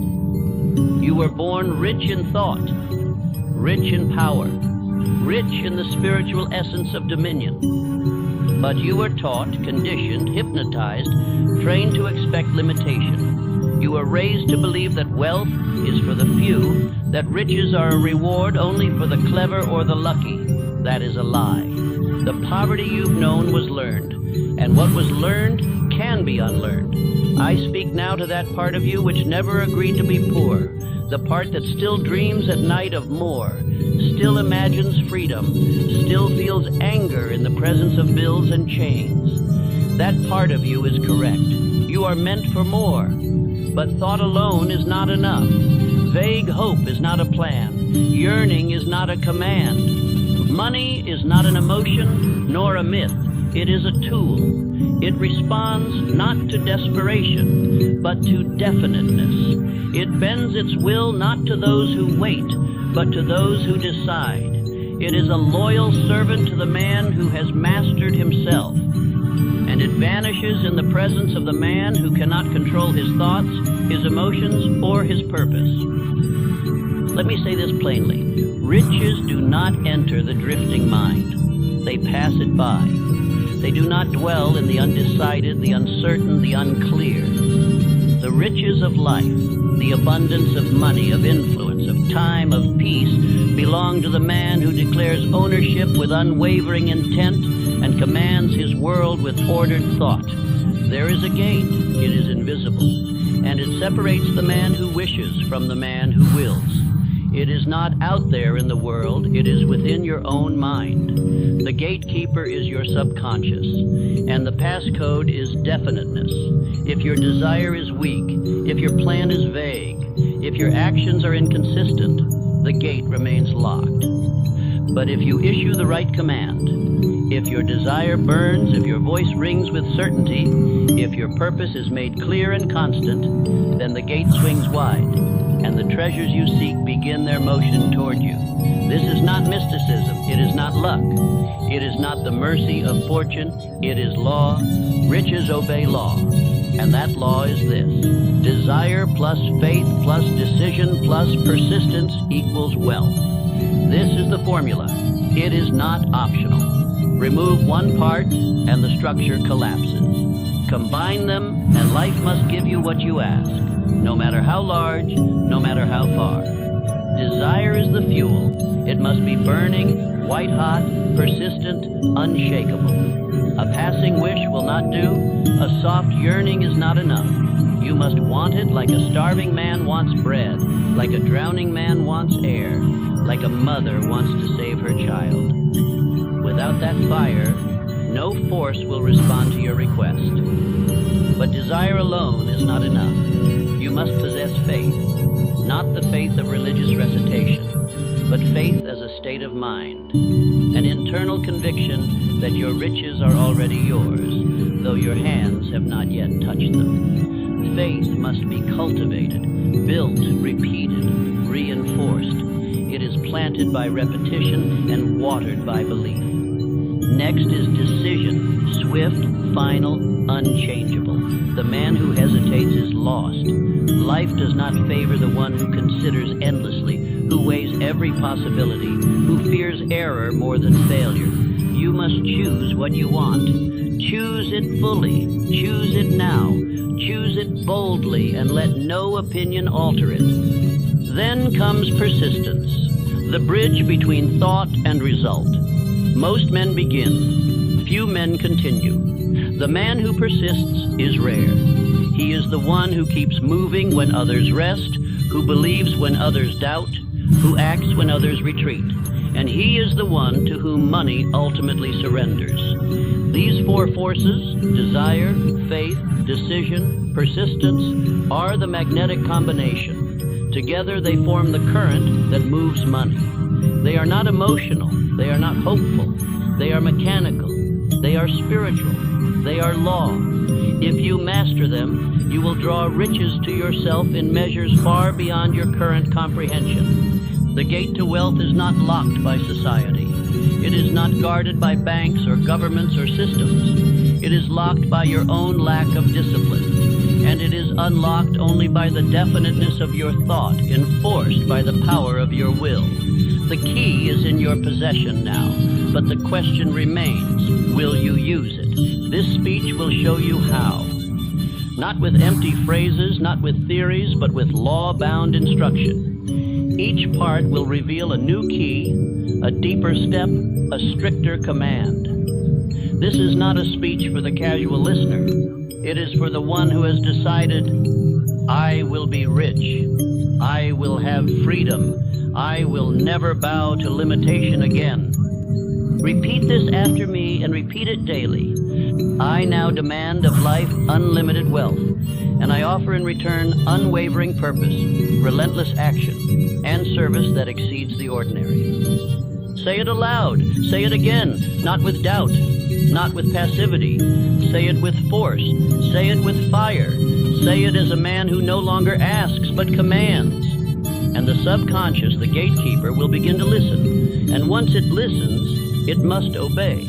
For the subconscious accepts all commands impressed with emotion and certainty.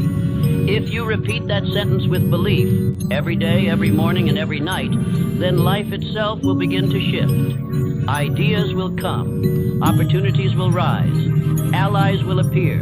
Energy will increase. And the man you once were will begin to dissolve, replaced by the one who rules, the one who directs, the one who builds his fortune from thought alone. So understand this now. Money is obedient. It is not spiritual in nature, but it is spiritual in obedience. It flows where order is present. It flees the presence of chaos.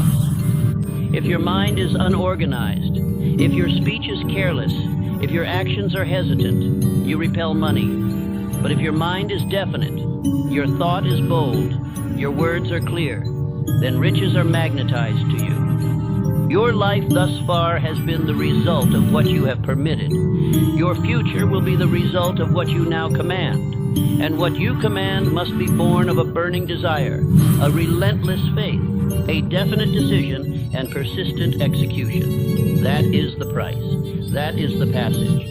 And when you pay it, life will pay you. You are poor only to the degree that you are indefinite. Do not argue with this truth.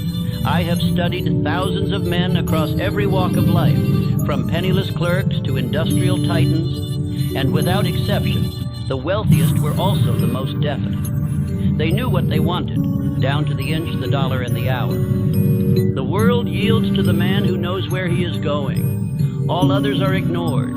The vague are punished. The undecided are forgotten. But the definite man, he is remembered, he is sought after, and he is paid. Not because he is better than others, but because he does what others will not. He chooses with precision, and he never looks back.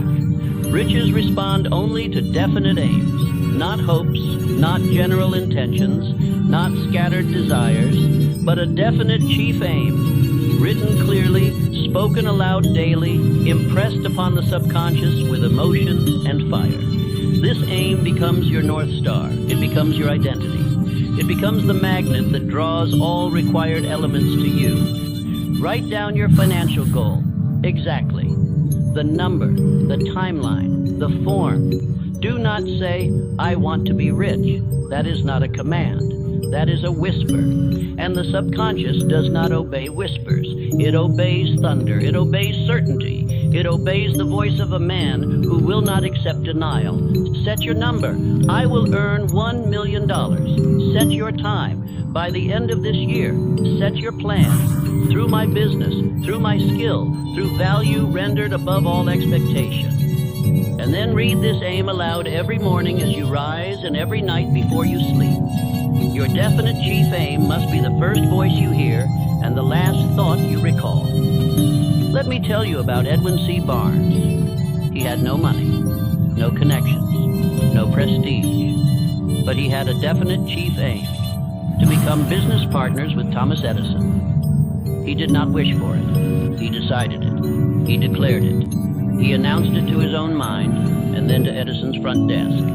They laughed. They sent him away. He stayed. He waited. He served. He proved himself indispensable. And one day, the opportunity came. A product needed selling. No one else could sell it. Barnes did. He did not earn riches by luck.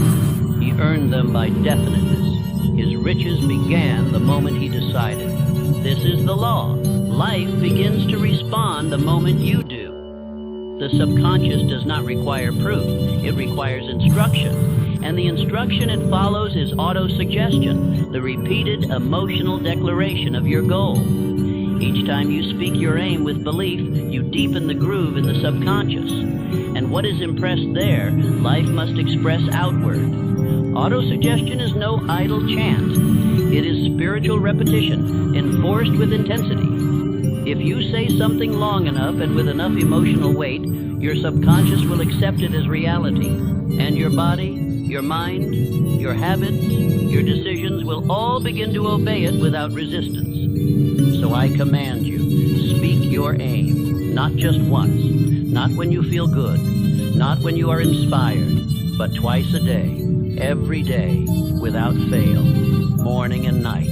Say it as a man who believes it. Say it as a man who is building it. Say it as a man who would rather die than live without it. Say this now. I am the type of person who knows exactly how much I desire, and I move toward it daily with absolute purpose. Say it again. Make it your oath. Let no mood rob you of your declaration. Let no delay silence your direction. Let no criticism shake your voice. Say it until it becomes the foundation of who you are. Understand, the act of decision is the moment riches begin to stir in motion. You may not see them yet. You may not feel them. But below the surface, forces are gathering. Ideas are forming. People are being prepared. Doors are beginning to unlock. Why? Because you have decided. And most men never do. They drift. They change their goals weekly. They get excited and then stop. They listen to opinions. They trust the news more than their own vision. They ask the world for permission. And so the world ignores them. But when a man makes a decision, speaks it, and acts on it daily, the universe itself adjusts around him. You do not need to know how. You do not need to know when. You only need to know what. What do you want? What amount? What date? What value will you give in return? Write it, say it, obey it. That is your job. The rest will follow. But if you delay the writing, if you skip the speaking, if you betray your aim with inaction, then do not wonder why money avoids you. Let your aim be bold. Do not fear asking for much. Life does not punish the large dreamer. It punishes the timid one. Ask big. Declare large. Say, I demand riches of life in great abundance, not for greed, but because I am ready to give great service, produce great value, and obey great discipline. And when you fail, and you will fail at times, return to your aim. When you doubt, and you will doubt, read your aim aloud. When you are tired, when you are discouraged, when you see no evidence of progress, read your aim, because the man who continues to declare his purpose in the absence of proof becomes unbeatable. This is why the definite chief aim is the first lesson in every system of success. It is the root, the seed, the hinge upon which all else turns. Without it, nothing works. With it, all things begin to move. No riches will come to the man who is undecided, and no failure can remain with the man who is definite. So let the world doubt. Let the critics speak. Let time delay. Let others quit. But you will speak your aim. You will read it. You will write it. You will walk it, live it, breathe it, and enforce it until it becomes visible. For nothing else is required, and nothing else will do. Now pick up your pen, write your aim, say it aloud, repeat it again, and understand. This is the vault key, and once turned, it can never be reversed. All riches begin in the unseen world of thought.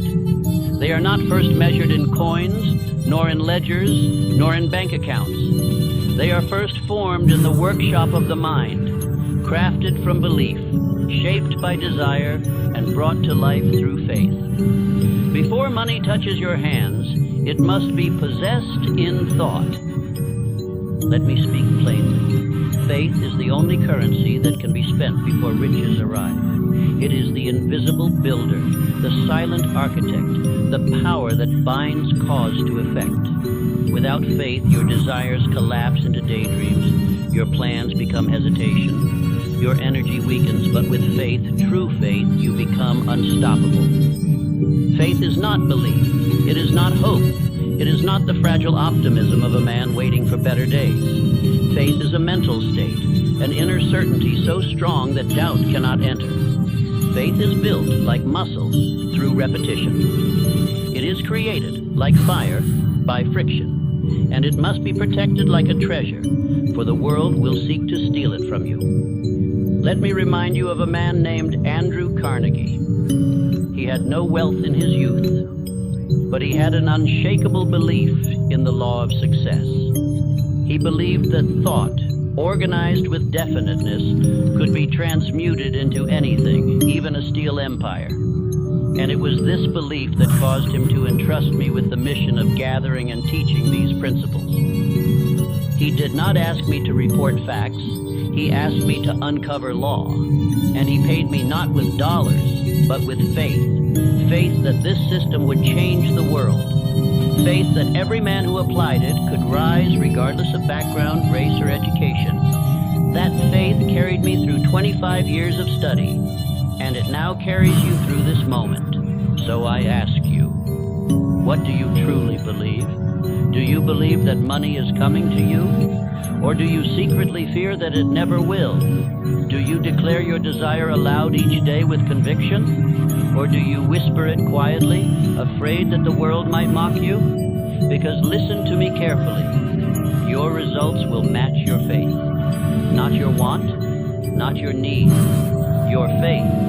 And faith is built. It is not given. You do not wait for it, you create it. How? Through autosuggestion, through daily repetition, through emotional reinforcement, by speaking your definite chief aim aloud with power and consistency, until your subconscious accepts it as a fact.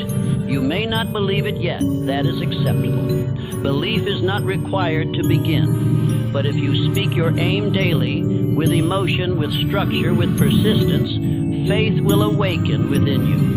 It will rise like a fire, first small, then blazing, and soon nothing will shake it. This is not theory. It is the experience of every man who has transformed his life. Let me issue a warning. Faith must be guarded, for it is easily stolen by voices of failure, by memories of defeat, by the laughter of doubters. One seed of doubt, if allowed to grow, can poison the entire harvest. You must defend your belief as a warrior defends his fortress, fiercely, daily, with no apology. Recall Henry Ford. He was mocked, resisted, and told repeatedly that his vision was impossible. But he held to his plan with faith so complete that no engineer, no critic, no banker could sway him. And in time, his faith became fact. The motor car, the assembly line, the millions in riches, all began in thought and were powered by belief. You may say, I've failed before. So did Ford. So did Edison. So did Carnegie. But they did not stay failed. They transmuted defeat into fuel. And you must do the same. You must take every disappointment and hammer it into conviction. For the man of faith uses failure to prove himself, not to disprove his vision. Every morning, before you check the world's noise, speak your definite chief aim aloud. And every night, before sleep, speak it again. Let the sound of your own voice plant certainty in your subconscious. Do not recite it passively. Say it with emotion. Say it with conviction. Say it as if the outcome is already known, because it is. Say this with me. I have faith in myself. I have faith in my plan. I have faith in the law that thought becomes reality. Do not merely speak this. Memorize it. Repeat it until it becomes part of your inner voice. Let it replace every fear that once spoke against your dream. Let it drown out every memory of lack. Let it become the dominant thought in your mind. Why is this so powerful? Because the subconscious does not know the difference between what is real and what is vividly imagined. It accepts what is repeated. It obeys what is emotional. It acts upon whatever is impressed upon it consistently. And so, by the law of repetition, faith becomes fixed, and riches must follow. This is how the sixth sense is awakened, the invisible link between you and infinite intelligence. You do not force it. You do not summon it with ritual. You build it with faith. And once faith is established, guidance flows. Intuition sharpens. Ideas flash. Doors open. And life begins to obey you because you are no longer divided. Say again. I believe that all riches I seek are already mine in substance. I believe my actions are drawing them into form. I believe no force can stop what is backed by decision, desire, and faith. If you do not yet believe this fully, that is all the more reason to repeat it. Speak it until your inner voice echoes with power, until your eyes reflect certainty, until your very posture changes. This is how the rich think. This is how they move. This is how they attract wealth, not through labor, but through law. You have the ability now to do what few men ever do, to take possession of your own mind and instruct it to build your fortune. It does not require more education. It does not require approval. It only requires that you declare the right idea, repeat it with belief, and persist until all doubt is burned away. You are not merely trying to get money, you are training yourself to become the man money obeys. And that begins with thought. That begins with faith. That begins now. Faith without a plan is spiritual chaos. It is like a horse without reins, a ship without a rudder, a seed thrown on stone. You may possess desire, you may burn with faith, but until you take that flame and forge it into a plan, you will drift, you will delay, and money will remain a stranger. Riches respond not to raw energy, but to energy organized. You would not build a house without a blueprint. You would not construct a bridge without structure. Yet men attempt to build fortunes with nothing but excitement and hope. That is why they fail. That is why they quit. They begin without a system. They start without order. They move without knowing where. Understand this now. Organized planning is the machinery of wealth. It is how the invisible becomes visible. It is how thought takes form. It is how ideas become income. Your plan does not need to be perfect. It does not need to be complete, but it must exist, and you must begin moving on it today. Take your definite chief aim. Now ask, what steps must I take to bring this into form? What value must I produce? What alliances must I form? What knowledge must I acquire? What hours must I devote? Write it all down. Break it into months, then weeks, then days. This is how a man prepares the soil for his harvest. Let me offer you a warning. Procrastination is the tool of the devil. It does not come with a horn or a tail. It comes dressed as logic. It says, wait. It says, not yet. It says, let's think about it more. And if you listen, your fortune dies unborn. If you permit it, your plans are buried before they breathe. I say to you, begin immediately, not when you feel like it, not when the weather is right, but now. Begin poorly if necessary. Begin clumsily. Begin without full knowledge, but begin. Action is the soul of faith. Movement creates momentum, and momentum makes miracles seem inevitable. And understand this, no great fortune was ever built alone. Every empire, every enterprise, every enduring success was born through the coordination of many minds moving in harmony.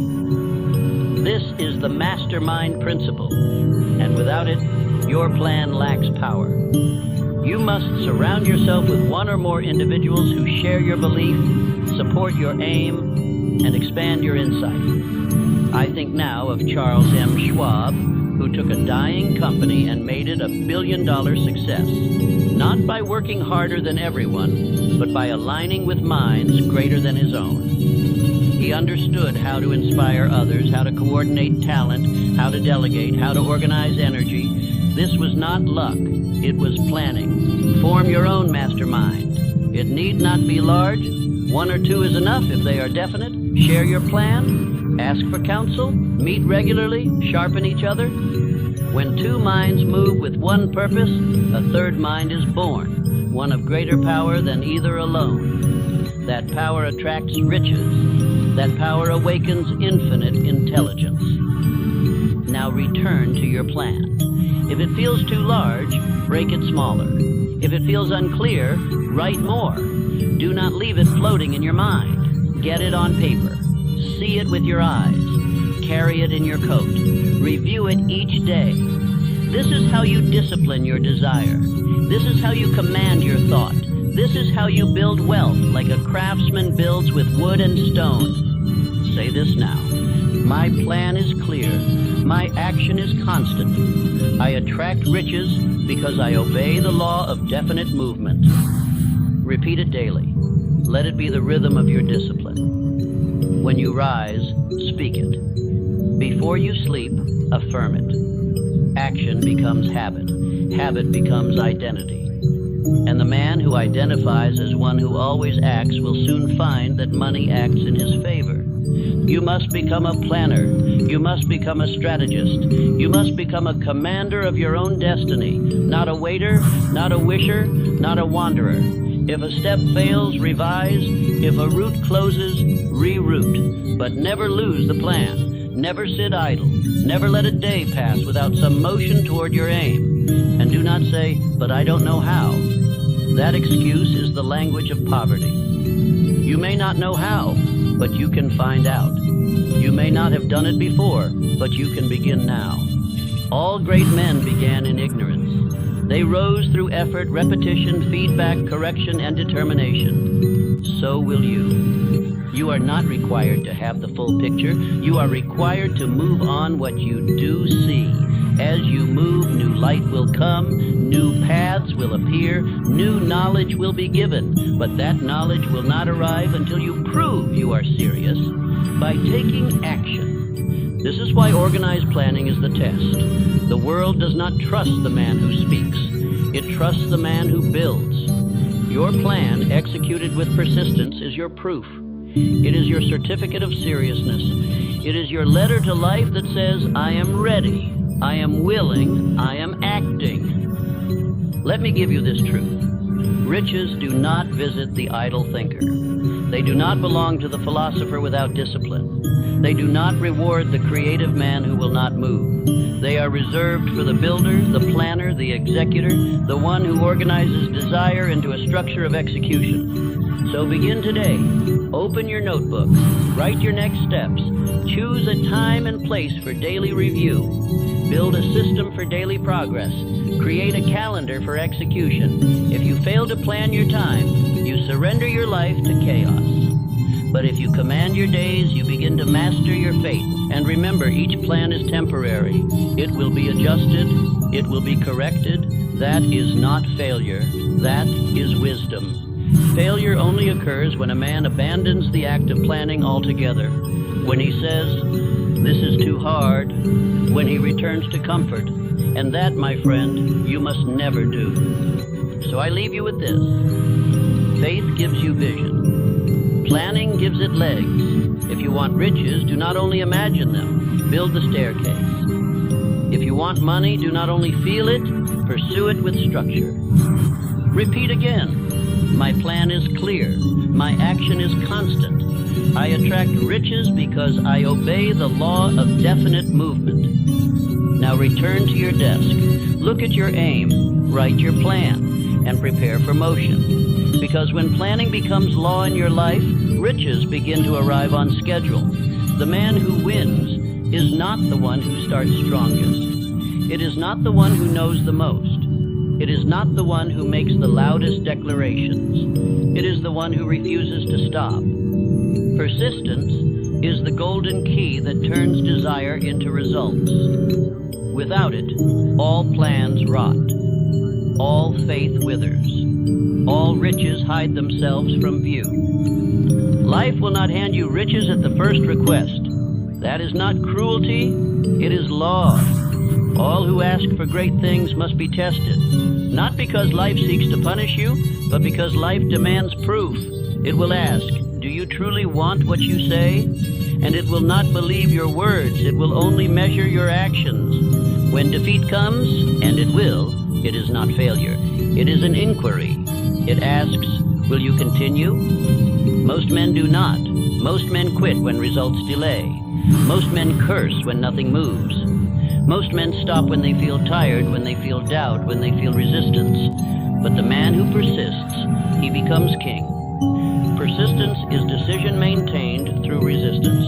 It is not a feeling, it is not a spark. It is a discipline. It is a law. It is a declaration repeated by action, day after day, long after the emotion is gone. The world steps aside for the man who knows where he is going and will not stop until he arrives.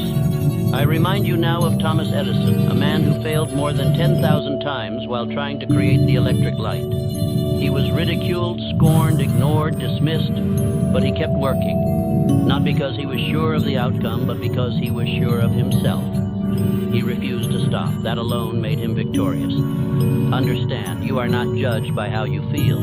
You are judged by how you persist. The man who continues without emotion will outlast the one who burns brightly and burns out quickly. Persistence is what separates those who speak from those who conquer. It is the filter of success. It removes the weak and rewards the committed. Temporary defeat is not failure unless you accept it. The greatest fortunes were built upon setbacks. Rockefeller lost everything in panic. Ford was laughed at by every financier. Lincoln lost election after election, yet all persisted. And because they persisted, they broke through. The same law will serve you if you obey it. You must create structure for persistence.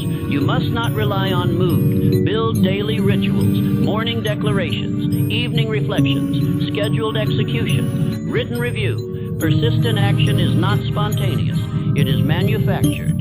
It is installed like steel rails, so that even when storms come, your train keeps moving. Read your definite chief aim aloud, daily. Read it especially when you don't feel like it. Speak it through doubt.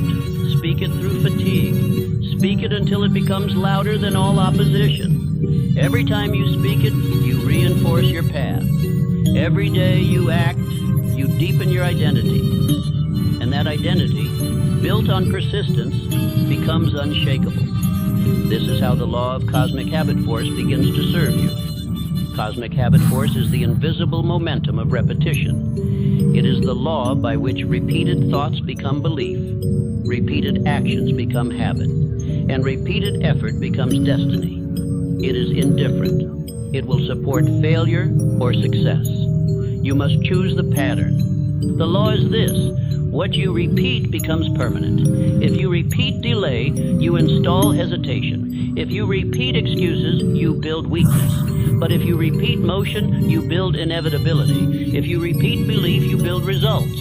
And if you persist day by day, even the most stubborn resistance will collapse. Each day you persist, you are installing the gears of wealth. You may not see them turning yet, But beneath the surface, in the invisible realm where cause precedes effect, your persistence is building bridges, aligning events, creating force. You are storing up pressure, and one day it will break loose as results, as riches, as reality. Let me give you this. Persistence does not make things easy. It makes you stronger than what is hard. That is the secret. It does not change the mountain. It changes the climber. And once you are changed, nothing outside you can defeat you. Once persistence becomes your identity, wealth becomes a matter of time. Say this with me. I persist until I succeed. I am unmoved by defeat. I will have the wealth I demand, or I will die in pursuit of it. Repeat that daily.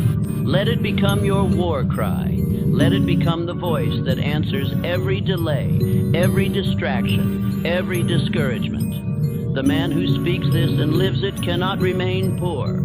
Persistence will offend your comfort. It will strip you of laziness. It will demand your full effort, your full presence, your full discipline. But it will also reward you with the kind of life most men never taste.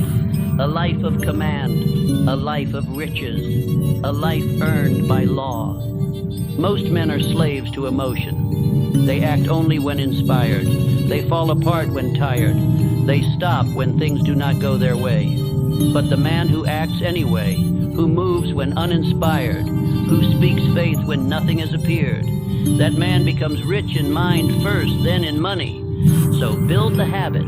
Show up daily, work your plan, say your affirmations, move forward without needing applause, and soon persistence will no longer be something you do, it will be something you are. And once you are a persistent man, riches cannot leave you alone. Now rise, review your aim, and act. Do not wait, do not wish, do not delay. Move, even if slowly. Speak, even if doubted. Build, even when tired.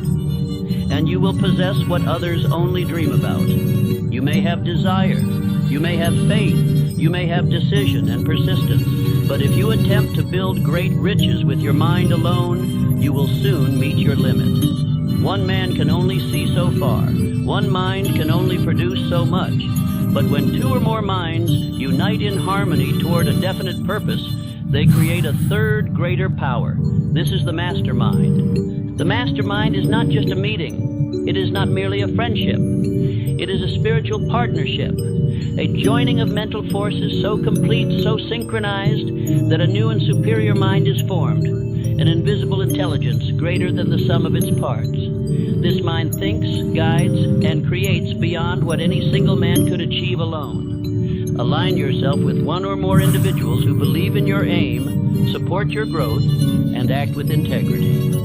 Do not share your plans with the weak-minded, the jealous, or the drifting. Associate only with those who are definite, who move, who speak life into your vision, who hold you accountable to your greatness. It was Andrew Carnegie, the Steel King, who first revealed this principle to me. He did not build his empire alone. He surrounded himself with specialists, with thinkers, with executors, men whose talents differed from his, but whose aim aligned with his own. Through this mastermind, he channeled power that no one man could possess.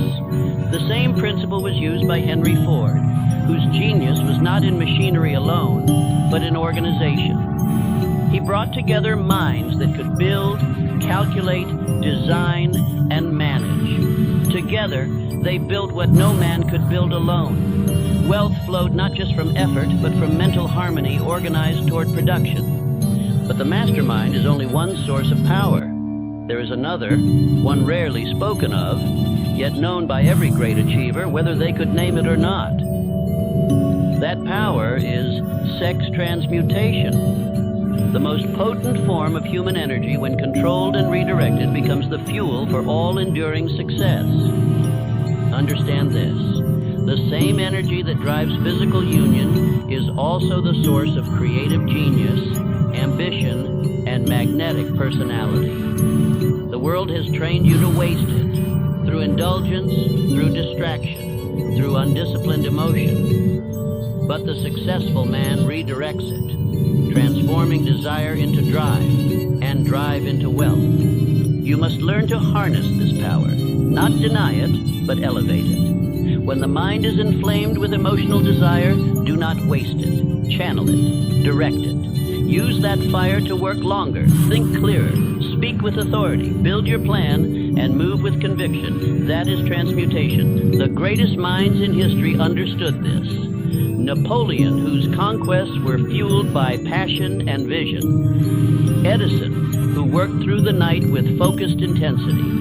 Lincoln, who turned emotional pain into moral power. None of them were cold men. They were controlled men. Control does not mean suppression. It means direction. Take the most powerful emotional current within you and point it toward your chief aim. Let it move your body to action. Let it energize your voice.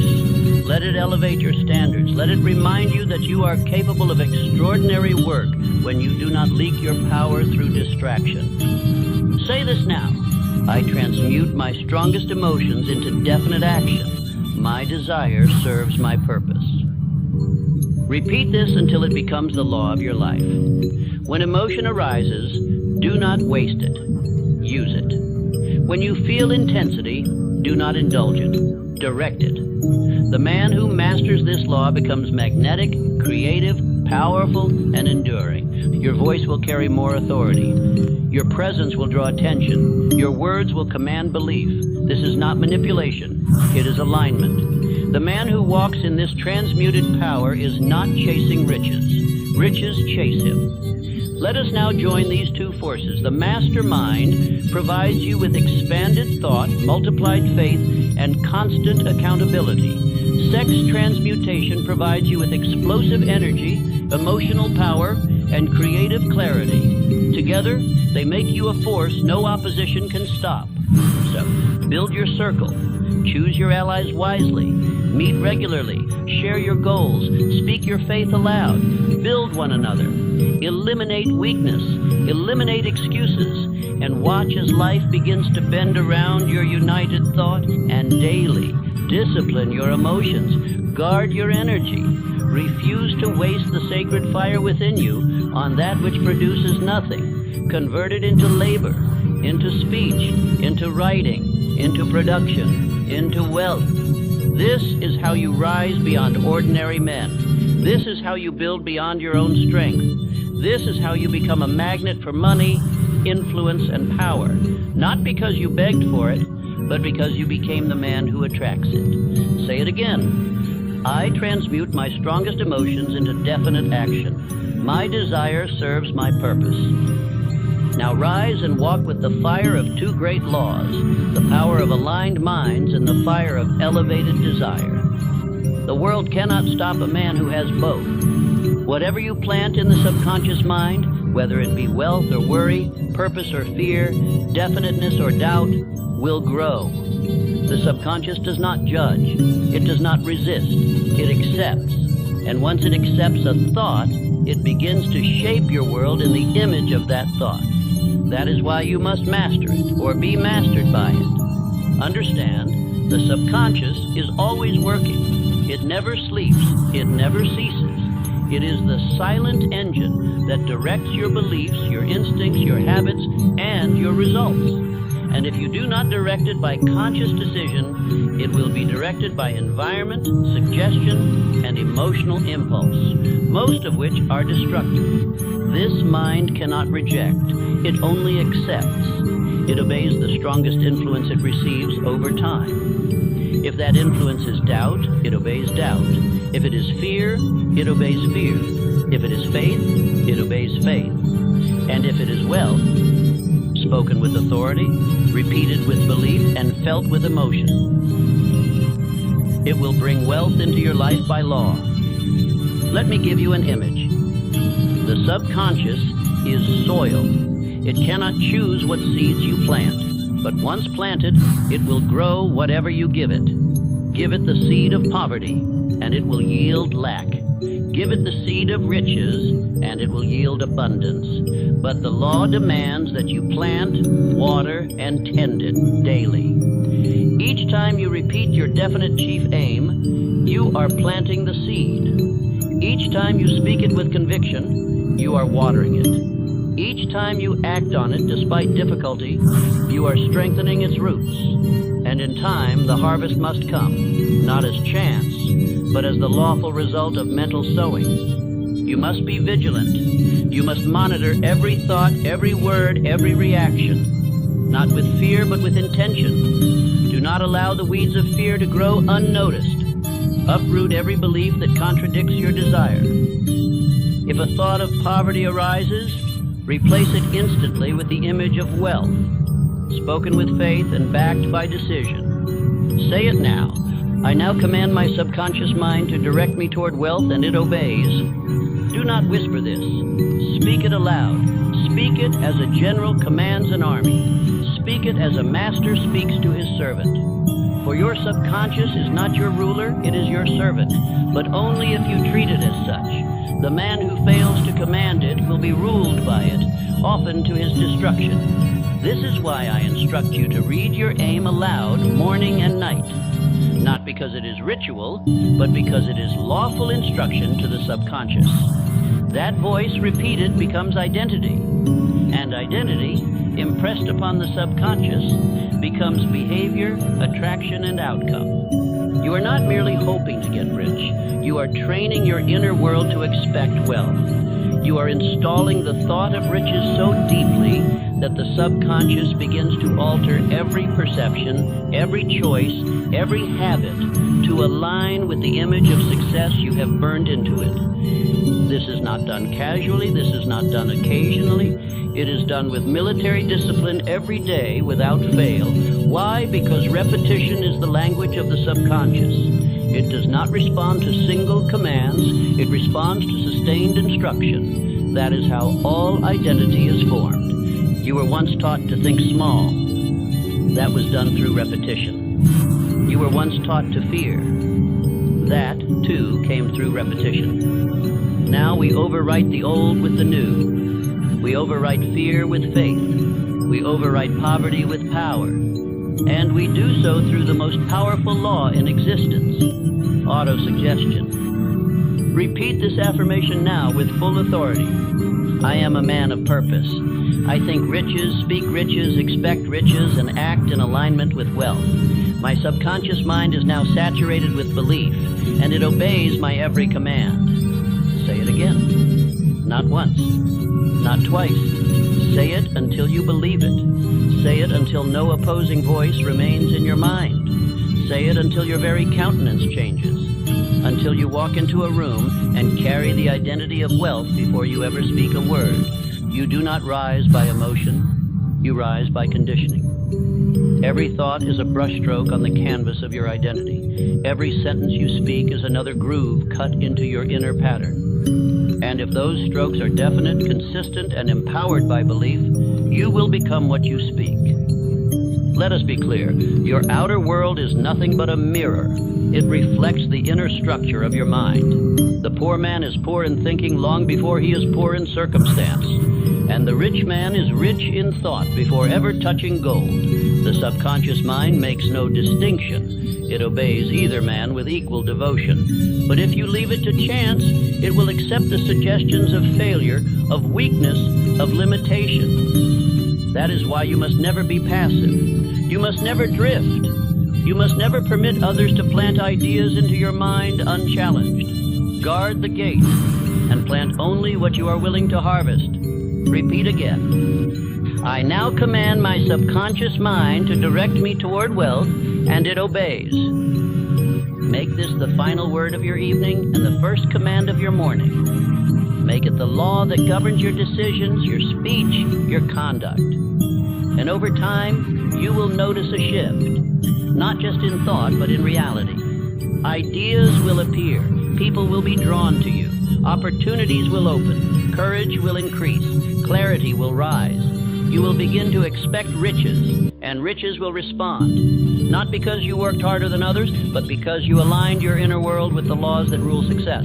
This is not magic. It is not luck. It is law. What you impress upon the subconscious with emotion and repetition, you express outward with power and certainty. The mind is master.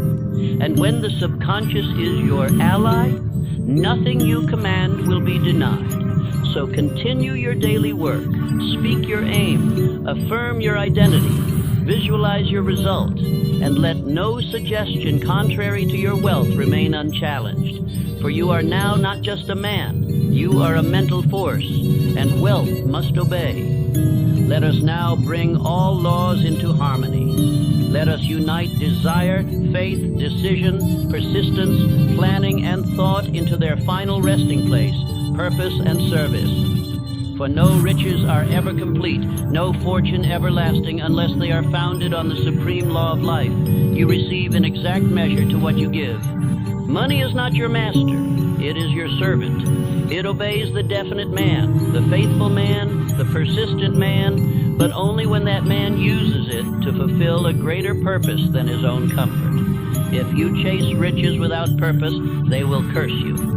If you seek wealth without service, it will turn to ash in your hands. The man who commands money must first command value, and value means service, not servitude, not begging, not manipulation, but conscious, intentional rendering of more benefit than you are paid for. This is the forgotten law. The man who gives more than expected will soon be paid more than imagined. I speak now to your soul. You were not created to consume. You were not born to hoard. You are here to contribute, to expand the good, to multiply benefit, to create systems, goods, and services that elevate others. And when you align your riches with service to mankind, you invoke the highest law. Let us remember Elbert Hubbard, who declared, "Get rich, yes, but render more service than you are paid for." That is the secret. That is the source. That is the gateway to permanent wealth. When you give without limitation, so long as it is attached to a definite chief aim, life must return it multiplied. Ask yourself now, what is my purpose? What will I use my riches for? Who will benefit from my abundance? How will I use my time, my energy, my resources to advance not only my name, but the lives of others? Let this be the question that guides your strategy. Let this be the fire behind your action. You are not here to escape bills. You are here to build bridges. You are not here to impress men. You are here to inspire generations. You are not here to accumulate. You are here to multiply value through inspired effort. This is the final transformation. The poor man thinks of himself. The rich man of purpose thinks of the world. He does not calculate only what he earns, but what he contributes. He does not fear what he spends, but what he wastes by not using his wealth for good. Here is your final test. Can you say aloud with conviction, "I demand unlimited wealth because I have unlimited value to give"? Say it now. And if it stings, if it feels untrue, then you have not yet uncovered your deepest reservoir of power. You must expand your capacity to serve. You must think bigger, move faster, render more, dream broader, deliver more value than any man in your field, and do it without excuse. Say this also: I am the master of money. I am the servant of purpose. This keeps your riches aligned. This protects you from greed. This safeguards your character.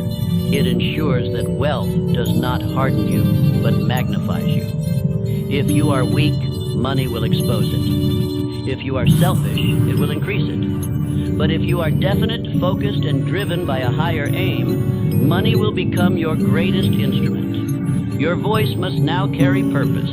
Your actions must radiate intention. Your reputation must become one of excellence, over-delivery, and certainty. And your entire identity must say to the world, "I am here to build something greater than myself."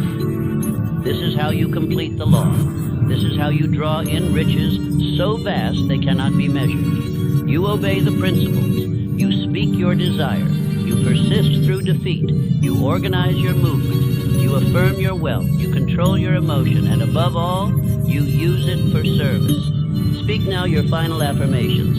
I live with definite aim, relentless faith, and constant action. Riches are drawn to me as surely as the river flows to the ocean. I demand unlimited wealth because I am prepared to give unlimited value. I no longer chase money. I attract it because I have become the man who commands it through purpose, discipline, and obedience to law. These are not poems, these are not hopes, these are mental blueprints. Repeat them until they become your law, until every thought, every step, every plan aligns with them. And when you do, you will no longer be trying to succeed, you will have become success itself. And now, your final command. If you know what you want, if you've written it down, if you speak it aloud with belief, if you persist when others quit, then let the world try to stop you. Let circumstance rise against you. Let time delay and critics mock. For the man who moves with definite purpose is a force that cannot be denied. And when you become that man, you will attract so much money. You will not even be able to spend it all. Now go and build.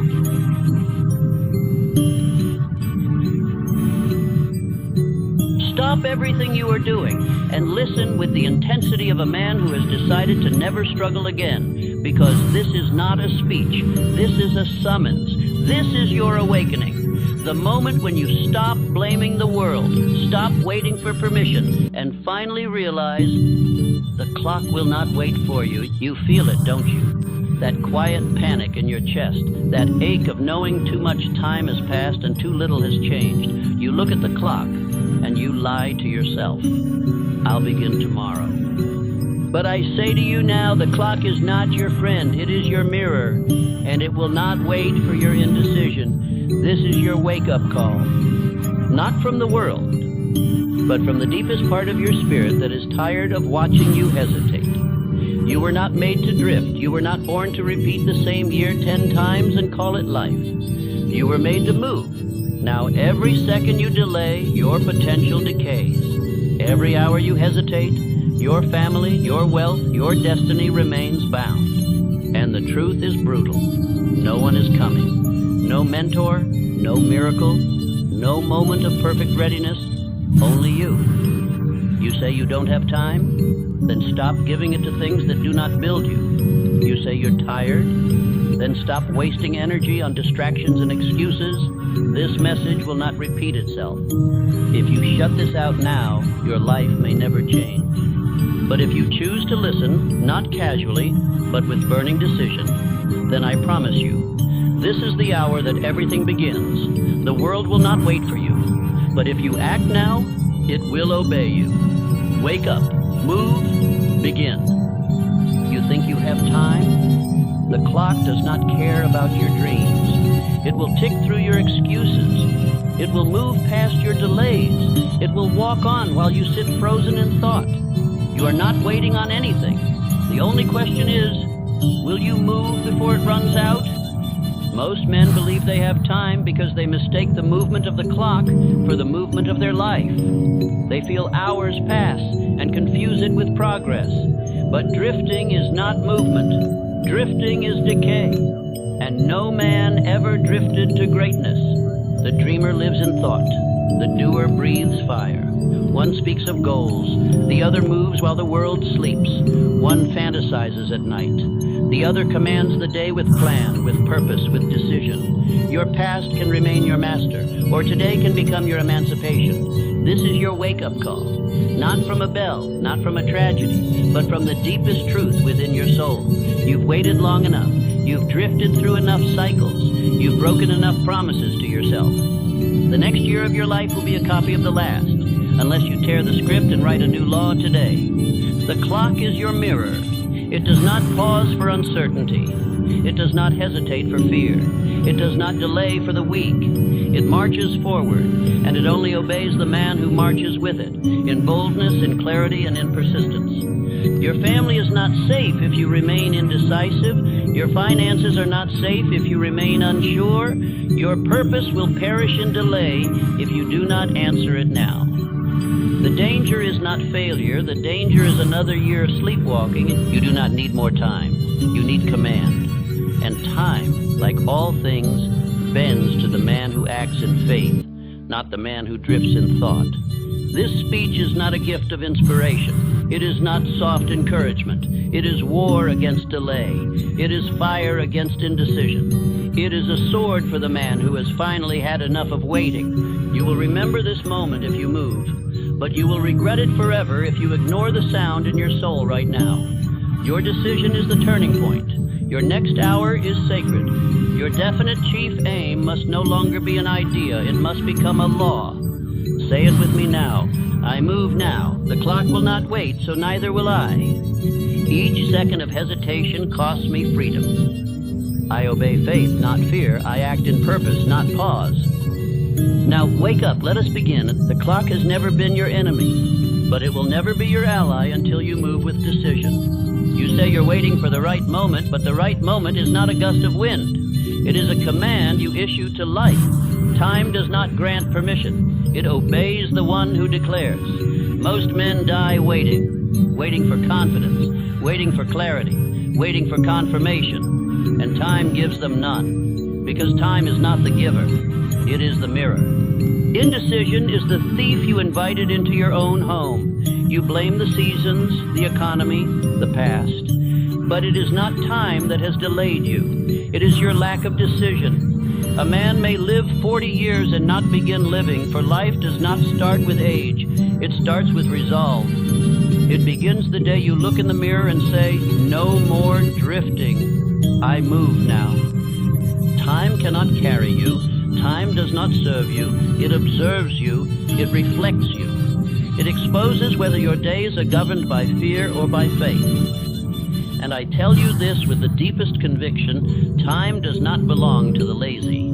Time belongs to the man who makes it bow through clarity of aim and boldness of pursuit. You are not behind because time passed you. You are behind because you paused for the approval of men. You hesitated for fear of what might happen. You drifted in the fog of maybe. But the man who commands results does not wait for agreement. He moves in obedience to his calling. You do not need more years. You do not need another calendar. You need a chief aim so definite, so burning, so immovable that it bends the hours into obedience. You must write it. You must speak it. You must live by it until your life takes on its shape. What is drifting but unconscious delay? What is stalling but the polite cousin of cowardice? What is waiting but the refusal to act in the face of truth? You are not stalled by the world. You are stalled by the absence of a command within. I say to you now, speak that command. Decide the direction. Fix your gaze. You do not rise by fortune. You rise by definiteness. The man who moves with no aim is not moving. He is being moved. And every hour he passes, another man with clarity builds what he postpones. Andrew Carnegie once placed a test before me. A question that would alter the next 20 years of my life. I had 60 seconds to decide whether I would devote myself to a mission without any guarantee of wealth, applause, or reward. I decided in under 20, and that moment birthed an empire of ideas that has touched the lives of millions. Not because of talent, not because of wealth, because of decision. Do not tell me you are unsure. That is a lie you have repeated long enough to believe it. You are not unsure. You are untrained in decision. You have not practiced the muscle of immediacy. You have entertained fear too long. But today, that chain must break. Time waits for the man who moves. Time opens its gates to the one who acts. The man who decides becomes a magnet for power, for people, for provision. But the man who hesitates shall be left behind, not by others, but by his own soul. Drifting is not freedom. Drifting is prison without bars. It is a life lived in circles while the clock laughs. You have listened to the whispers of later long enough. You must now become deaf to delay and obedient to decision. Let us build a new rhythm now, one where thought is not just reflection, but initiation. One where hours are not lost to distractions, but invested in dominion. One where you no longer count the days, but command them. Stand now and write your definite chief aim. Let it be your daily commandment. Speak it aloud in the morning when your spirit is strongest. Repeat it before sleep when your subconscious stands ready to receive. Do not be vague. Do not say, I want to be successful. That is the language of the defeated. Say instead, I shall build this. I shall become this. I shall do this. And nothing shall stop me. And when you say it with the force of a man whose future depends upon it. Because it does. Because no more time can be given to the man who does not govern what he already has. Let every delay die here. Let every excuse be buried beneath the weight of your new decision. Say this with me now. I am not late. I was indecisive. I now choose. Time is not the problem. My movement is. I do not drift. I decide and move now. This is not rhetoric. This is not encouragement. This is command. If your mind accepts it, your life will rearrange to match it. Time has not abandoned you. It has only been waiting for you to decide. The man who lives by emotion serves time. The man who lives by purpose commands it. You must decide who you shall be, master or slave. Time obeys no feeling. It moves for no fear, but it will bend to the will of the man who dares to be definite. Look at your hours. Do they serve your mission, or do they bleed away in the name of comfort? Do you rise with plan and motion, or do you drift into the day, carried by whatever wind touches your emotion? This is not a small flaw. It is a fatal pattern. The clock is not your enemy. It is your revealer. It does not lie. It does not flatter. It simply reflects the truth of your discipline. You may lie to yourself about your intentions, but your schedule never lies. Your time is your truth. You must now take back your hours, not with ambition, but with order, not with emotion, but with law. The man who does not guard his minutes will never own his future. You cannot build a temple with broken bricks, and you cannot build a life of power with scattered hours. Henry Ford did not become Ford by bursts of inspiration. He became Ford by ordered persistence, by treating time as sacred, by moving even when the world laughed. He did not wonder what to do when he woke. He followed a plan, a rhythm, a command. If you wish to create results like the great men of history, you must study their lives and study their clocks. You will see not laziness, but labor, not scattered hours, but structure, not vague desire, but organized demand. Begin your dominion with one sacred law. Plan the night before. Write what must be done. Wake early while the world is still asleep. Begin before doubt can speak. Move before fear finds its voice. Act before the weakness in you remembers its old excuses. Then, as the hours pass, consult your plan, not your feelings. Let your day be governed by the script you wrote in strength, not the voice you hear in weariness. This is how you build the habit of dominion. What is your time worth? If you sell it cheaply to distraction, the world will reward you with regret. But if you consecrate it to your definite chief aim, all the riches of earth will conspire to meet you. You must say this now and say it with conviction. My time is sacred. My habits are sovereign. I do not serve the clock. I command it. Every hour obeys my definite chief aim. Time destroys the lazy, but it crowns the builder. The man who waits for motivation is not a builder. He is a beggar. But the man who commands his habits, structures his hours, and moves with purpose, this man cannot be stopped. Ask yourself, what would happen if you repeated this discipline for 7 days, for 30, for 90? What empire would be forced to rise around you? It is not more ideas that you need. It is not more opportunities. It is ordered obedience. Relentless alignment between what you say you want and what you do in the dark hours when no one is watching. For it is there, in those hours, that success is forged, not in public, but in private, not in noise, but in silence, not in feeling, but in repetition. You will never outgrow the need for discipline. You will never reach a point where you no longer need to guard your time. In fact, the more power you gain, the more ruthless you must become in how you use each hour. You must now walk like the man you wish to become. Speak like him, rise like him, build like him. For every step you take in obedience to purpose is a message sent to time itself. This man cannot be stopped. The clock watches. It waits. It keeps moving. But you can move faster if you move with direction. Let others waste their days in complaint. Let others drown in their emotions. Let others serve the tyranny of comfort. But not you. You were not built for ease. You were not born for drift. You were forged for greatness.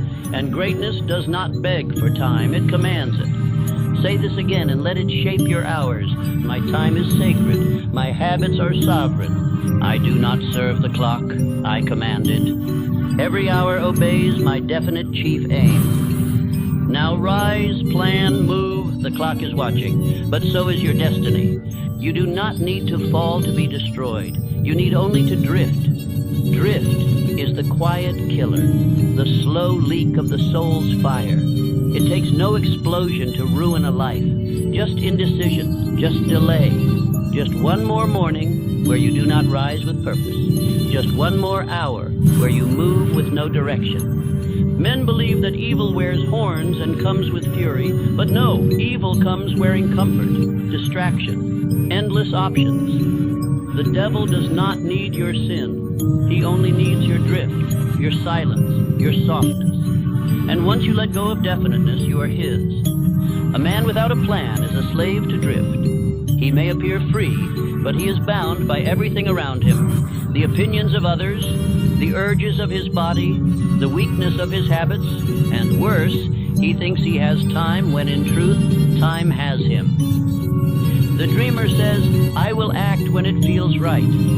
But the doer knows that feelings are liars. That comfort is the enemy. That movement must be made while the fire is faint, or it will never burn again. Drift always begins as delay, then it becomes death.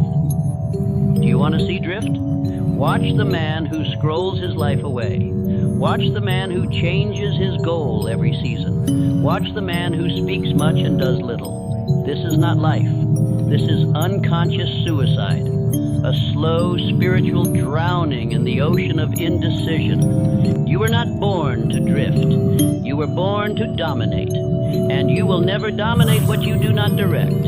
You must take your mind back from the chaos. You must fix it on one target, one aim, one demand, and you must not move until that aim bends to you. I say to you now, drifting is not weakness. It is rebellion. Rebellion against your own potential. It is a betrayal of the gift that beats in your chest. You were handed breath to build, time to move, purpose to pursue, and when you drift, you spit on it all. You must now become the master of your attention. You must fix your mind like steel. Say this now. I do not wander. I do not scatter. I fix my thought on one purpose, and I pursue it with fire. Controlled attention is the antidote to drift. It is the force by which all power is summoned. Think of the river. It is water like any other. But when channeled, it turns wheels. It powers cities. It shapes the land. So too your mind, when directed, can build empires. When your attention is scattered, you may be busy, but you will never be effective. The man who gives 1,000 things a little energy builds nothing. The man who gives one thing his full energy builds a legacy. Fix your mind. The rest will follow. You must destroy every habit that feeds your drift. You must kill distraction like a pestilence.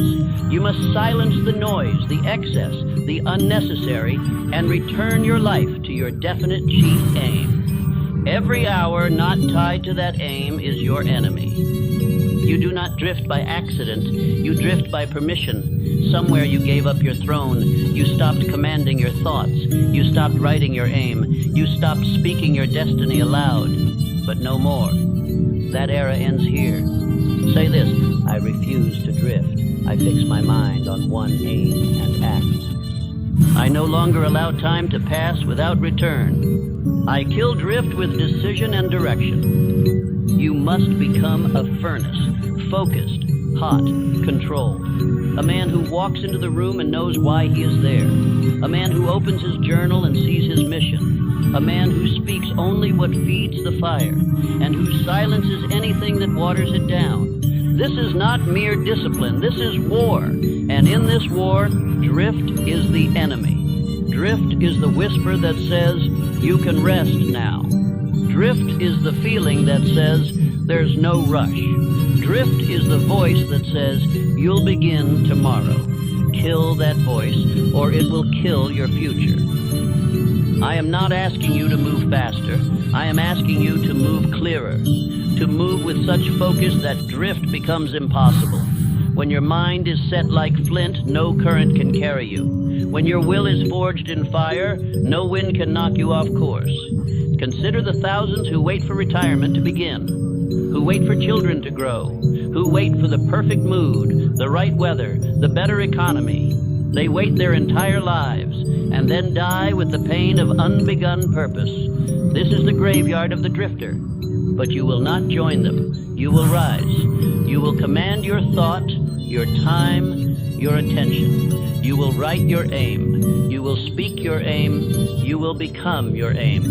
And so I ask you now, where is your attention? Where does it go when you rise? Where does it return when you sit in silence? If it drifts, anchor it. If it scatters, bind it. If it forgets, remind it. For your mind is the captain or it is the prisoner. One fixed aim is worth more than 1,000 ideas. One definite direction is more powerful than a library of options. Be narrow, be clear, be ruthless with your focus. This is how you kill drift. This is how you build empires. Repeat this until it echoes in your bones. I refuse to drift. I fix my mind on one aim and act. I no longer allow time to pass without return. I kill drift with decision and direction. Let this part of your life be named the end of drift. Let your actions now make drift ashamed it ever visited you. Let your days now speak the name of purpose with such power that nothing casual can survive around you. You are not weak. You are not broken. You are not trying your best. You are either definite or you are not. Decide, commit, execute. Drift dies when decision becomes a daily law. There is a law that moves faster than time itself. It is not found on calendars. It is not governed by clocks. It is not slowed by the fears of men. It is called faith. And when it is born in the soul of a man, he is no longer restrained by appearances. He begins to move by vision. Time obeys faith. The man who waits for proof stays poor. But the man who moves by inner certainty causes the world to yield. Faith is not wishing. Faith is not hoping. Faith is seeing the invisible so clearly that it becomes inevitable. You have been told that time heals, that time brings results, that time will change things. But that is false.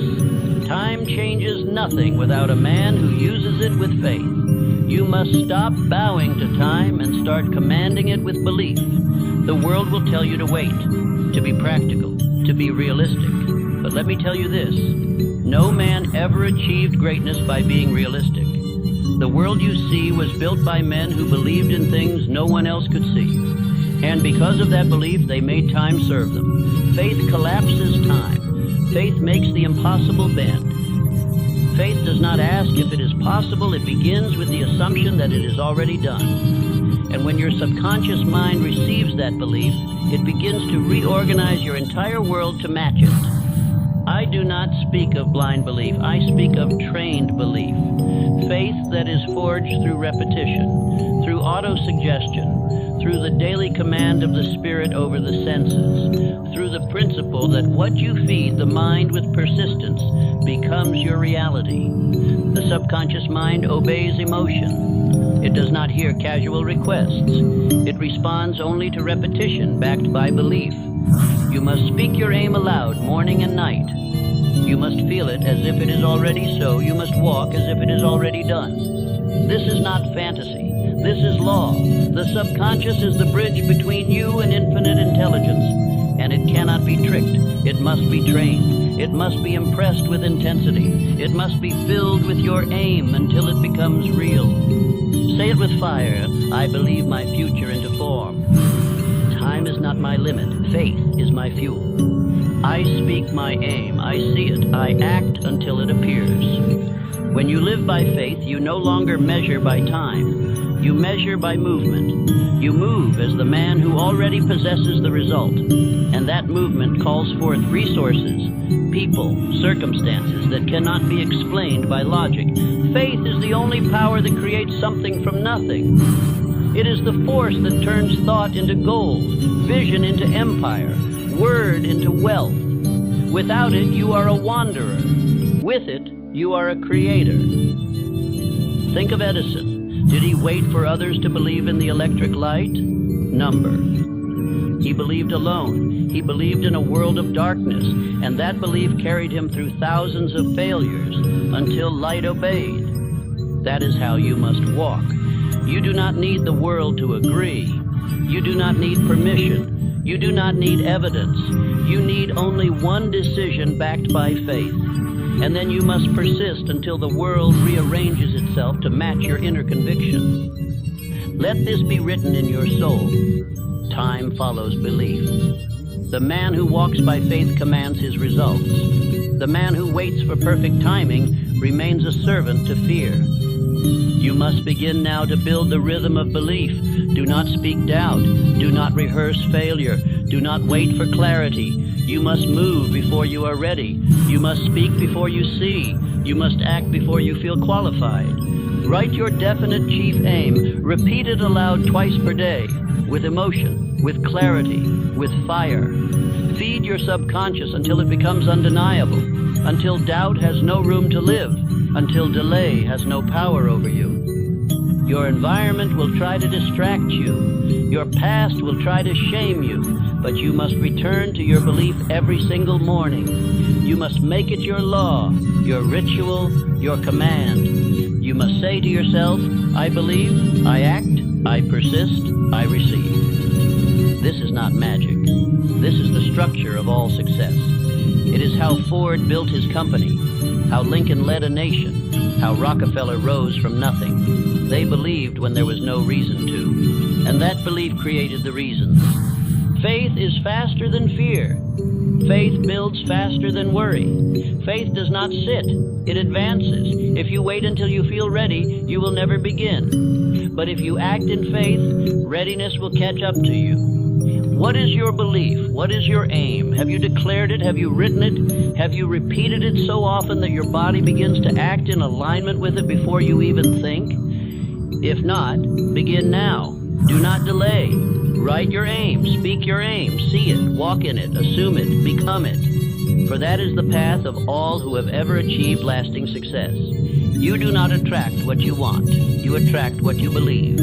Your life is a reflection of your dominant thought. Your circumstances bend to the thoughts you repeat most often. So what are you repeating? You must now take command of your inner speech.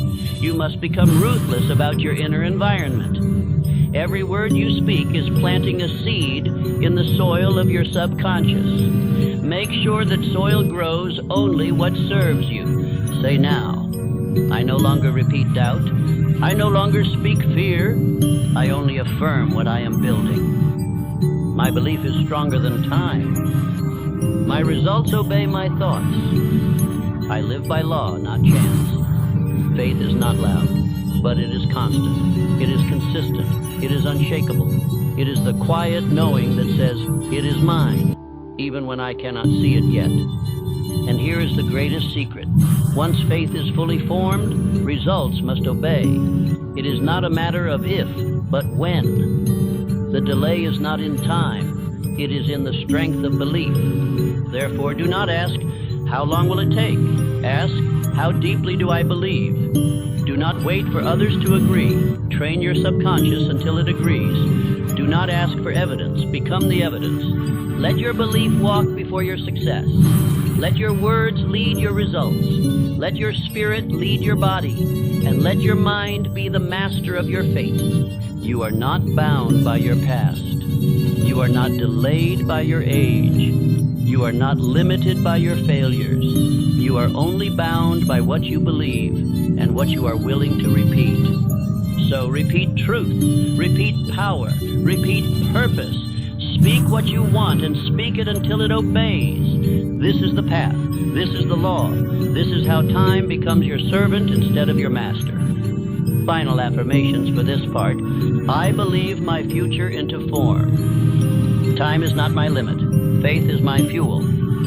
I speak my aim, I see it, I act until it appears. This hour is not small, it is sacred. For what you do in this single moment echoes into the future of your family, your name, your legacy. You may think you are simply deciding how to spend your morning, but in truth you are writing your history. The world remembers only one kind of man, the man who finished what he started, the man who built when others waited, the man who chose sacrifice when others chose sleep. And you must now decide, will you be that man? Cosmic habit force does not reward your intentions, it rewards your patterns. Whatever you repeat becomes your life. Whatever you rehearse in thought, in action, in belief, this becomes the house your family must live in. You are not just living your life. You are building a template for those who come after you. If you rise late, drift often, quit quickly, your children will too. But if you live in purpose, in daily command, your descendants will walk the path you paved. You think the hours you waste belong to you. They do not. They belong to your lineage. Every moment you spend in fear becomes a legacy of fear. Every hour spent in faith becomes a legacy of freedom. There is no neutral ground. Every thought either builds or breaks. Every habit either lifts or lowers. Every decision either advances or delays the destiny of those who will one day bear your name. You must now act with legacy in mind. Ask yourself, if my son copied my morning, would he rise in power or stumble in weakness? If my daughter repeated my self-talk, would she speak with confidence or echo the voice of fear? The greatest men do not think in hours, they think in generations. They know that the impact of their actions will outlive their breath, and so they live not just for themselves, but for the 1,000 yet unborn. You cannot pass down wealth if you never learned discipline. You cannot give your children confidence if you never mastered your own doubt. You cannot pass strength unless you live it. The inheritance of the soul is greater than silver. The legacy of discipline is more powerful than gold. And the man who builds his day in purpose builds a dynasty, even if he starts with nothing. There is no future in drifting. There is no peace in comfort. There is no wealth in waiting. But there is greatness in daily, deliberate, disciplined action. That is the only law time will ever obey. Your family is watching you, whether they are born yet or not. They are watching to see if you will rise. They are waiting to see if someone in the bloodline will finally build something that lasts. And I say, let it be you. Let your name become a symbol of greatness.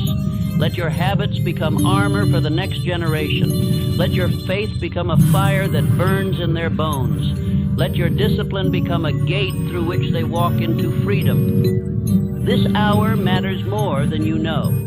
This moment is not about checking a box or feeling productive. It is about shifting the course of your entire lineage. It is about reclaiming the power that drift and fear have stolen for decades. If you waste this hour, you may still survive, but your greatness will not. And your children may never taste the fruits of the tree you were born to plant. So plant it now. Plant it in silence. Plant it in repetition. Plant it in action. Let this be the hour where everything turns. Let this be the hour you began to live as if your bloodline depended on it. For it does. Say this aloud and imprint it on your mind. My habits build the house my family will live in. I act today not for comfort, but for inheritance.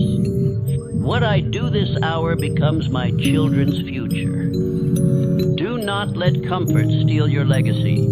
Do not let fear silence your discipline. Do not let distraction take the place of your definite chief aim. Rise earlier than your excuses. Move before the world wakes. Build in silence what your family will one day thank you for. Your environment may not understand.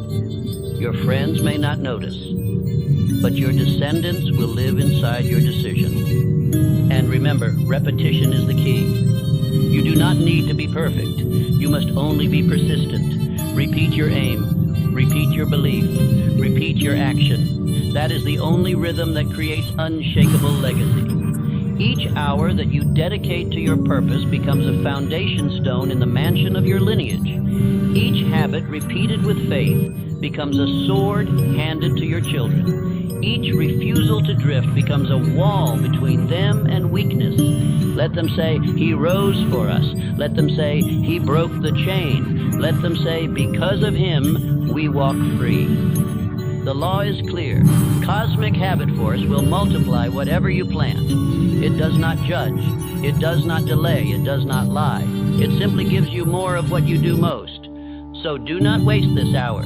Turn it into a weapon. Let this moment become a monument, not because it was easy, but because you made it count. Say this again and again. My habits build the house my family will live in. I act today not for comfort, but for inheritance. What I do this hour becomes my children's future. You do not need permission to begin. You do not need applause to persist. You do not need the world to understand. You need only the courage to act, the discipline to repeat, and the fire to finish.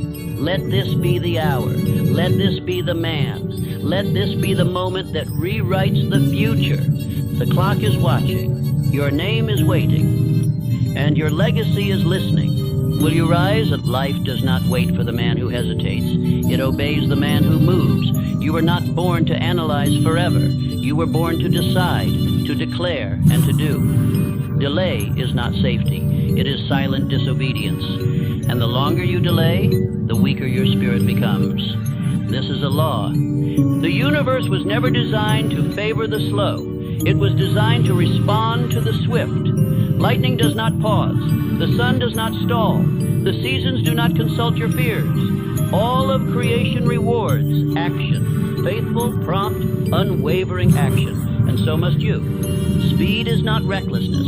It is spiritual alignment. It is the act of obeying what you already know to be right, without consulting your weakness for permission. It is a man moving the moment truth speaks. It is the habit of listening to purpose, not comfort. Success moves toward the man who makes room for it. And the man who acts immediately upon his purpose creates a vacuum so powerful that results must rush in to fill it. Indecision is clutter. It repels good fortune, but decisiveness is a cleared runway for success to land. Ask yourself now, how often have I known what I needed to do, but delayed until the door closed? How many times did hesitation rob me of my moment? If you are honest, you will find that most of your losses did not come from ignorance, but from delay. The law is simple. He who obeys quickly receives fully. He who doubts drifts, and he who drifts decays. The world is full of men with plans and dreams and visions they never moved on. But the kingdom of wealth and greatness belongs to the man who moves. A definite decision made today carries more power than a perfect plan that takes a year. Why? Because infinite intelligence flows through action, not over-analysis. Thought without execution is a betrayal of your own potential. Action activates providence. This is not theory, it is law. The man who chooses a definite chief aim and moves upon it without delay, without question, without negotiation, is met by invisible forces. Opportunities arise, doors open. The world rearranges itself to obey the decision maker. You do not need more research. You need resolve. You do not need to be more prepared. You need to be possessed by purpose. You do not need more time. You need to use the time you already have with fire, with focus, and with force. Consider the men who shaped history. Henry Ford moved when others hesitated. He was mocked for imagining a machine no one could build, but he did not wait for approval. He moved. and the world followed. Andrew Carnegie rose from poverty, not because he had a map, but because he moved with purpose. He decided to rise. He obeyed that decision daily, and that decision turned into steel, and steel into empire. Charles Schwab, young and untrained, stood before giants and made decisions they would not make. Because he moved boldly, he rose swiftly. The world rewards speed when it is built upon purpose and backed by faith. Do not ask how long it will take. Ask how quickly you will begin. The man who begins fast finishes strong. The man who waits until the wind is perfect never sails. And the man who must feel ready before he moves will die with his work unfinished. There is no miracle in delay. There is only erosion, but there is magic in momentum. The first step you take becomes the bridge to the second. And once you are in motion, doubt loses its grip. The key is speed, not of the body, but of the spirit. You must move while the fire is hot. Obey the inner signal when it strikes. The voice that says begin now is not to be argued with. It is to be obeyed. And when you obey quickly, you align with the law of acceleration. Repeat this truth. I do not delay truth. I obey it instantly. Speed is power. Purpose is fuel. I move in fire. My results multiply when my decisions are swift. Let these become the rhythm of your days, the standard of your thinking, the law of your movement. And hear me, the man who moves swiftly in purpose is not reckless. He is reverent. For nothing honors your potential more than immediate obedience to purpose. Every time you delay, you insult the power placed within you, but every time you move, you magnify it. Stop believing the lie that says you need more time. Time is not your master. It is your servant, but it will only obey you if you learn to move. The longer you pause, the more time you waste. But the man who moves swiftly redeems time. He makes up for years with days of fire. Speed is not chaos, it is clarity. It is the mind so focused on its aim that it refuses to negotiate with hesitation. It is the man so convinced of his calling that he does not need to check the weather. He simply begins. Write this down. I move immediately when purpose speaks. I obey without delay. I trust my aim. I act without pause, and therefore time obeys me. You must become the fast decision maker, the man who says, this is my aim and I shall move upon it today.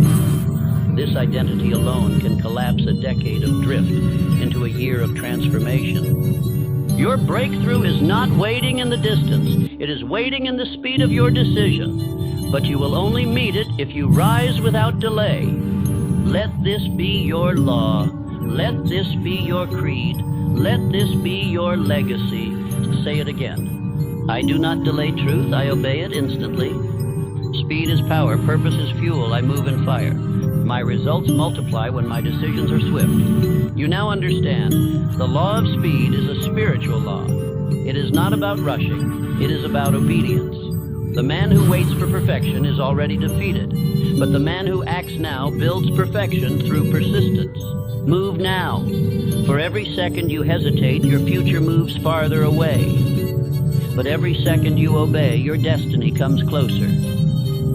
You are not meant to feel ready. You are meant to begin. If you wait until readiness arrives, you will be dead before you have lived. Readiness is not the cause of greatness. It is the reward for moving before fear gives you permission. The man who waits to feel strong will never lift what builds strength. The man who waits to feel wise will never speak the words that reveal wisdom. The man who waits to feel certain will die in a cage built by hesitation. You are not waiting on courage. You are postponing obedience. Understand this. Movement creates the man. You are not the man who becomes before you act. You are the man who acts and becomes through the fire of action. Begin in trembling if you must. Begin with no applause, no understanding, no guarantees, but begin. I speak now to the man standing at the edge of his definite chief aim, staring down into a canyon of uncertainty. You say, I'm not ready. And I say, the moment you begin, you will be. You say, I need to know more. I say, knowledge grows with obedience. You say, what if I fail? And I say, what if you don't begin? All great men began before the path was lit. Barnes climbed aboard a freight train with nothing but desire and declared, I will work with Edison. He had no money, no plan, no title, but he had fire. And that fire made him indispensable. The fire that moves mountains does not begin as a blaze. It begins as a spark, a decision. That decision becomes movement. That movement becomes momentum. That momentum becomes mastery. But the first step must come before the mind believes it is ready. Do not insult your destiny by asking for certainty. Certainty is not a condition. It is a consequence. You must act your way into confidence. No man is born with belief. He builds it by keeping his word to himself day after day, even when it costs him. You were not made for safety. You were made for obedience to purpose. And purpose does not reward hesitation. It rewards the man who shows up in fear, in doubt, in imperfection, but shows up anyway.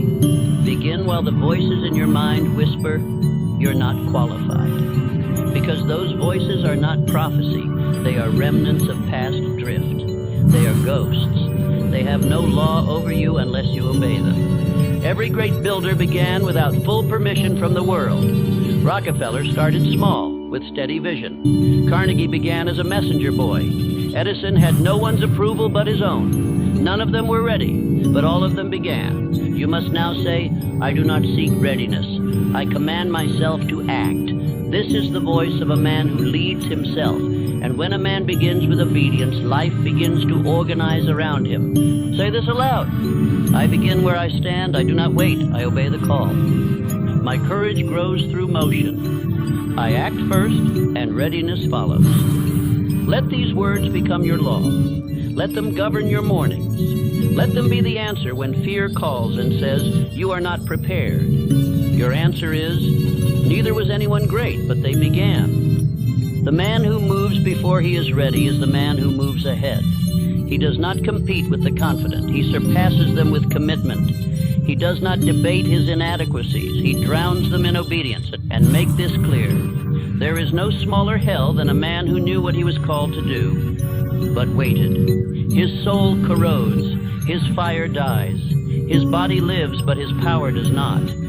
You must never become that man. Begin while your hands shake. Begin while your vision blurs. Begin while your voice trembles.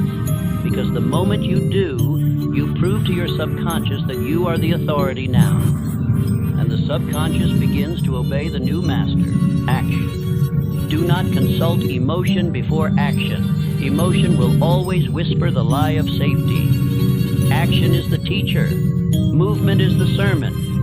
Begin and let your results instruct the world. Begin and let your sweat speak louder than your fears. Let me now speak plainly. If you do not begin today, you will begin again tomorrow in greater pain, with less belief, and with more regret. Each delay is not neutral. It is a tax on your spirit, and that tax compounds. Begin now and free yourself. Write this in your journal. I am a man of decision. I begin without permission. I do not ask the world to approve. I move as if it already has.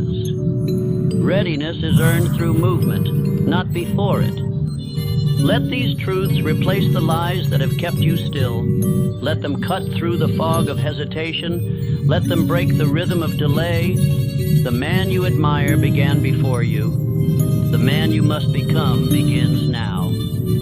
Your chief aim does not require perfection. It requires possession. You must possess your purpose so completely that movement becomes your default. Do not wait for the wind to blow in your favor. Become the wind. Begin, and the storm obeys you. And now I ask, what have you delayed that should already be moving? What idea have you imprisoned in overthinking? What goal have you rehearsed so many times in your mind that it has lost its fire? Breathe new life into it, not by thinking, but by doing. This is not theory. This is eternal law. The man who begins, builds. The man who waits, watches another man win. Say say it again. I begin where I stand. I obey now, not later. I move, therefore I become. This is your mantle. This is your law. This is the parting of your past from your future. And it begins not with certainty, but with command. This is not the moment to prepare. This is the moment to act. The time is not tomorrow, nor someday, nor later when you feel worthy. The time is now. The hour has arrived where you must decide if you will command your future or serve someone else's for the rest of your life. Do not wait for more signs. You've already been given more than most men ever receive. You've been stirred, called, reminded. The only thing left is obedience. The man who moves with obedience does not become powerful. He is powerful because action is the badge of the awakened. If you have heard these words and still do not act, understand. The next day, the next year, the next decade will echo the same emptiness you feel now. Life will not rescue you from indecision. Time will not pause for your internal struggle. It moves for no one, but it obeys the definite. This is the end of your waiting. This is the hour you write your name into the book of those who decided. From this moment, you are no longer a man of intention. You are a man of execution. Your rituals change. Your priorities shift. Your posture commands. Your words follow purpose. The great men of history were not men who had everything. They were men who used everything. They used the minutes others discarded. They used the strength they still had after they were tired. They used the power of daily repetition. And that is what made them remembered. You are now one of them, or you are not. There is no middle ground between greatness and drift. You are either the commander of your destiny or the victim of your delay. The man who rises daily to speak his chief aim aloud, to plan his movements, to act with precision, he rewrites his bloodline. You must now follow the system. Speak your definite chief aim aloud every morning and night. Write it in your own hand. Feel it burn. Repeat it until your subconscious accepts no other version of you but the one who finishes. Then act each day. Not massive leaps, but obedience. Discipline, integrity to your aim. Read your aim, speak it. Then take a single step. The day after, do it again. Build rhythm. Rhythm becomes power. Power becomes influence. Influence becomes legacy. Guard your hours. Each one is a brick. Every distraction is a thief. Every wasted conversation is a crack in your foundation. Say no to anything that does not serve the man you are becoming. Say yes to only what sharpens the direction you have already chosen. Let me ask you now, before we finish, have you truly heard what has been said? Do you remember the laws? Do you know them, not casually, but in your habits? What is the law of cosmic habit force? What does your subconscious mind obey? What is your definite chief aim? What is the difference between faith and drift? What causes delay? What cures it?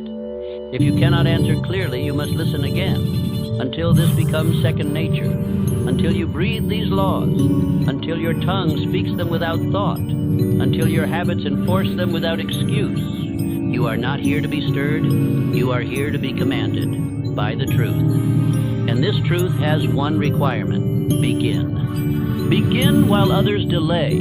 Begin while the world sleeps. Begin while the emotion is raw. Begin before you are forgotten. Begin before another year steals your hope. Begin before your children inherit your hesitation. Begin before your soul grows calloused by compromise. This is the hour, and there may never be another like it.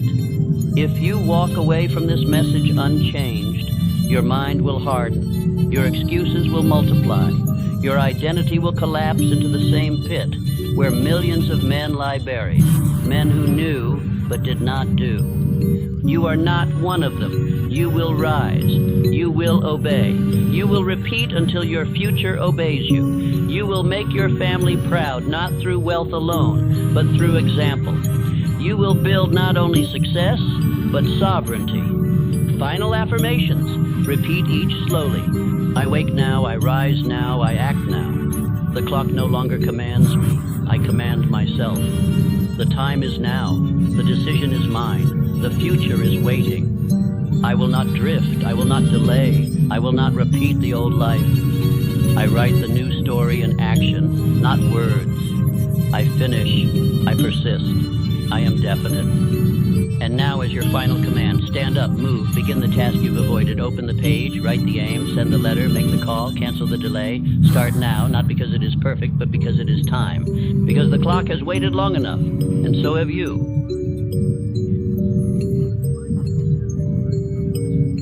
Let me speak plainly. This is not about your comfort. This is not about your dreams. This is about your bloodline, your children, their children, and every name that will come after yours. Right now, in this very hour, you are deciding if your last name will be a banner of honor or a symbol of regret. You are deciding if your lineage will feast in freedom or beg under the weight of your hesitation. Do you believe your excuses won't echo into your children's lives? Do you believe your laziness, your drifting, your fear of sacrifice ends with you? It does not. It multiplies. Your decisions today will clothe your family in either strength or shame. You are the wall. You are the floodgate. Either poverty pours through you or greatness begins with you. If you don't rise, they won't eat. If you don't build, they won't have shelter. If you don't fight, they will be forced to. This speech is not entertainment. It is war. And if you will listen, not with pride, not with ego, but with the fire of sacred duty, then I promise you, this is the moment everything changes. Sacrifice now, so they never have to. You must awaken, not for your own sake, but for those who carry your name after you are gone. You are not just a man. You are a line. You are the hinge upon which generations swing open or shut. What you build, what you believe, what you repeat with discipline will echo into your bloodline. You are not alone. You are legacy in motion. You have no right to drift when your children will be forced to carry the weight of your indecision. You have no right to spend time foolishly when they will grow up without time to dream. You are the protector, the architect, the builder of a name. If you choose weakness, you are teaching it. If you choose power, you are multiplying it. Everything you do is inheritance. The world teaches you that inheritance is land and coins and letters on paper, but the deeper truth is this. Inheritance is identity. It is belief. It is emotional response. It is confidence or cowardice. It is whether your children will rise and say, I was built for this, or whether they will tremble under the shadow of your indecision. If you are not intentional, you are planting indecision. If you are not decisive, you are teaching doubt. If you are not definite, you are modeling drift. And drift is a disease that does not end in one generation. It spreads, it multiplies, and the only way to stop it is through radical purpose. The purpose you begin today. Your children are not waiting for your words. They are absorbing your patterns. Your silence is a lesson. Your habits are instruction. Your rituals are blueprints for their future. They will inherit your structure. Whether it was built for kings or built for slaves is entirely up to you. I've seen this firsthand. A father who never set a chief aim, who never disciplined his time, his tone, or his mind. He left behind no enemies, but no weapons either. His sons did not inherit poverty. They inherited indecision. And that poverty ran deeper than coin. It touched their marriages, their focus, their very manhood. You say you love your family, then do not tell me, show me. Love is not a feeling. It is the structure you leave behind. It is the internal fortress you construct through daily action and moral fire. To love your family is to become a man of spiritual governance. I teach the principle of the cosmic habit force, the invisible law that builds your life by the habits you repeat. But this law does not die with you. It continues through your line. The rhythm of your household becomes the rhythm of their minds. If you rise early, speak truth, and act in purpose, they will remember. If you complain, delay, and drift, they will also remember. Understand, the law is not broken. It is obeyed or disobeyed. but it does not stop. You may choose the rhythm, but once chosen, it repeats, unless you interrupt it. If you were born into fear, you must birth faith. If you were raised in drift, you must raise vision. If your father lived without aim, you must live with one so clear, so fiery, so definite, that it erases the curse from the bloodline forward. What is your definite chief aim? Is it written? Is it repeated daily? Is it spoken aloud as if it were law? For if it is not, then you are leading a family without a compass. And when the storm hits, they will be tossed not because of evil, but because of your silence. You may think your life is your own, but every child in your home is borrowing your belief system. They are living in the temple or ruin you are building. There is no neutral. There is only inheritance. There is only rhythm. There is only repetition. And it begins now. Let the words be etched into your soul. I am the guardian of my family's destiny. I will not betray them through weakness. I rise today so my children shall not fall tomorrow. I think in legacy. I build in purpose. I move in fire. You must live not for comfort, but for continuity. You must measure your actions not by their ease, but by their echo.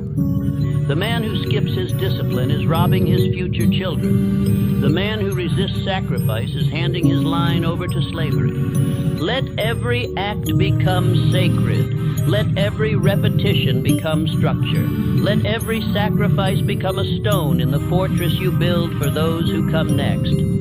And if you do this, if you rise today and tomorrow and the day after, your children will not rise in fear. They will rise in strength, not because the world changed, but because you did. Write this above your door, above your mirror, on your wall. If I do not rise with courage, my children will rise with chains. You are the hinge, the wall, the shield. Be the man your bloodline needed. Be the man history shall remember. Let us move forward. Into the next law, into the next pillar, for the weight of legacy does not crush the faithful. It awakens the obedient. You must give up something. That is the law. You cannot rise while clinging to ease. You cannot serve your bloodline while serving your pleasures. Every man who built a legacy sacrificed more than sleep. He sacrificed comfort, entertainment, distraction, and he did it with joy. The poor man asks, how can I enjoy my day? The great man asks, how can I secure their future? One lives for the moment, the other lives for generations, and wealth, true wealth, only answers the latter. Sacrifice is not suffering, it is sacred trade. You give what is temporary. You gain what is eternal.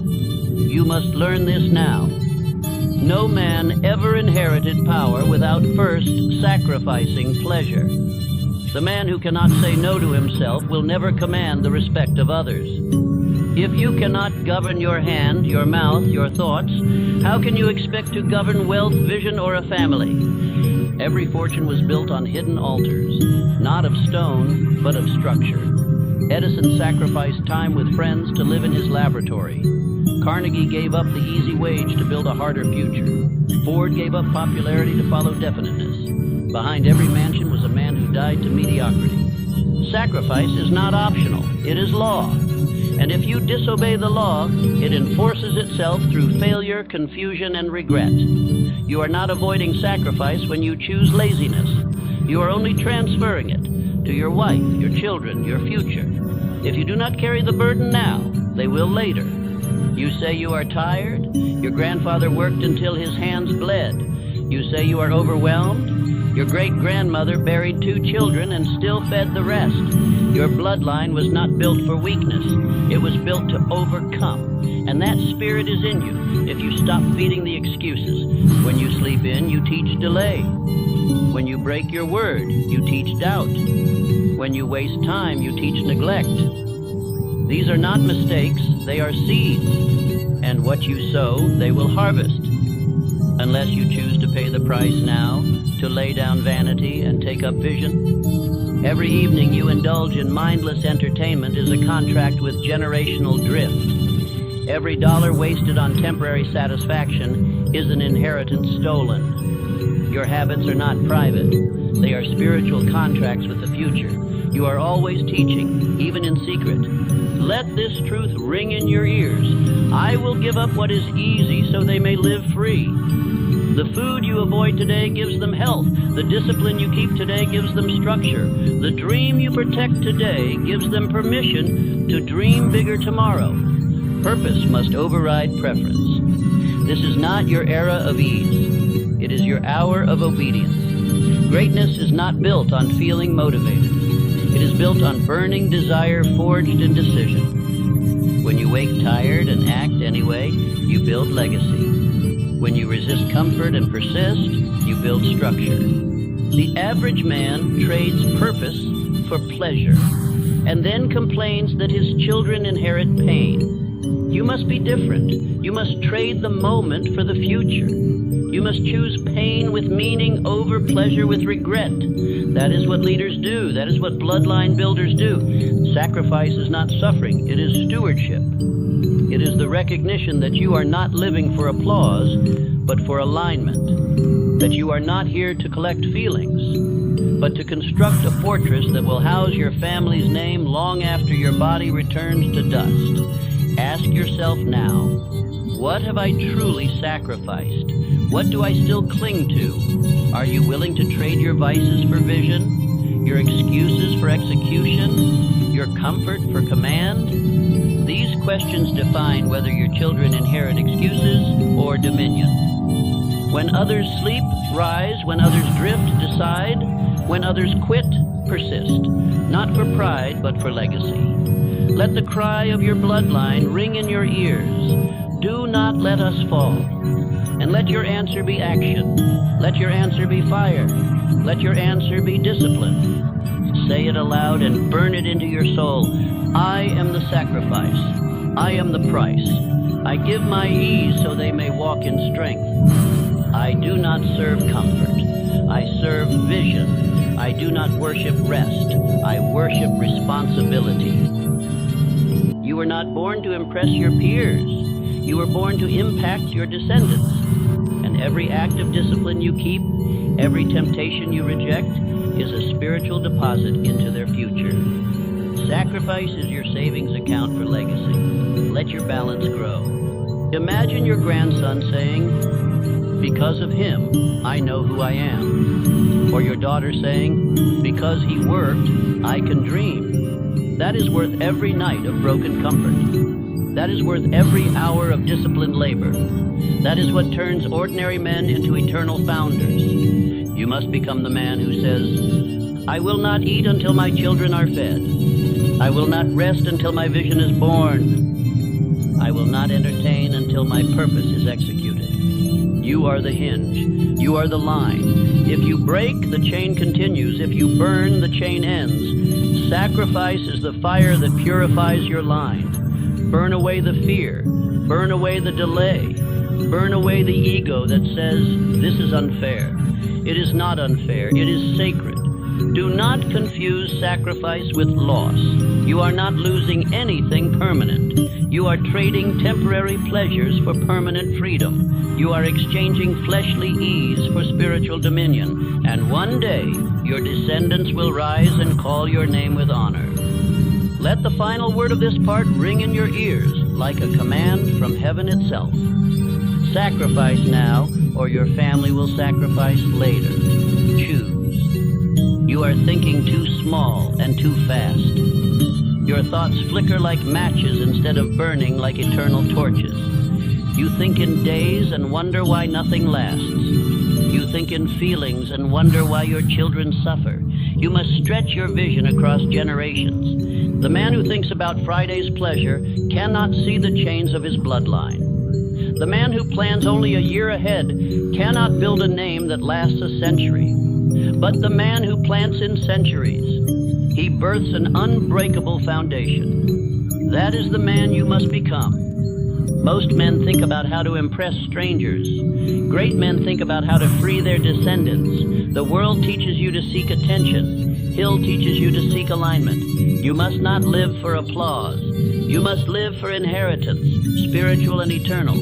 Do not waste your days trying to be seen. Use your days to build what they will stand upon. You must think beyond your own grave.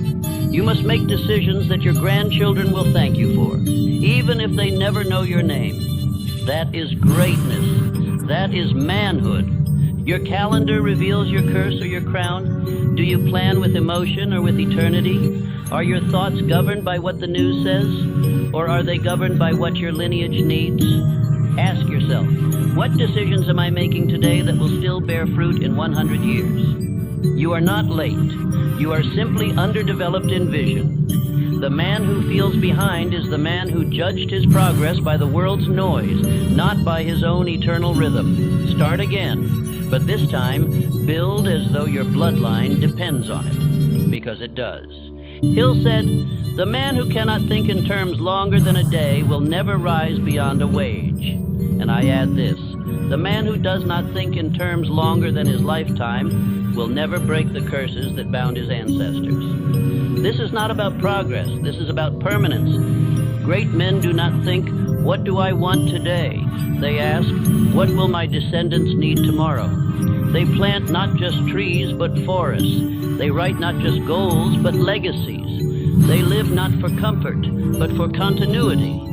You must become that man. Let us speak plainly.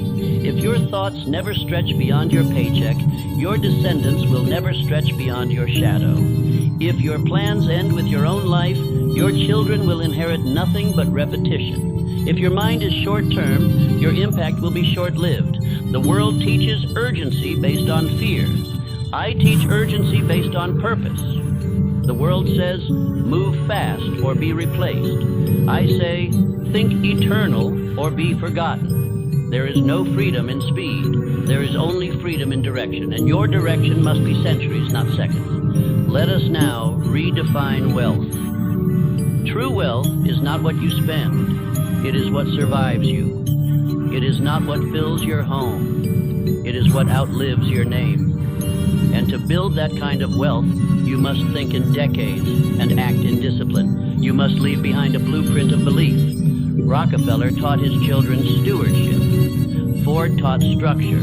Carnegie taught service, not just by words, but by systems. Their thoughts were organized, their aims were definite, and their calendars were altars where legacy was structured hour by hour. When you think in centuries, you will no longer be seduced by trivial offenses. You will not argue with fools. You will not waste days scrolling through meaningless noise. Because your eyes are set on something sacred. You are not building popularity. You are building permanence. Think about your current problems. Do they matter in 20 years? If not, they are distractions. Do your current decisions benefit your future grandchildren?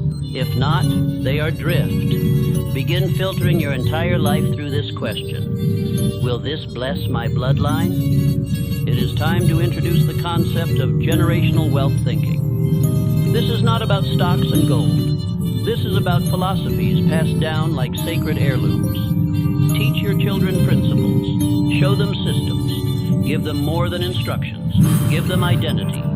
When you invest, ask, will this teach them discipline? When you speak, ask, will this echo in their character? When you suffer, ask, will this produce endurance they can inherit? You are not living for self. You are living as the cornerstone of an unseen future.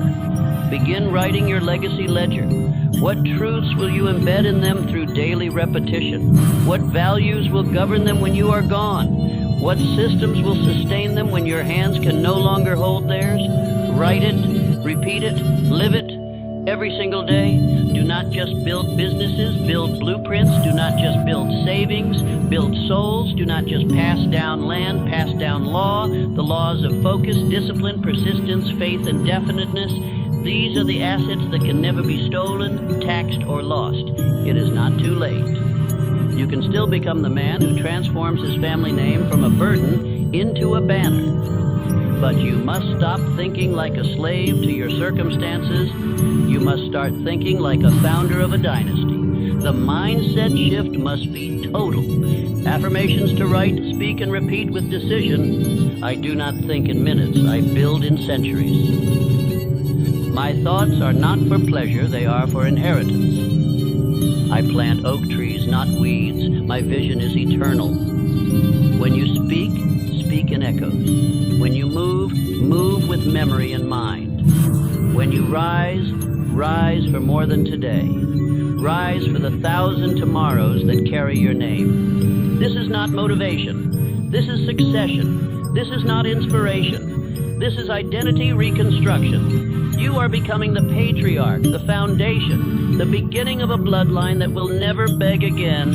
And you do that by lengthening your thinking. You are now thinking like a king, not one who wears a crown, but one who builds a kingdom, not one who seeks pleasure, but one who structures peace for his descendants. And that kind of mind cannot be defeated. That kind of mind cannot drift. That kind of mind cannot be broken. Let the final declaration of this part enter your subconscious and become law. I think in centuries. I act in obedience. I build for those who are yet to be born. If you do not rise, they will repeat. If you do not build, they will beg. If you do not confront the curse, they will carry it. Weakness is not an accident. It is an inheritance. And if you do not end it with your life, it will continue in theirs. This is where it ends, with you. A fearful father raises a son who seeks safety. A lazy man raises a son who avoids pain. A drifting man raises a child who dreams but never decides. And none of this is spoken. It is passed through action, repetition, and tone. Weakness whispers louder than words.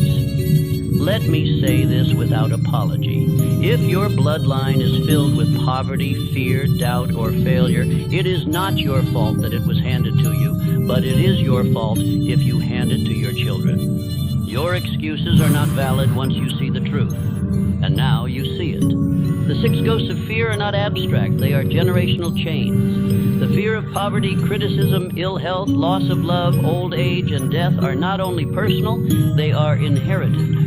Your children will fear what you fear, unless you cast it out of your house by decision. Hill taught, faith is the antidote to fear. But I add this, action is the proof of that faith. You cannot say you believe in greatness while living like a slave to emotion. You cannot say you want to lead while cowering under comfort. Faith is not what you say, it is what you obey. Look at Abraham Lincoln, born in a one-room log cabin. No formal education, no inheritance, no easy path. But he did not inherit weakness. He inherited obscurity. And he used that silence to build strength. He became the father of a nation because he first fathered his mind. If your grandfather was a coward and your father a dreamer, then you must be the doer. You must be the one who stops the bloodline from repeating its fear. You must be the one who says, it ends with me. It does not pass me. It will not continue through me. Weak men explain. Strong men execute. Weak men cry about their fathers. Strong men become the fathers they wish they had. Weak men wait for the world to notice. Strong men create something the world cannot ignore. You must now choose. Will you be weak or will you become? We must introduce the breaker identity. This is the mindset of the man who shatters generational curses by force of will. He does not inherit identity. He builds it. He does not drift. He defines. He does not repeat. He rewrites. You must now become the breaker. The breaker does not ask for sympathy. He accepts the burden of transformation. He lives with a code. I will endure what my children must never face. And this is not said with pride, but with sacred duty. He understands. The man who breaks the chain must bear the weight of it. Ask yourself, what behaviors do I carry that would destroy my son? Answer it. Write it down. Now commit. Those behaviors die with you. They will not pass. They will not cross into the next life. You are the line. You are the wall. You are the sword. Let us be plain. If you cannot master your emotions, your children will be mastered by them. If you cannot endure discipline, your children will be ruled by chaos. If you cannot define your vision, your children will serve someone else's. You are their ceiling or their floor. To break the chain, you must first break your patterns. Wake early, plan daily, reject distraction, read truth, speak affirmations aloud, repeat your chief aim morning and night. These are not suggestions. These are bloodline rituals. Daily, without negotiation. Affirmations to be spoken as law. I am the chain breaker. I carry the fire and I end the fear. I do not hand down excuses. I pass on strength, order, vision, and belief. I serve my descendants by mastering myself. Let us reflect on the deeper law, cosmic habit force.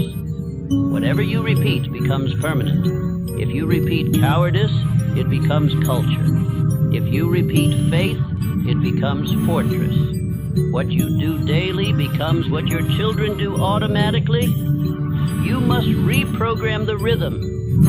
And do not confuse comfort with love.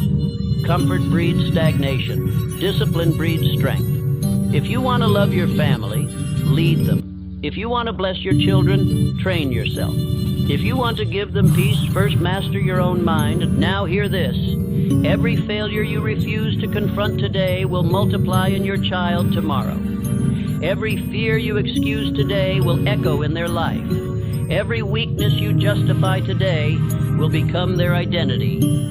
If you do not act with urgency, you are handing them a curse. Look at Thomas Edison. His mother was told he was mentally broken. She refused that belief.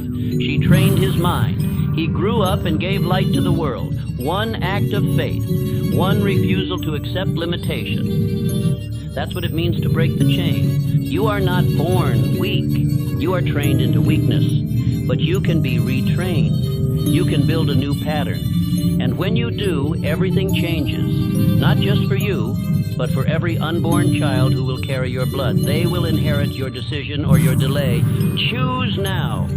This is not pressure. This is power. You are not burdened by this truth. You are blessed with it. You are no longer drifting. You are now on divine assignment. You are the one your bloodline has waited for. Rise, obey, break the curse.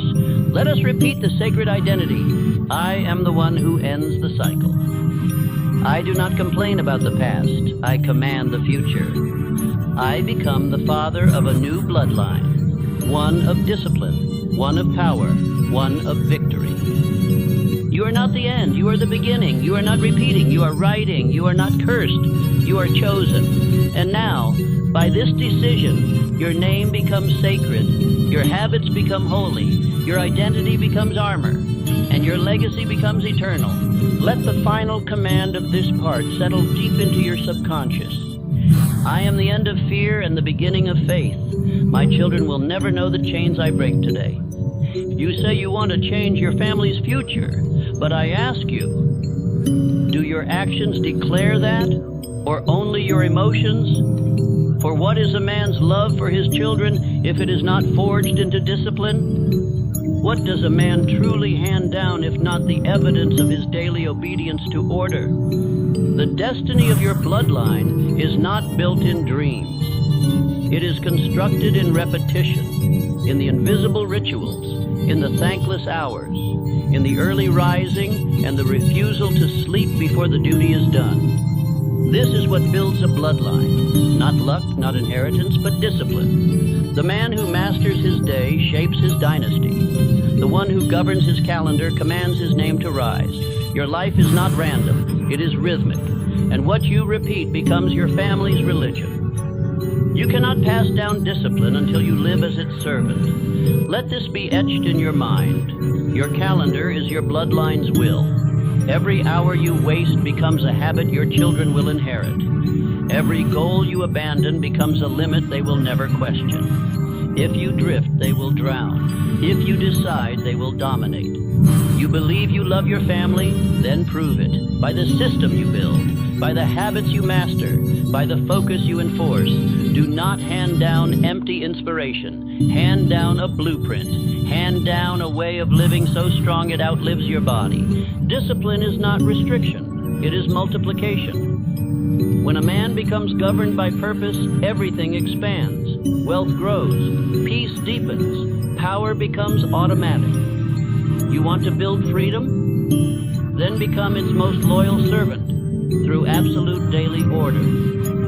What are your rituals? Do you rise early? Do you read truth aloud? Do you repeat your definite chief aim twice daily? Do you review your progress? Do you correct your drift? If not, why should your children live any different than you? Routines are not boring, they are sacred. A man's ritual is his character made visible. A man's schedule is his mind put on paper. If your children copied your current habits for the next 10 years, would they rise or would they collapse? Let me ask you plainly, if your descendants inherit your self-discipline, will it make them wealthy or worried? Will they walk with structure or beg for direction? Will they fear time or will they command it? Your habits are either an inheritance or a burden. You're not just building a business, a body, or a name. You're building a template that will be repeated. What you do in secret will become their standard. They will not rise higher than your current ceiling unless you shatter it. Discipline is not optional. It is spiritual law. The man who moves in decision must also persist in repetition. For a single act changes little, but repeated action in obedience to purpose moves mountains, breaks curses, and erects kingdoms that cannot be shaken. Do not give your children wealth they are not trained to govern. That is not love. It is a curse. Give them identity. Give them principles.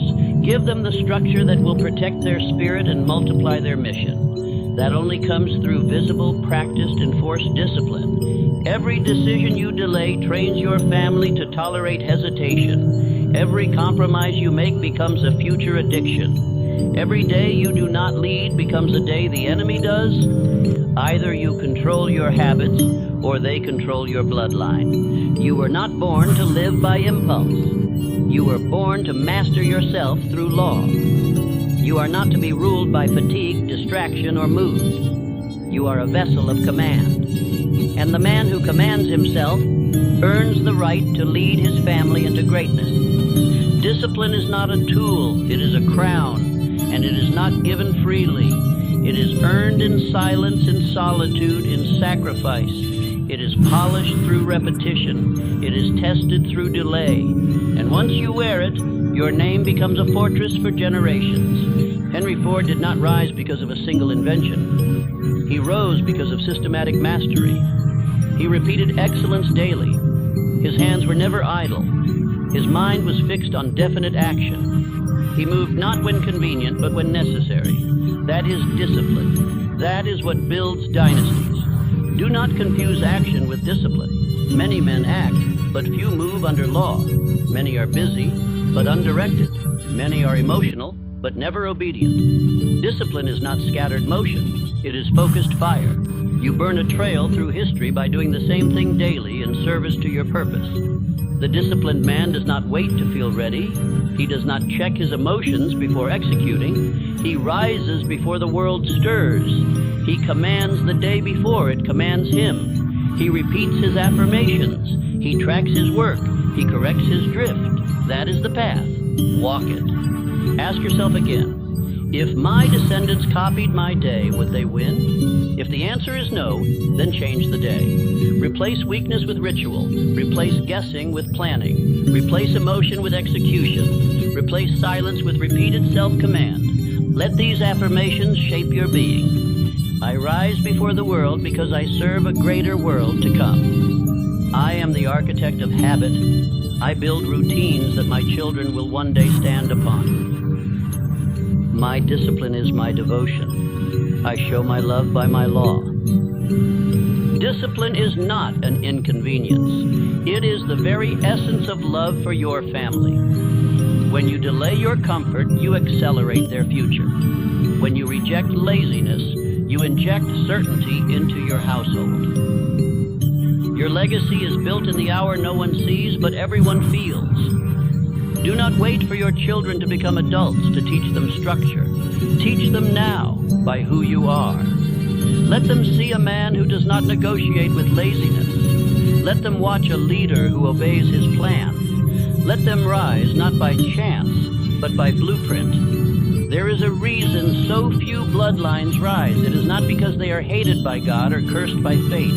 It is because discipline has been despised. But you were born to reverse the rhythm. You were called to live above mood. You were chosen to govern the mind with will. Let us affirm again, my routine is the weapon I wield against drift. I love my family enough to live by law, not emotion. My name will be a synonym for structure, power, and peace. Now let me say something that may sting, but it will free you. Your love means nothing without proof. And the greatest proof of love is discipline. Not promises, not tears, not declarations, but order, repeated, without fail, until it becomes identity. End with this sacred charge. You are not late. You are not lazy. You are simply untrained. But now, this day, you must train. You must build. You must wake before the sun and act before the world. Because everything they inherit tomorrow depends on how you move today. And if you cannot remember what you did last Tuesday, they will forget your name next century. Build structure that speaks for you. Build habits that fight for them. Build a calendar that echoes long after your body turns to dust. Affirm again, I am the guardian of structure. I do not drift, I define. My children will walk in the discipline I live today. Your love must now become visible. Your identity must now become habit. Your bloodline is shaped not by dreams, but by repetition, by law, by schedule, by sacrifice. Let it begin before the sun rises tomorrow. You speak of legacy and think of houses, land, or banknotes. But wealth without principle is a curse in disguise. What good is silver if your soul is empty? What good is inheritance if your children cannot carry it with strength, clarity, and truth? Everything that can be stolen is not truly yours. You must build what cannot be burned. Character, integrity, identity, conviction. These are the riches that fire cannot touch. These are the treasures that do not rust. These are the gifts that pass through generations, untouched by war, depression, or decline. The man who builds only wealth leaves his family weak, but the man who builds belief, vision, and moral structure, he leaves them unconquerable. There are men who inherited millions and lost it all. There are men who inherited nothing but faith and built empires. Do not let your family inherit cash and confusion. Let them inherit clarity and courage. Let them be named among the righteous because their father chose to build inward first. Your power must not come from appearance. It must come from obedience to eternal law. You are not remembered for what you owned. You are remembered for what you stood for. And if your name becomes synonymous with discipline, generosity, and strength, your grandchildren will walk into rooms your feet never touched, and doors will open in your honor. Build your name like a temple, not a slogan, but a standard, not a feeling, but a frame. You were not born to be remembered for hobbies or luxuries. You were born to represent a principle, a law, a higher way of being. When your family speaks of you, let them speak with reverence. Begin with this question. If all your possessions were burned tomorrow, would your children still know how to rebuild? Would they have the internal tools, the belief system, the self-command?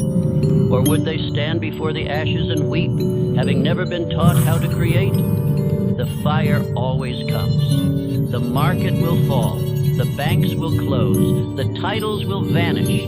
But the man who trained his bloodline to rise, to believe, to obey inner law, he has built what cannot be burned. He has built eternity into his children. There are only two inheritances, what the world can give and what only the soul can pass on. Choose the greater treasure. Teach your sons how to command thought. Teach your daughters how to believe without fear. Teach your household how to speak vision into the silence.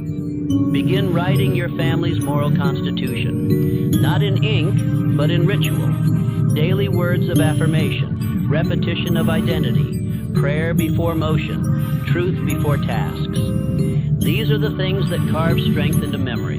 These are the bricks of legacy. Let this become law in your household. Every child will grow under truth. Every morning will begin in command. Every evening will close in reflection. No one will drift.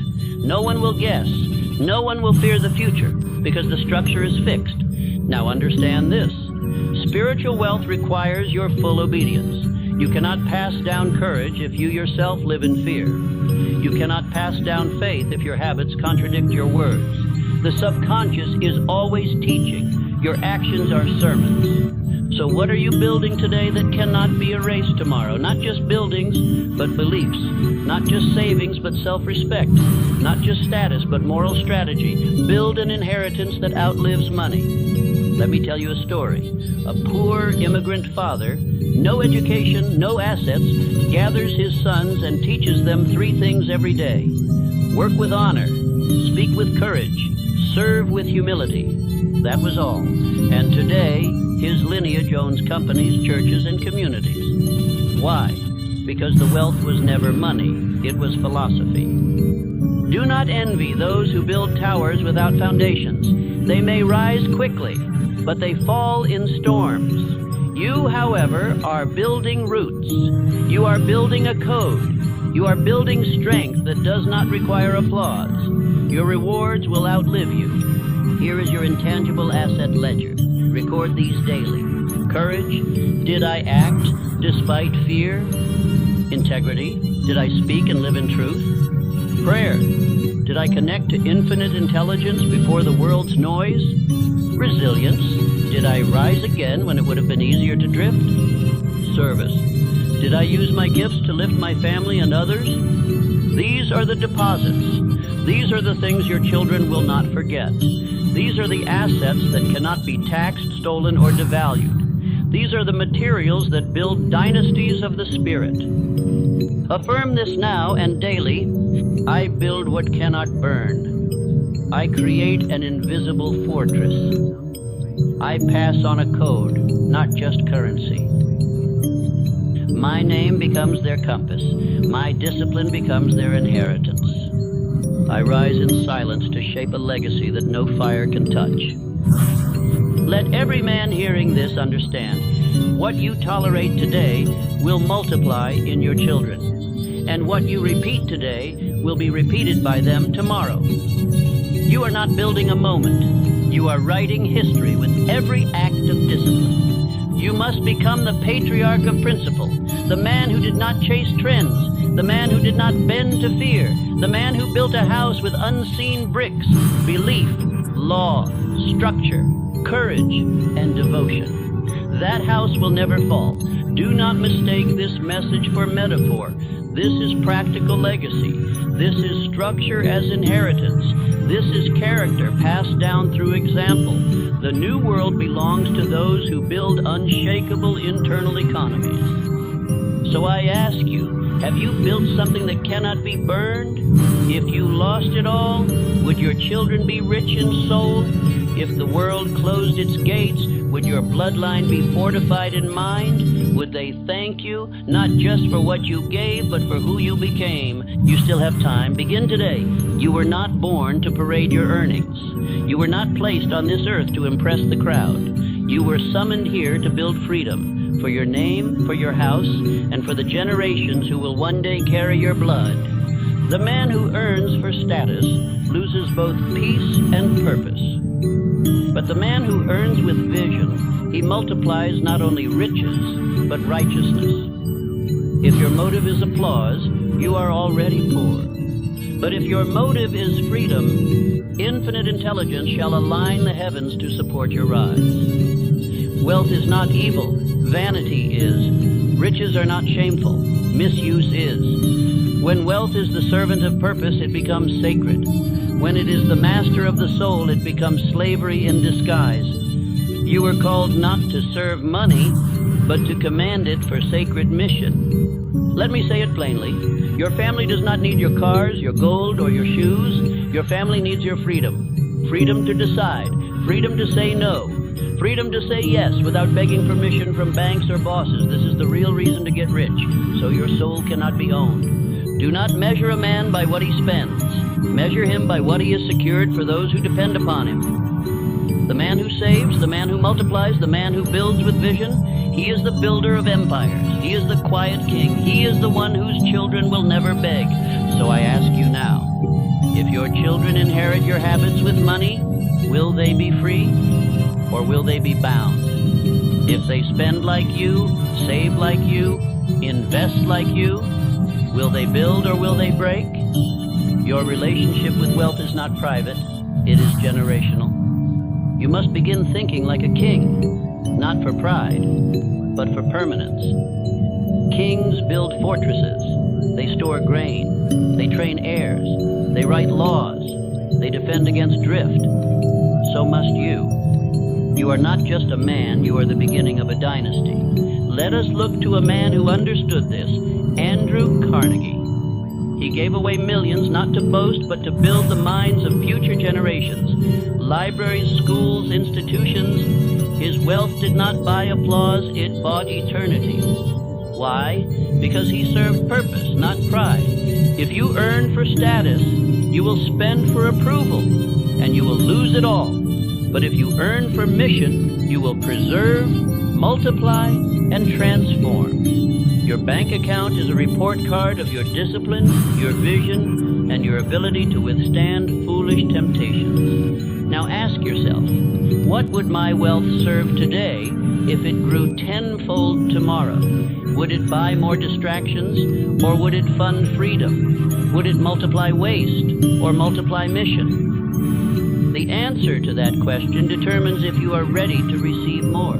Money multiplies the man. If the man is undisciplined, money magnifies his ruin. But if the man is governed by spiritual law, that wealth will become a weapon of legacy, a tool of transformation, and a shield for generations to come. We must reprogram the subconscious. No more associating wealth with pride. We must associate it with responsibility, with duty, with stewardship. Say this now. I do not earn to impress, I earn to secure. I do not seek applause, I seek dominion. I do not serve vanity, I serve vision. You are not meant to hide from wealth, nor are you meant to be owned by it. You are meant to master it through law, discipline, and clarity of aim. The poor man waits for wages. The rich man commands value through definiteness of service. Let me offer you practical command. Create a written savings plan. Begin investing with purpose. Teach your children about value, not spending. Associate money with mission, not indulgence. The man who teaches his children how to earn, how to save, how to serve, he gives them the keys to escape every system built to enslave them. You must become that man. Not tomorrow, today. Every dollar you save in discipline is a day your children will not be enslaved to debt. Every investment you make with vision is a door opened for your grandchildren. Every time you delay consumption for the sake of construction, you change the future. Wealth becomes holy when governed by purpose. It is no longer gold, it becomes seed. No longer status, it becomes structure. No longer noise, it becomes name. Your bloodline will not rise because of your jewelry. It will rise because of your judgment. Do not be seduced by the world's definition of success. Cars rust, applause fades, clothes rot. But freedom, when passed down, becomes generational force. When your children are free to dream, to serve, to build, it is because you bought them time through discipline. Let your life speak this truth. I earned not for myself, but for those I will never meet. I built not for applause, but for freedom. I sacrificed not for luxury, but for liberty. My family walks in light because I walked in fire.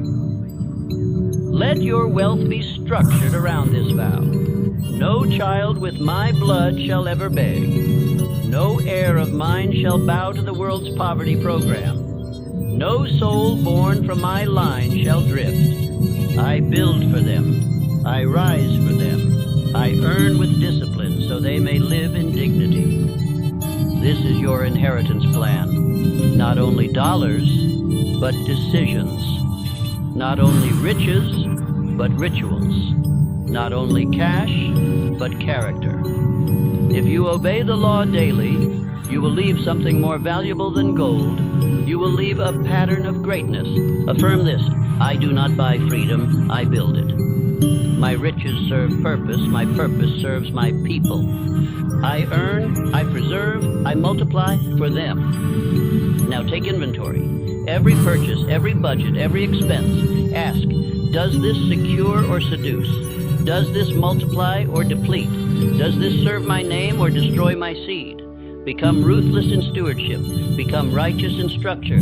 Let your wealth be so governed by law that it cannot help but increase. Let it be so filled with faith that no man can shake your peace. Let it be so rooted in clarity that even in drought your family thrives. You are the beginning of a new financial bloodline, not because of how much you earn, but because of how wisely you govern. Remember, the riches you do not respect will flee, but the riches you structure under law, they become your legacy. A moment will come when your children will either thank your name or curse it. That moment is not in their future. It is now. The decision rests not with them, but with you. You are the link. You are the hinge. You are the pivot on which the destiny of your bloodline turns. You must understand this. The soul of your lineage waits on your choice. You are the living declaration of what is permitted to continue and what ends with you. The drift, the poverty, the silence, the excuses, all of it can end here. But only if you decide it must. You are not just breaking your own limitations, you are rebuilding your family's name. Every repetition, every sacrifice, every disciplined act, it rewrites the story. It plants new patterns in the soil of your bloodline. Your habits are holy. Your words are prophetic. Your decisions are eternal. If you fail, your children will carry your fears. If you delay, they will inherit your doubts. If you quit, they will mimic that too. But if you rise, if you speak purpose, if you obey the law, you give them the permission to win before the world ever sees them.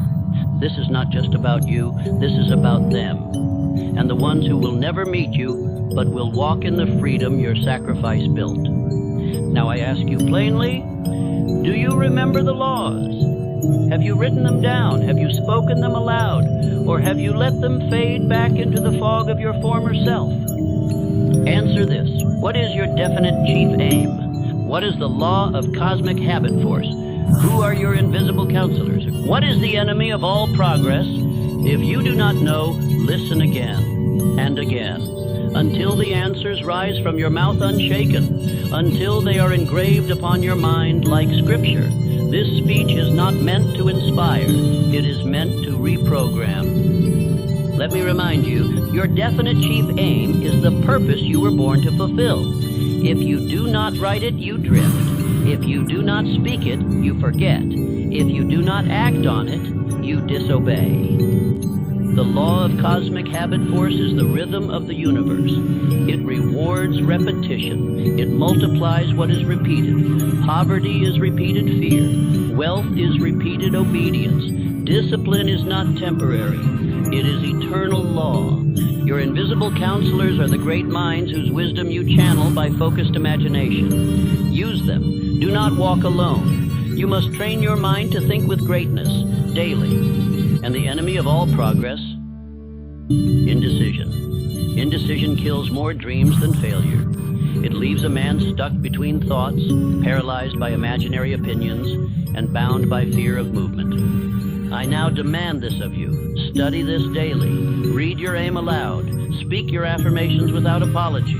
Act with purpose, and never allow one more generation to inherit your hesitation. Let me tell you of a boy. He grew up with nothing but a father's faith. He had no inheritance, no name, no mentor, but belief. But that boy became a leader of nations. Because one man, his father, chose to think differently, to live differently, and the son never forgot. You are that father, you are that mother, you are that link. Let your line begin again with strength. I do not say this to flatter you, I say this to commission you. You are the founder of a new dynasty. You are not a man of the past. You are not a woman of regret. You are the first stone of the new foundation. Say these words aloud, slowly, one line at a time. with belief in your bones. I will not drift. I command my thoughts. I serve purpose, not pleasure. I build for bloodline. I break the chain. These are not slogans. These are spiritual commands. Speak them until they echo through your subconscious. Repeat them until they override fear, delay, and distraction. Let them govern you. Let them discipline you. You will be remembered not for how you felt, but for what you built. Not for your comfort, but for your courage. Not for your ease, but for your example. Let your children say, "He began it. She broke it, they rose, and we now walk free." Do not wait for approval. Do not wait for ease. Do not wait for more signs. You are the sign. You are the proof that a name can change, a destiny can be rewritten, and a future can be rebuilt from ashes into fortresses. You are not late. You are right on time for them. You are not small. You are their answer to prayers they haven't yet spoken. You are not unqualified. You are the one trained in fire to rise in power. And now I leave you with this command. Build, speak, decide, persist, protect, sacrifice, lead. This is your call. This is your commission. This is your moment. And from this moment forward, your children will not wonder what you believed. They will live inside your decision. Begin.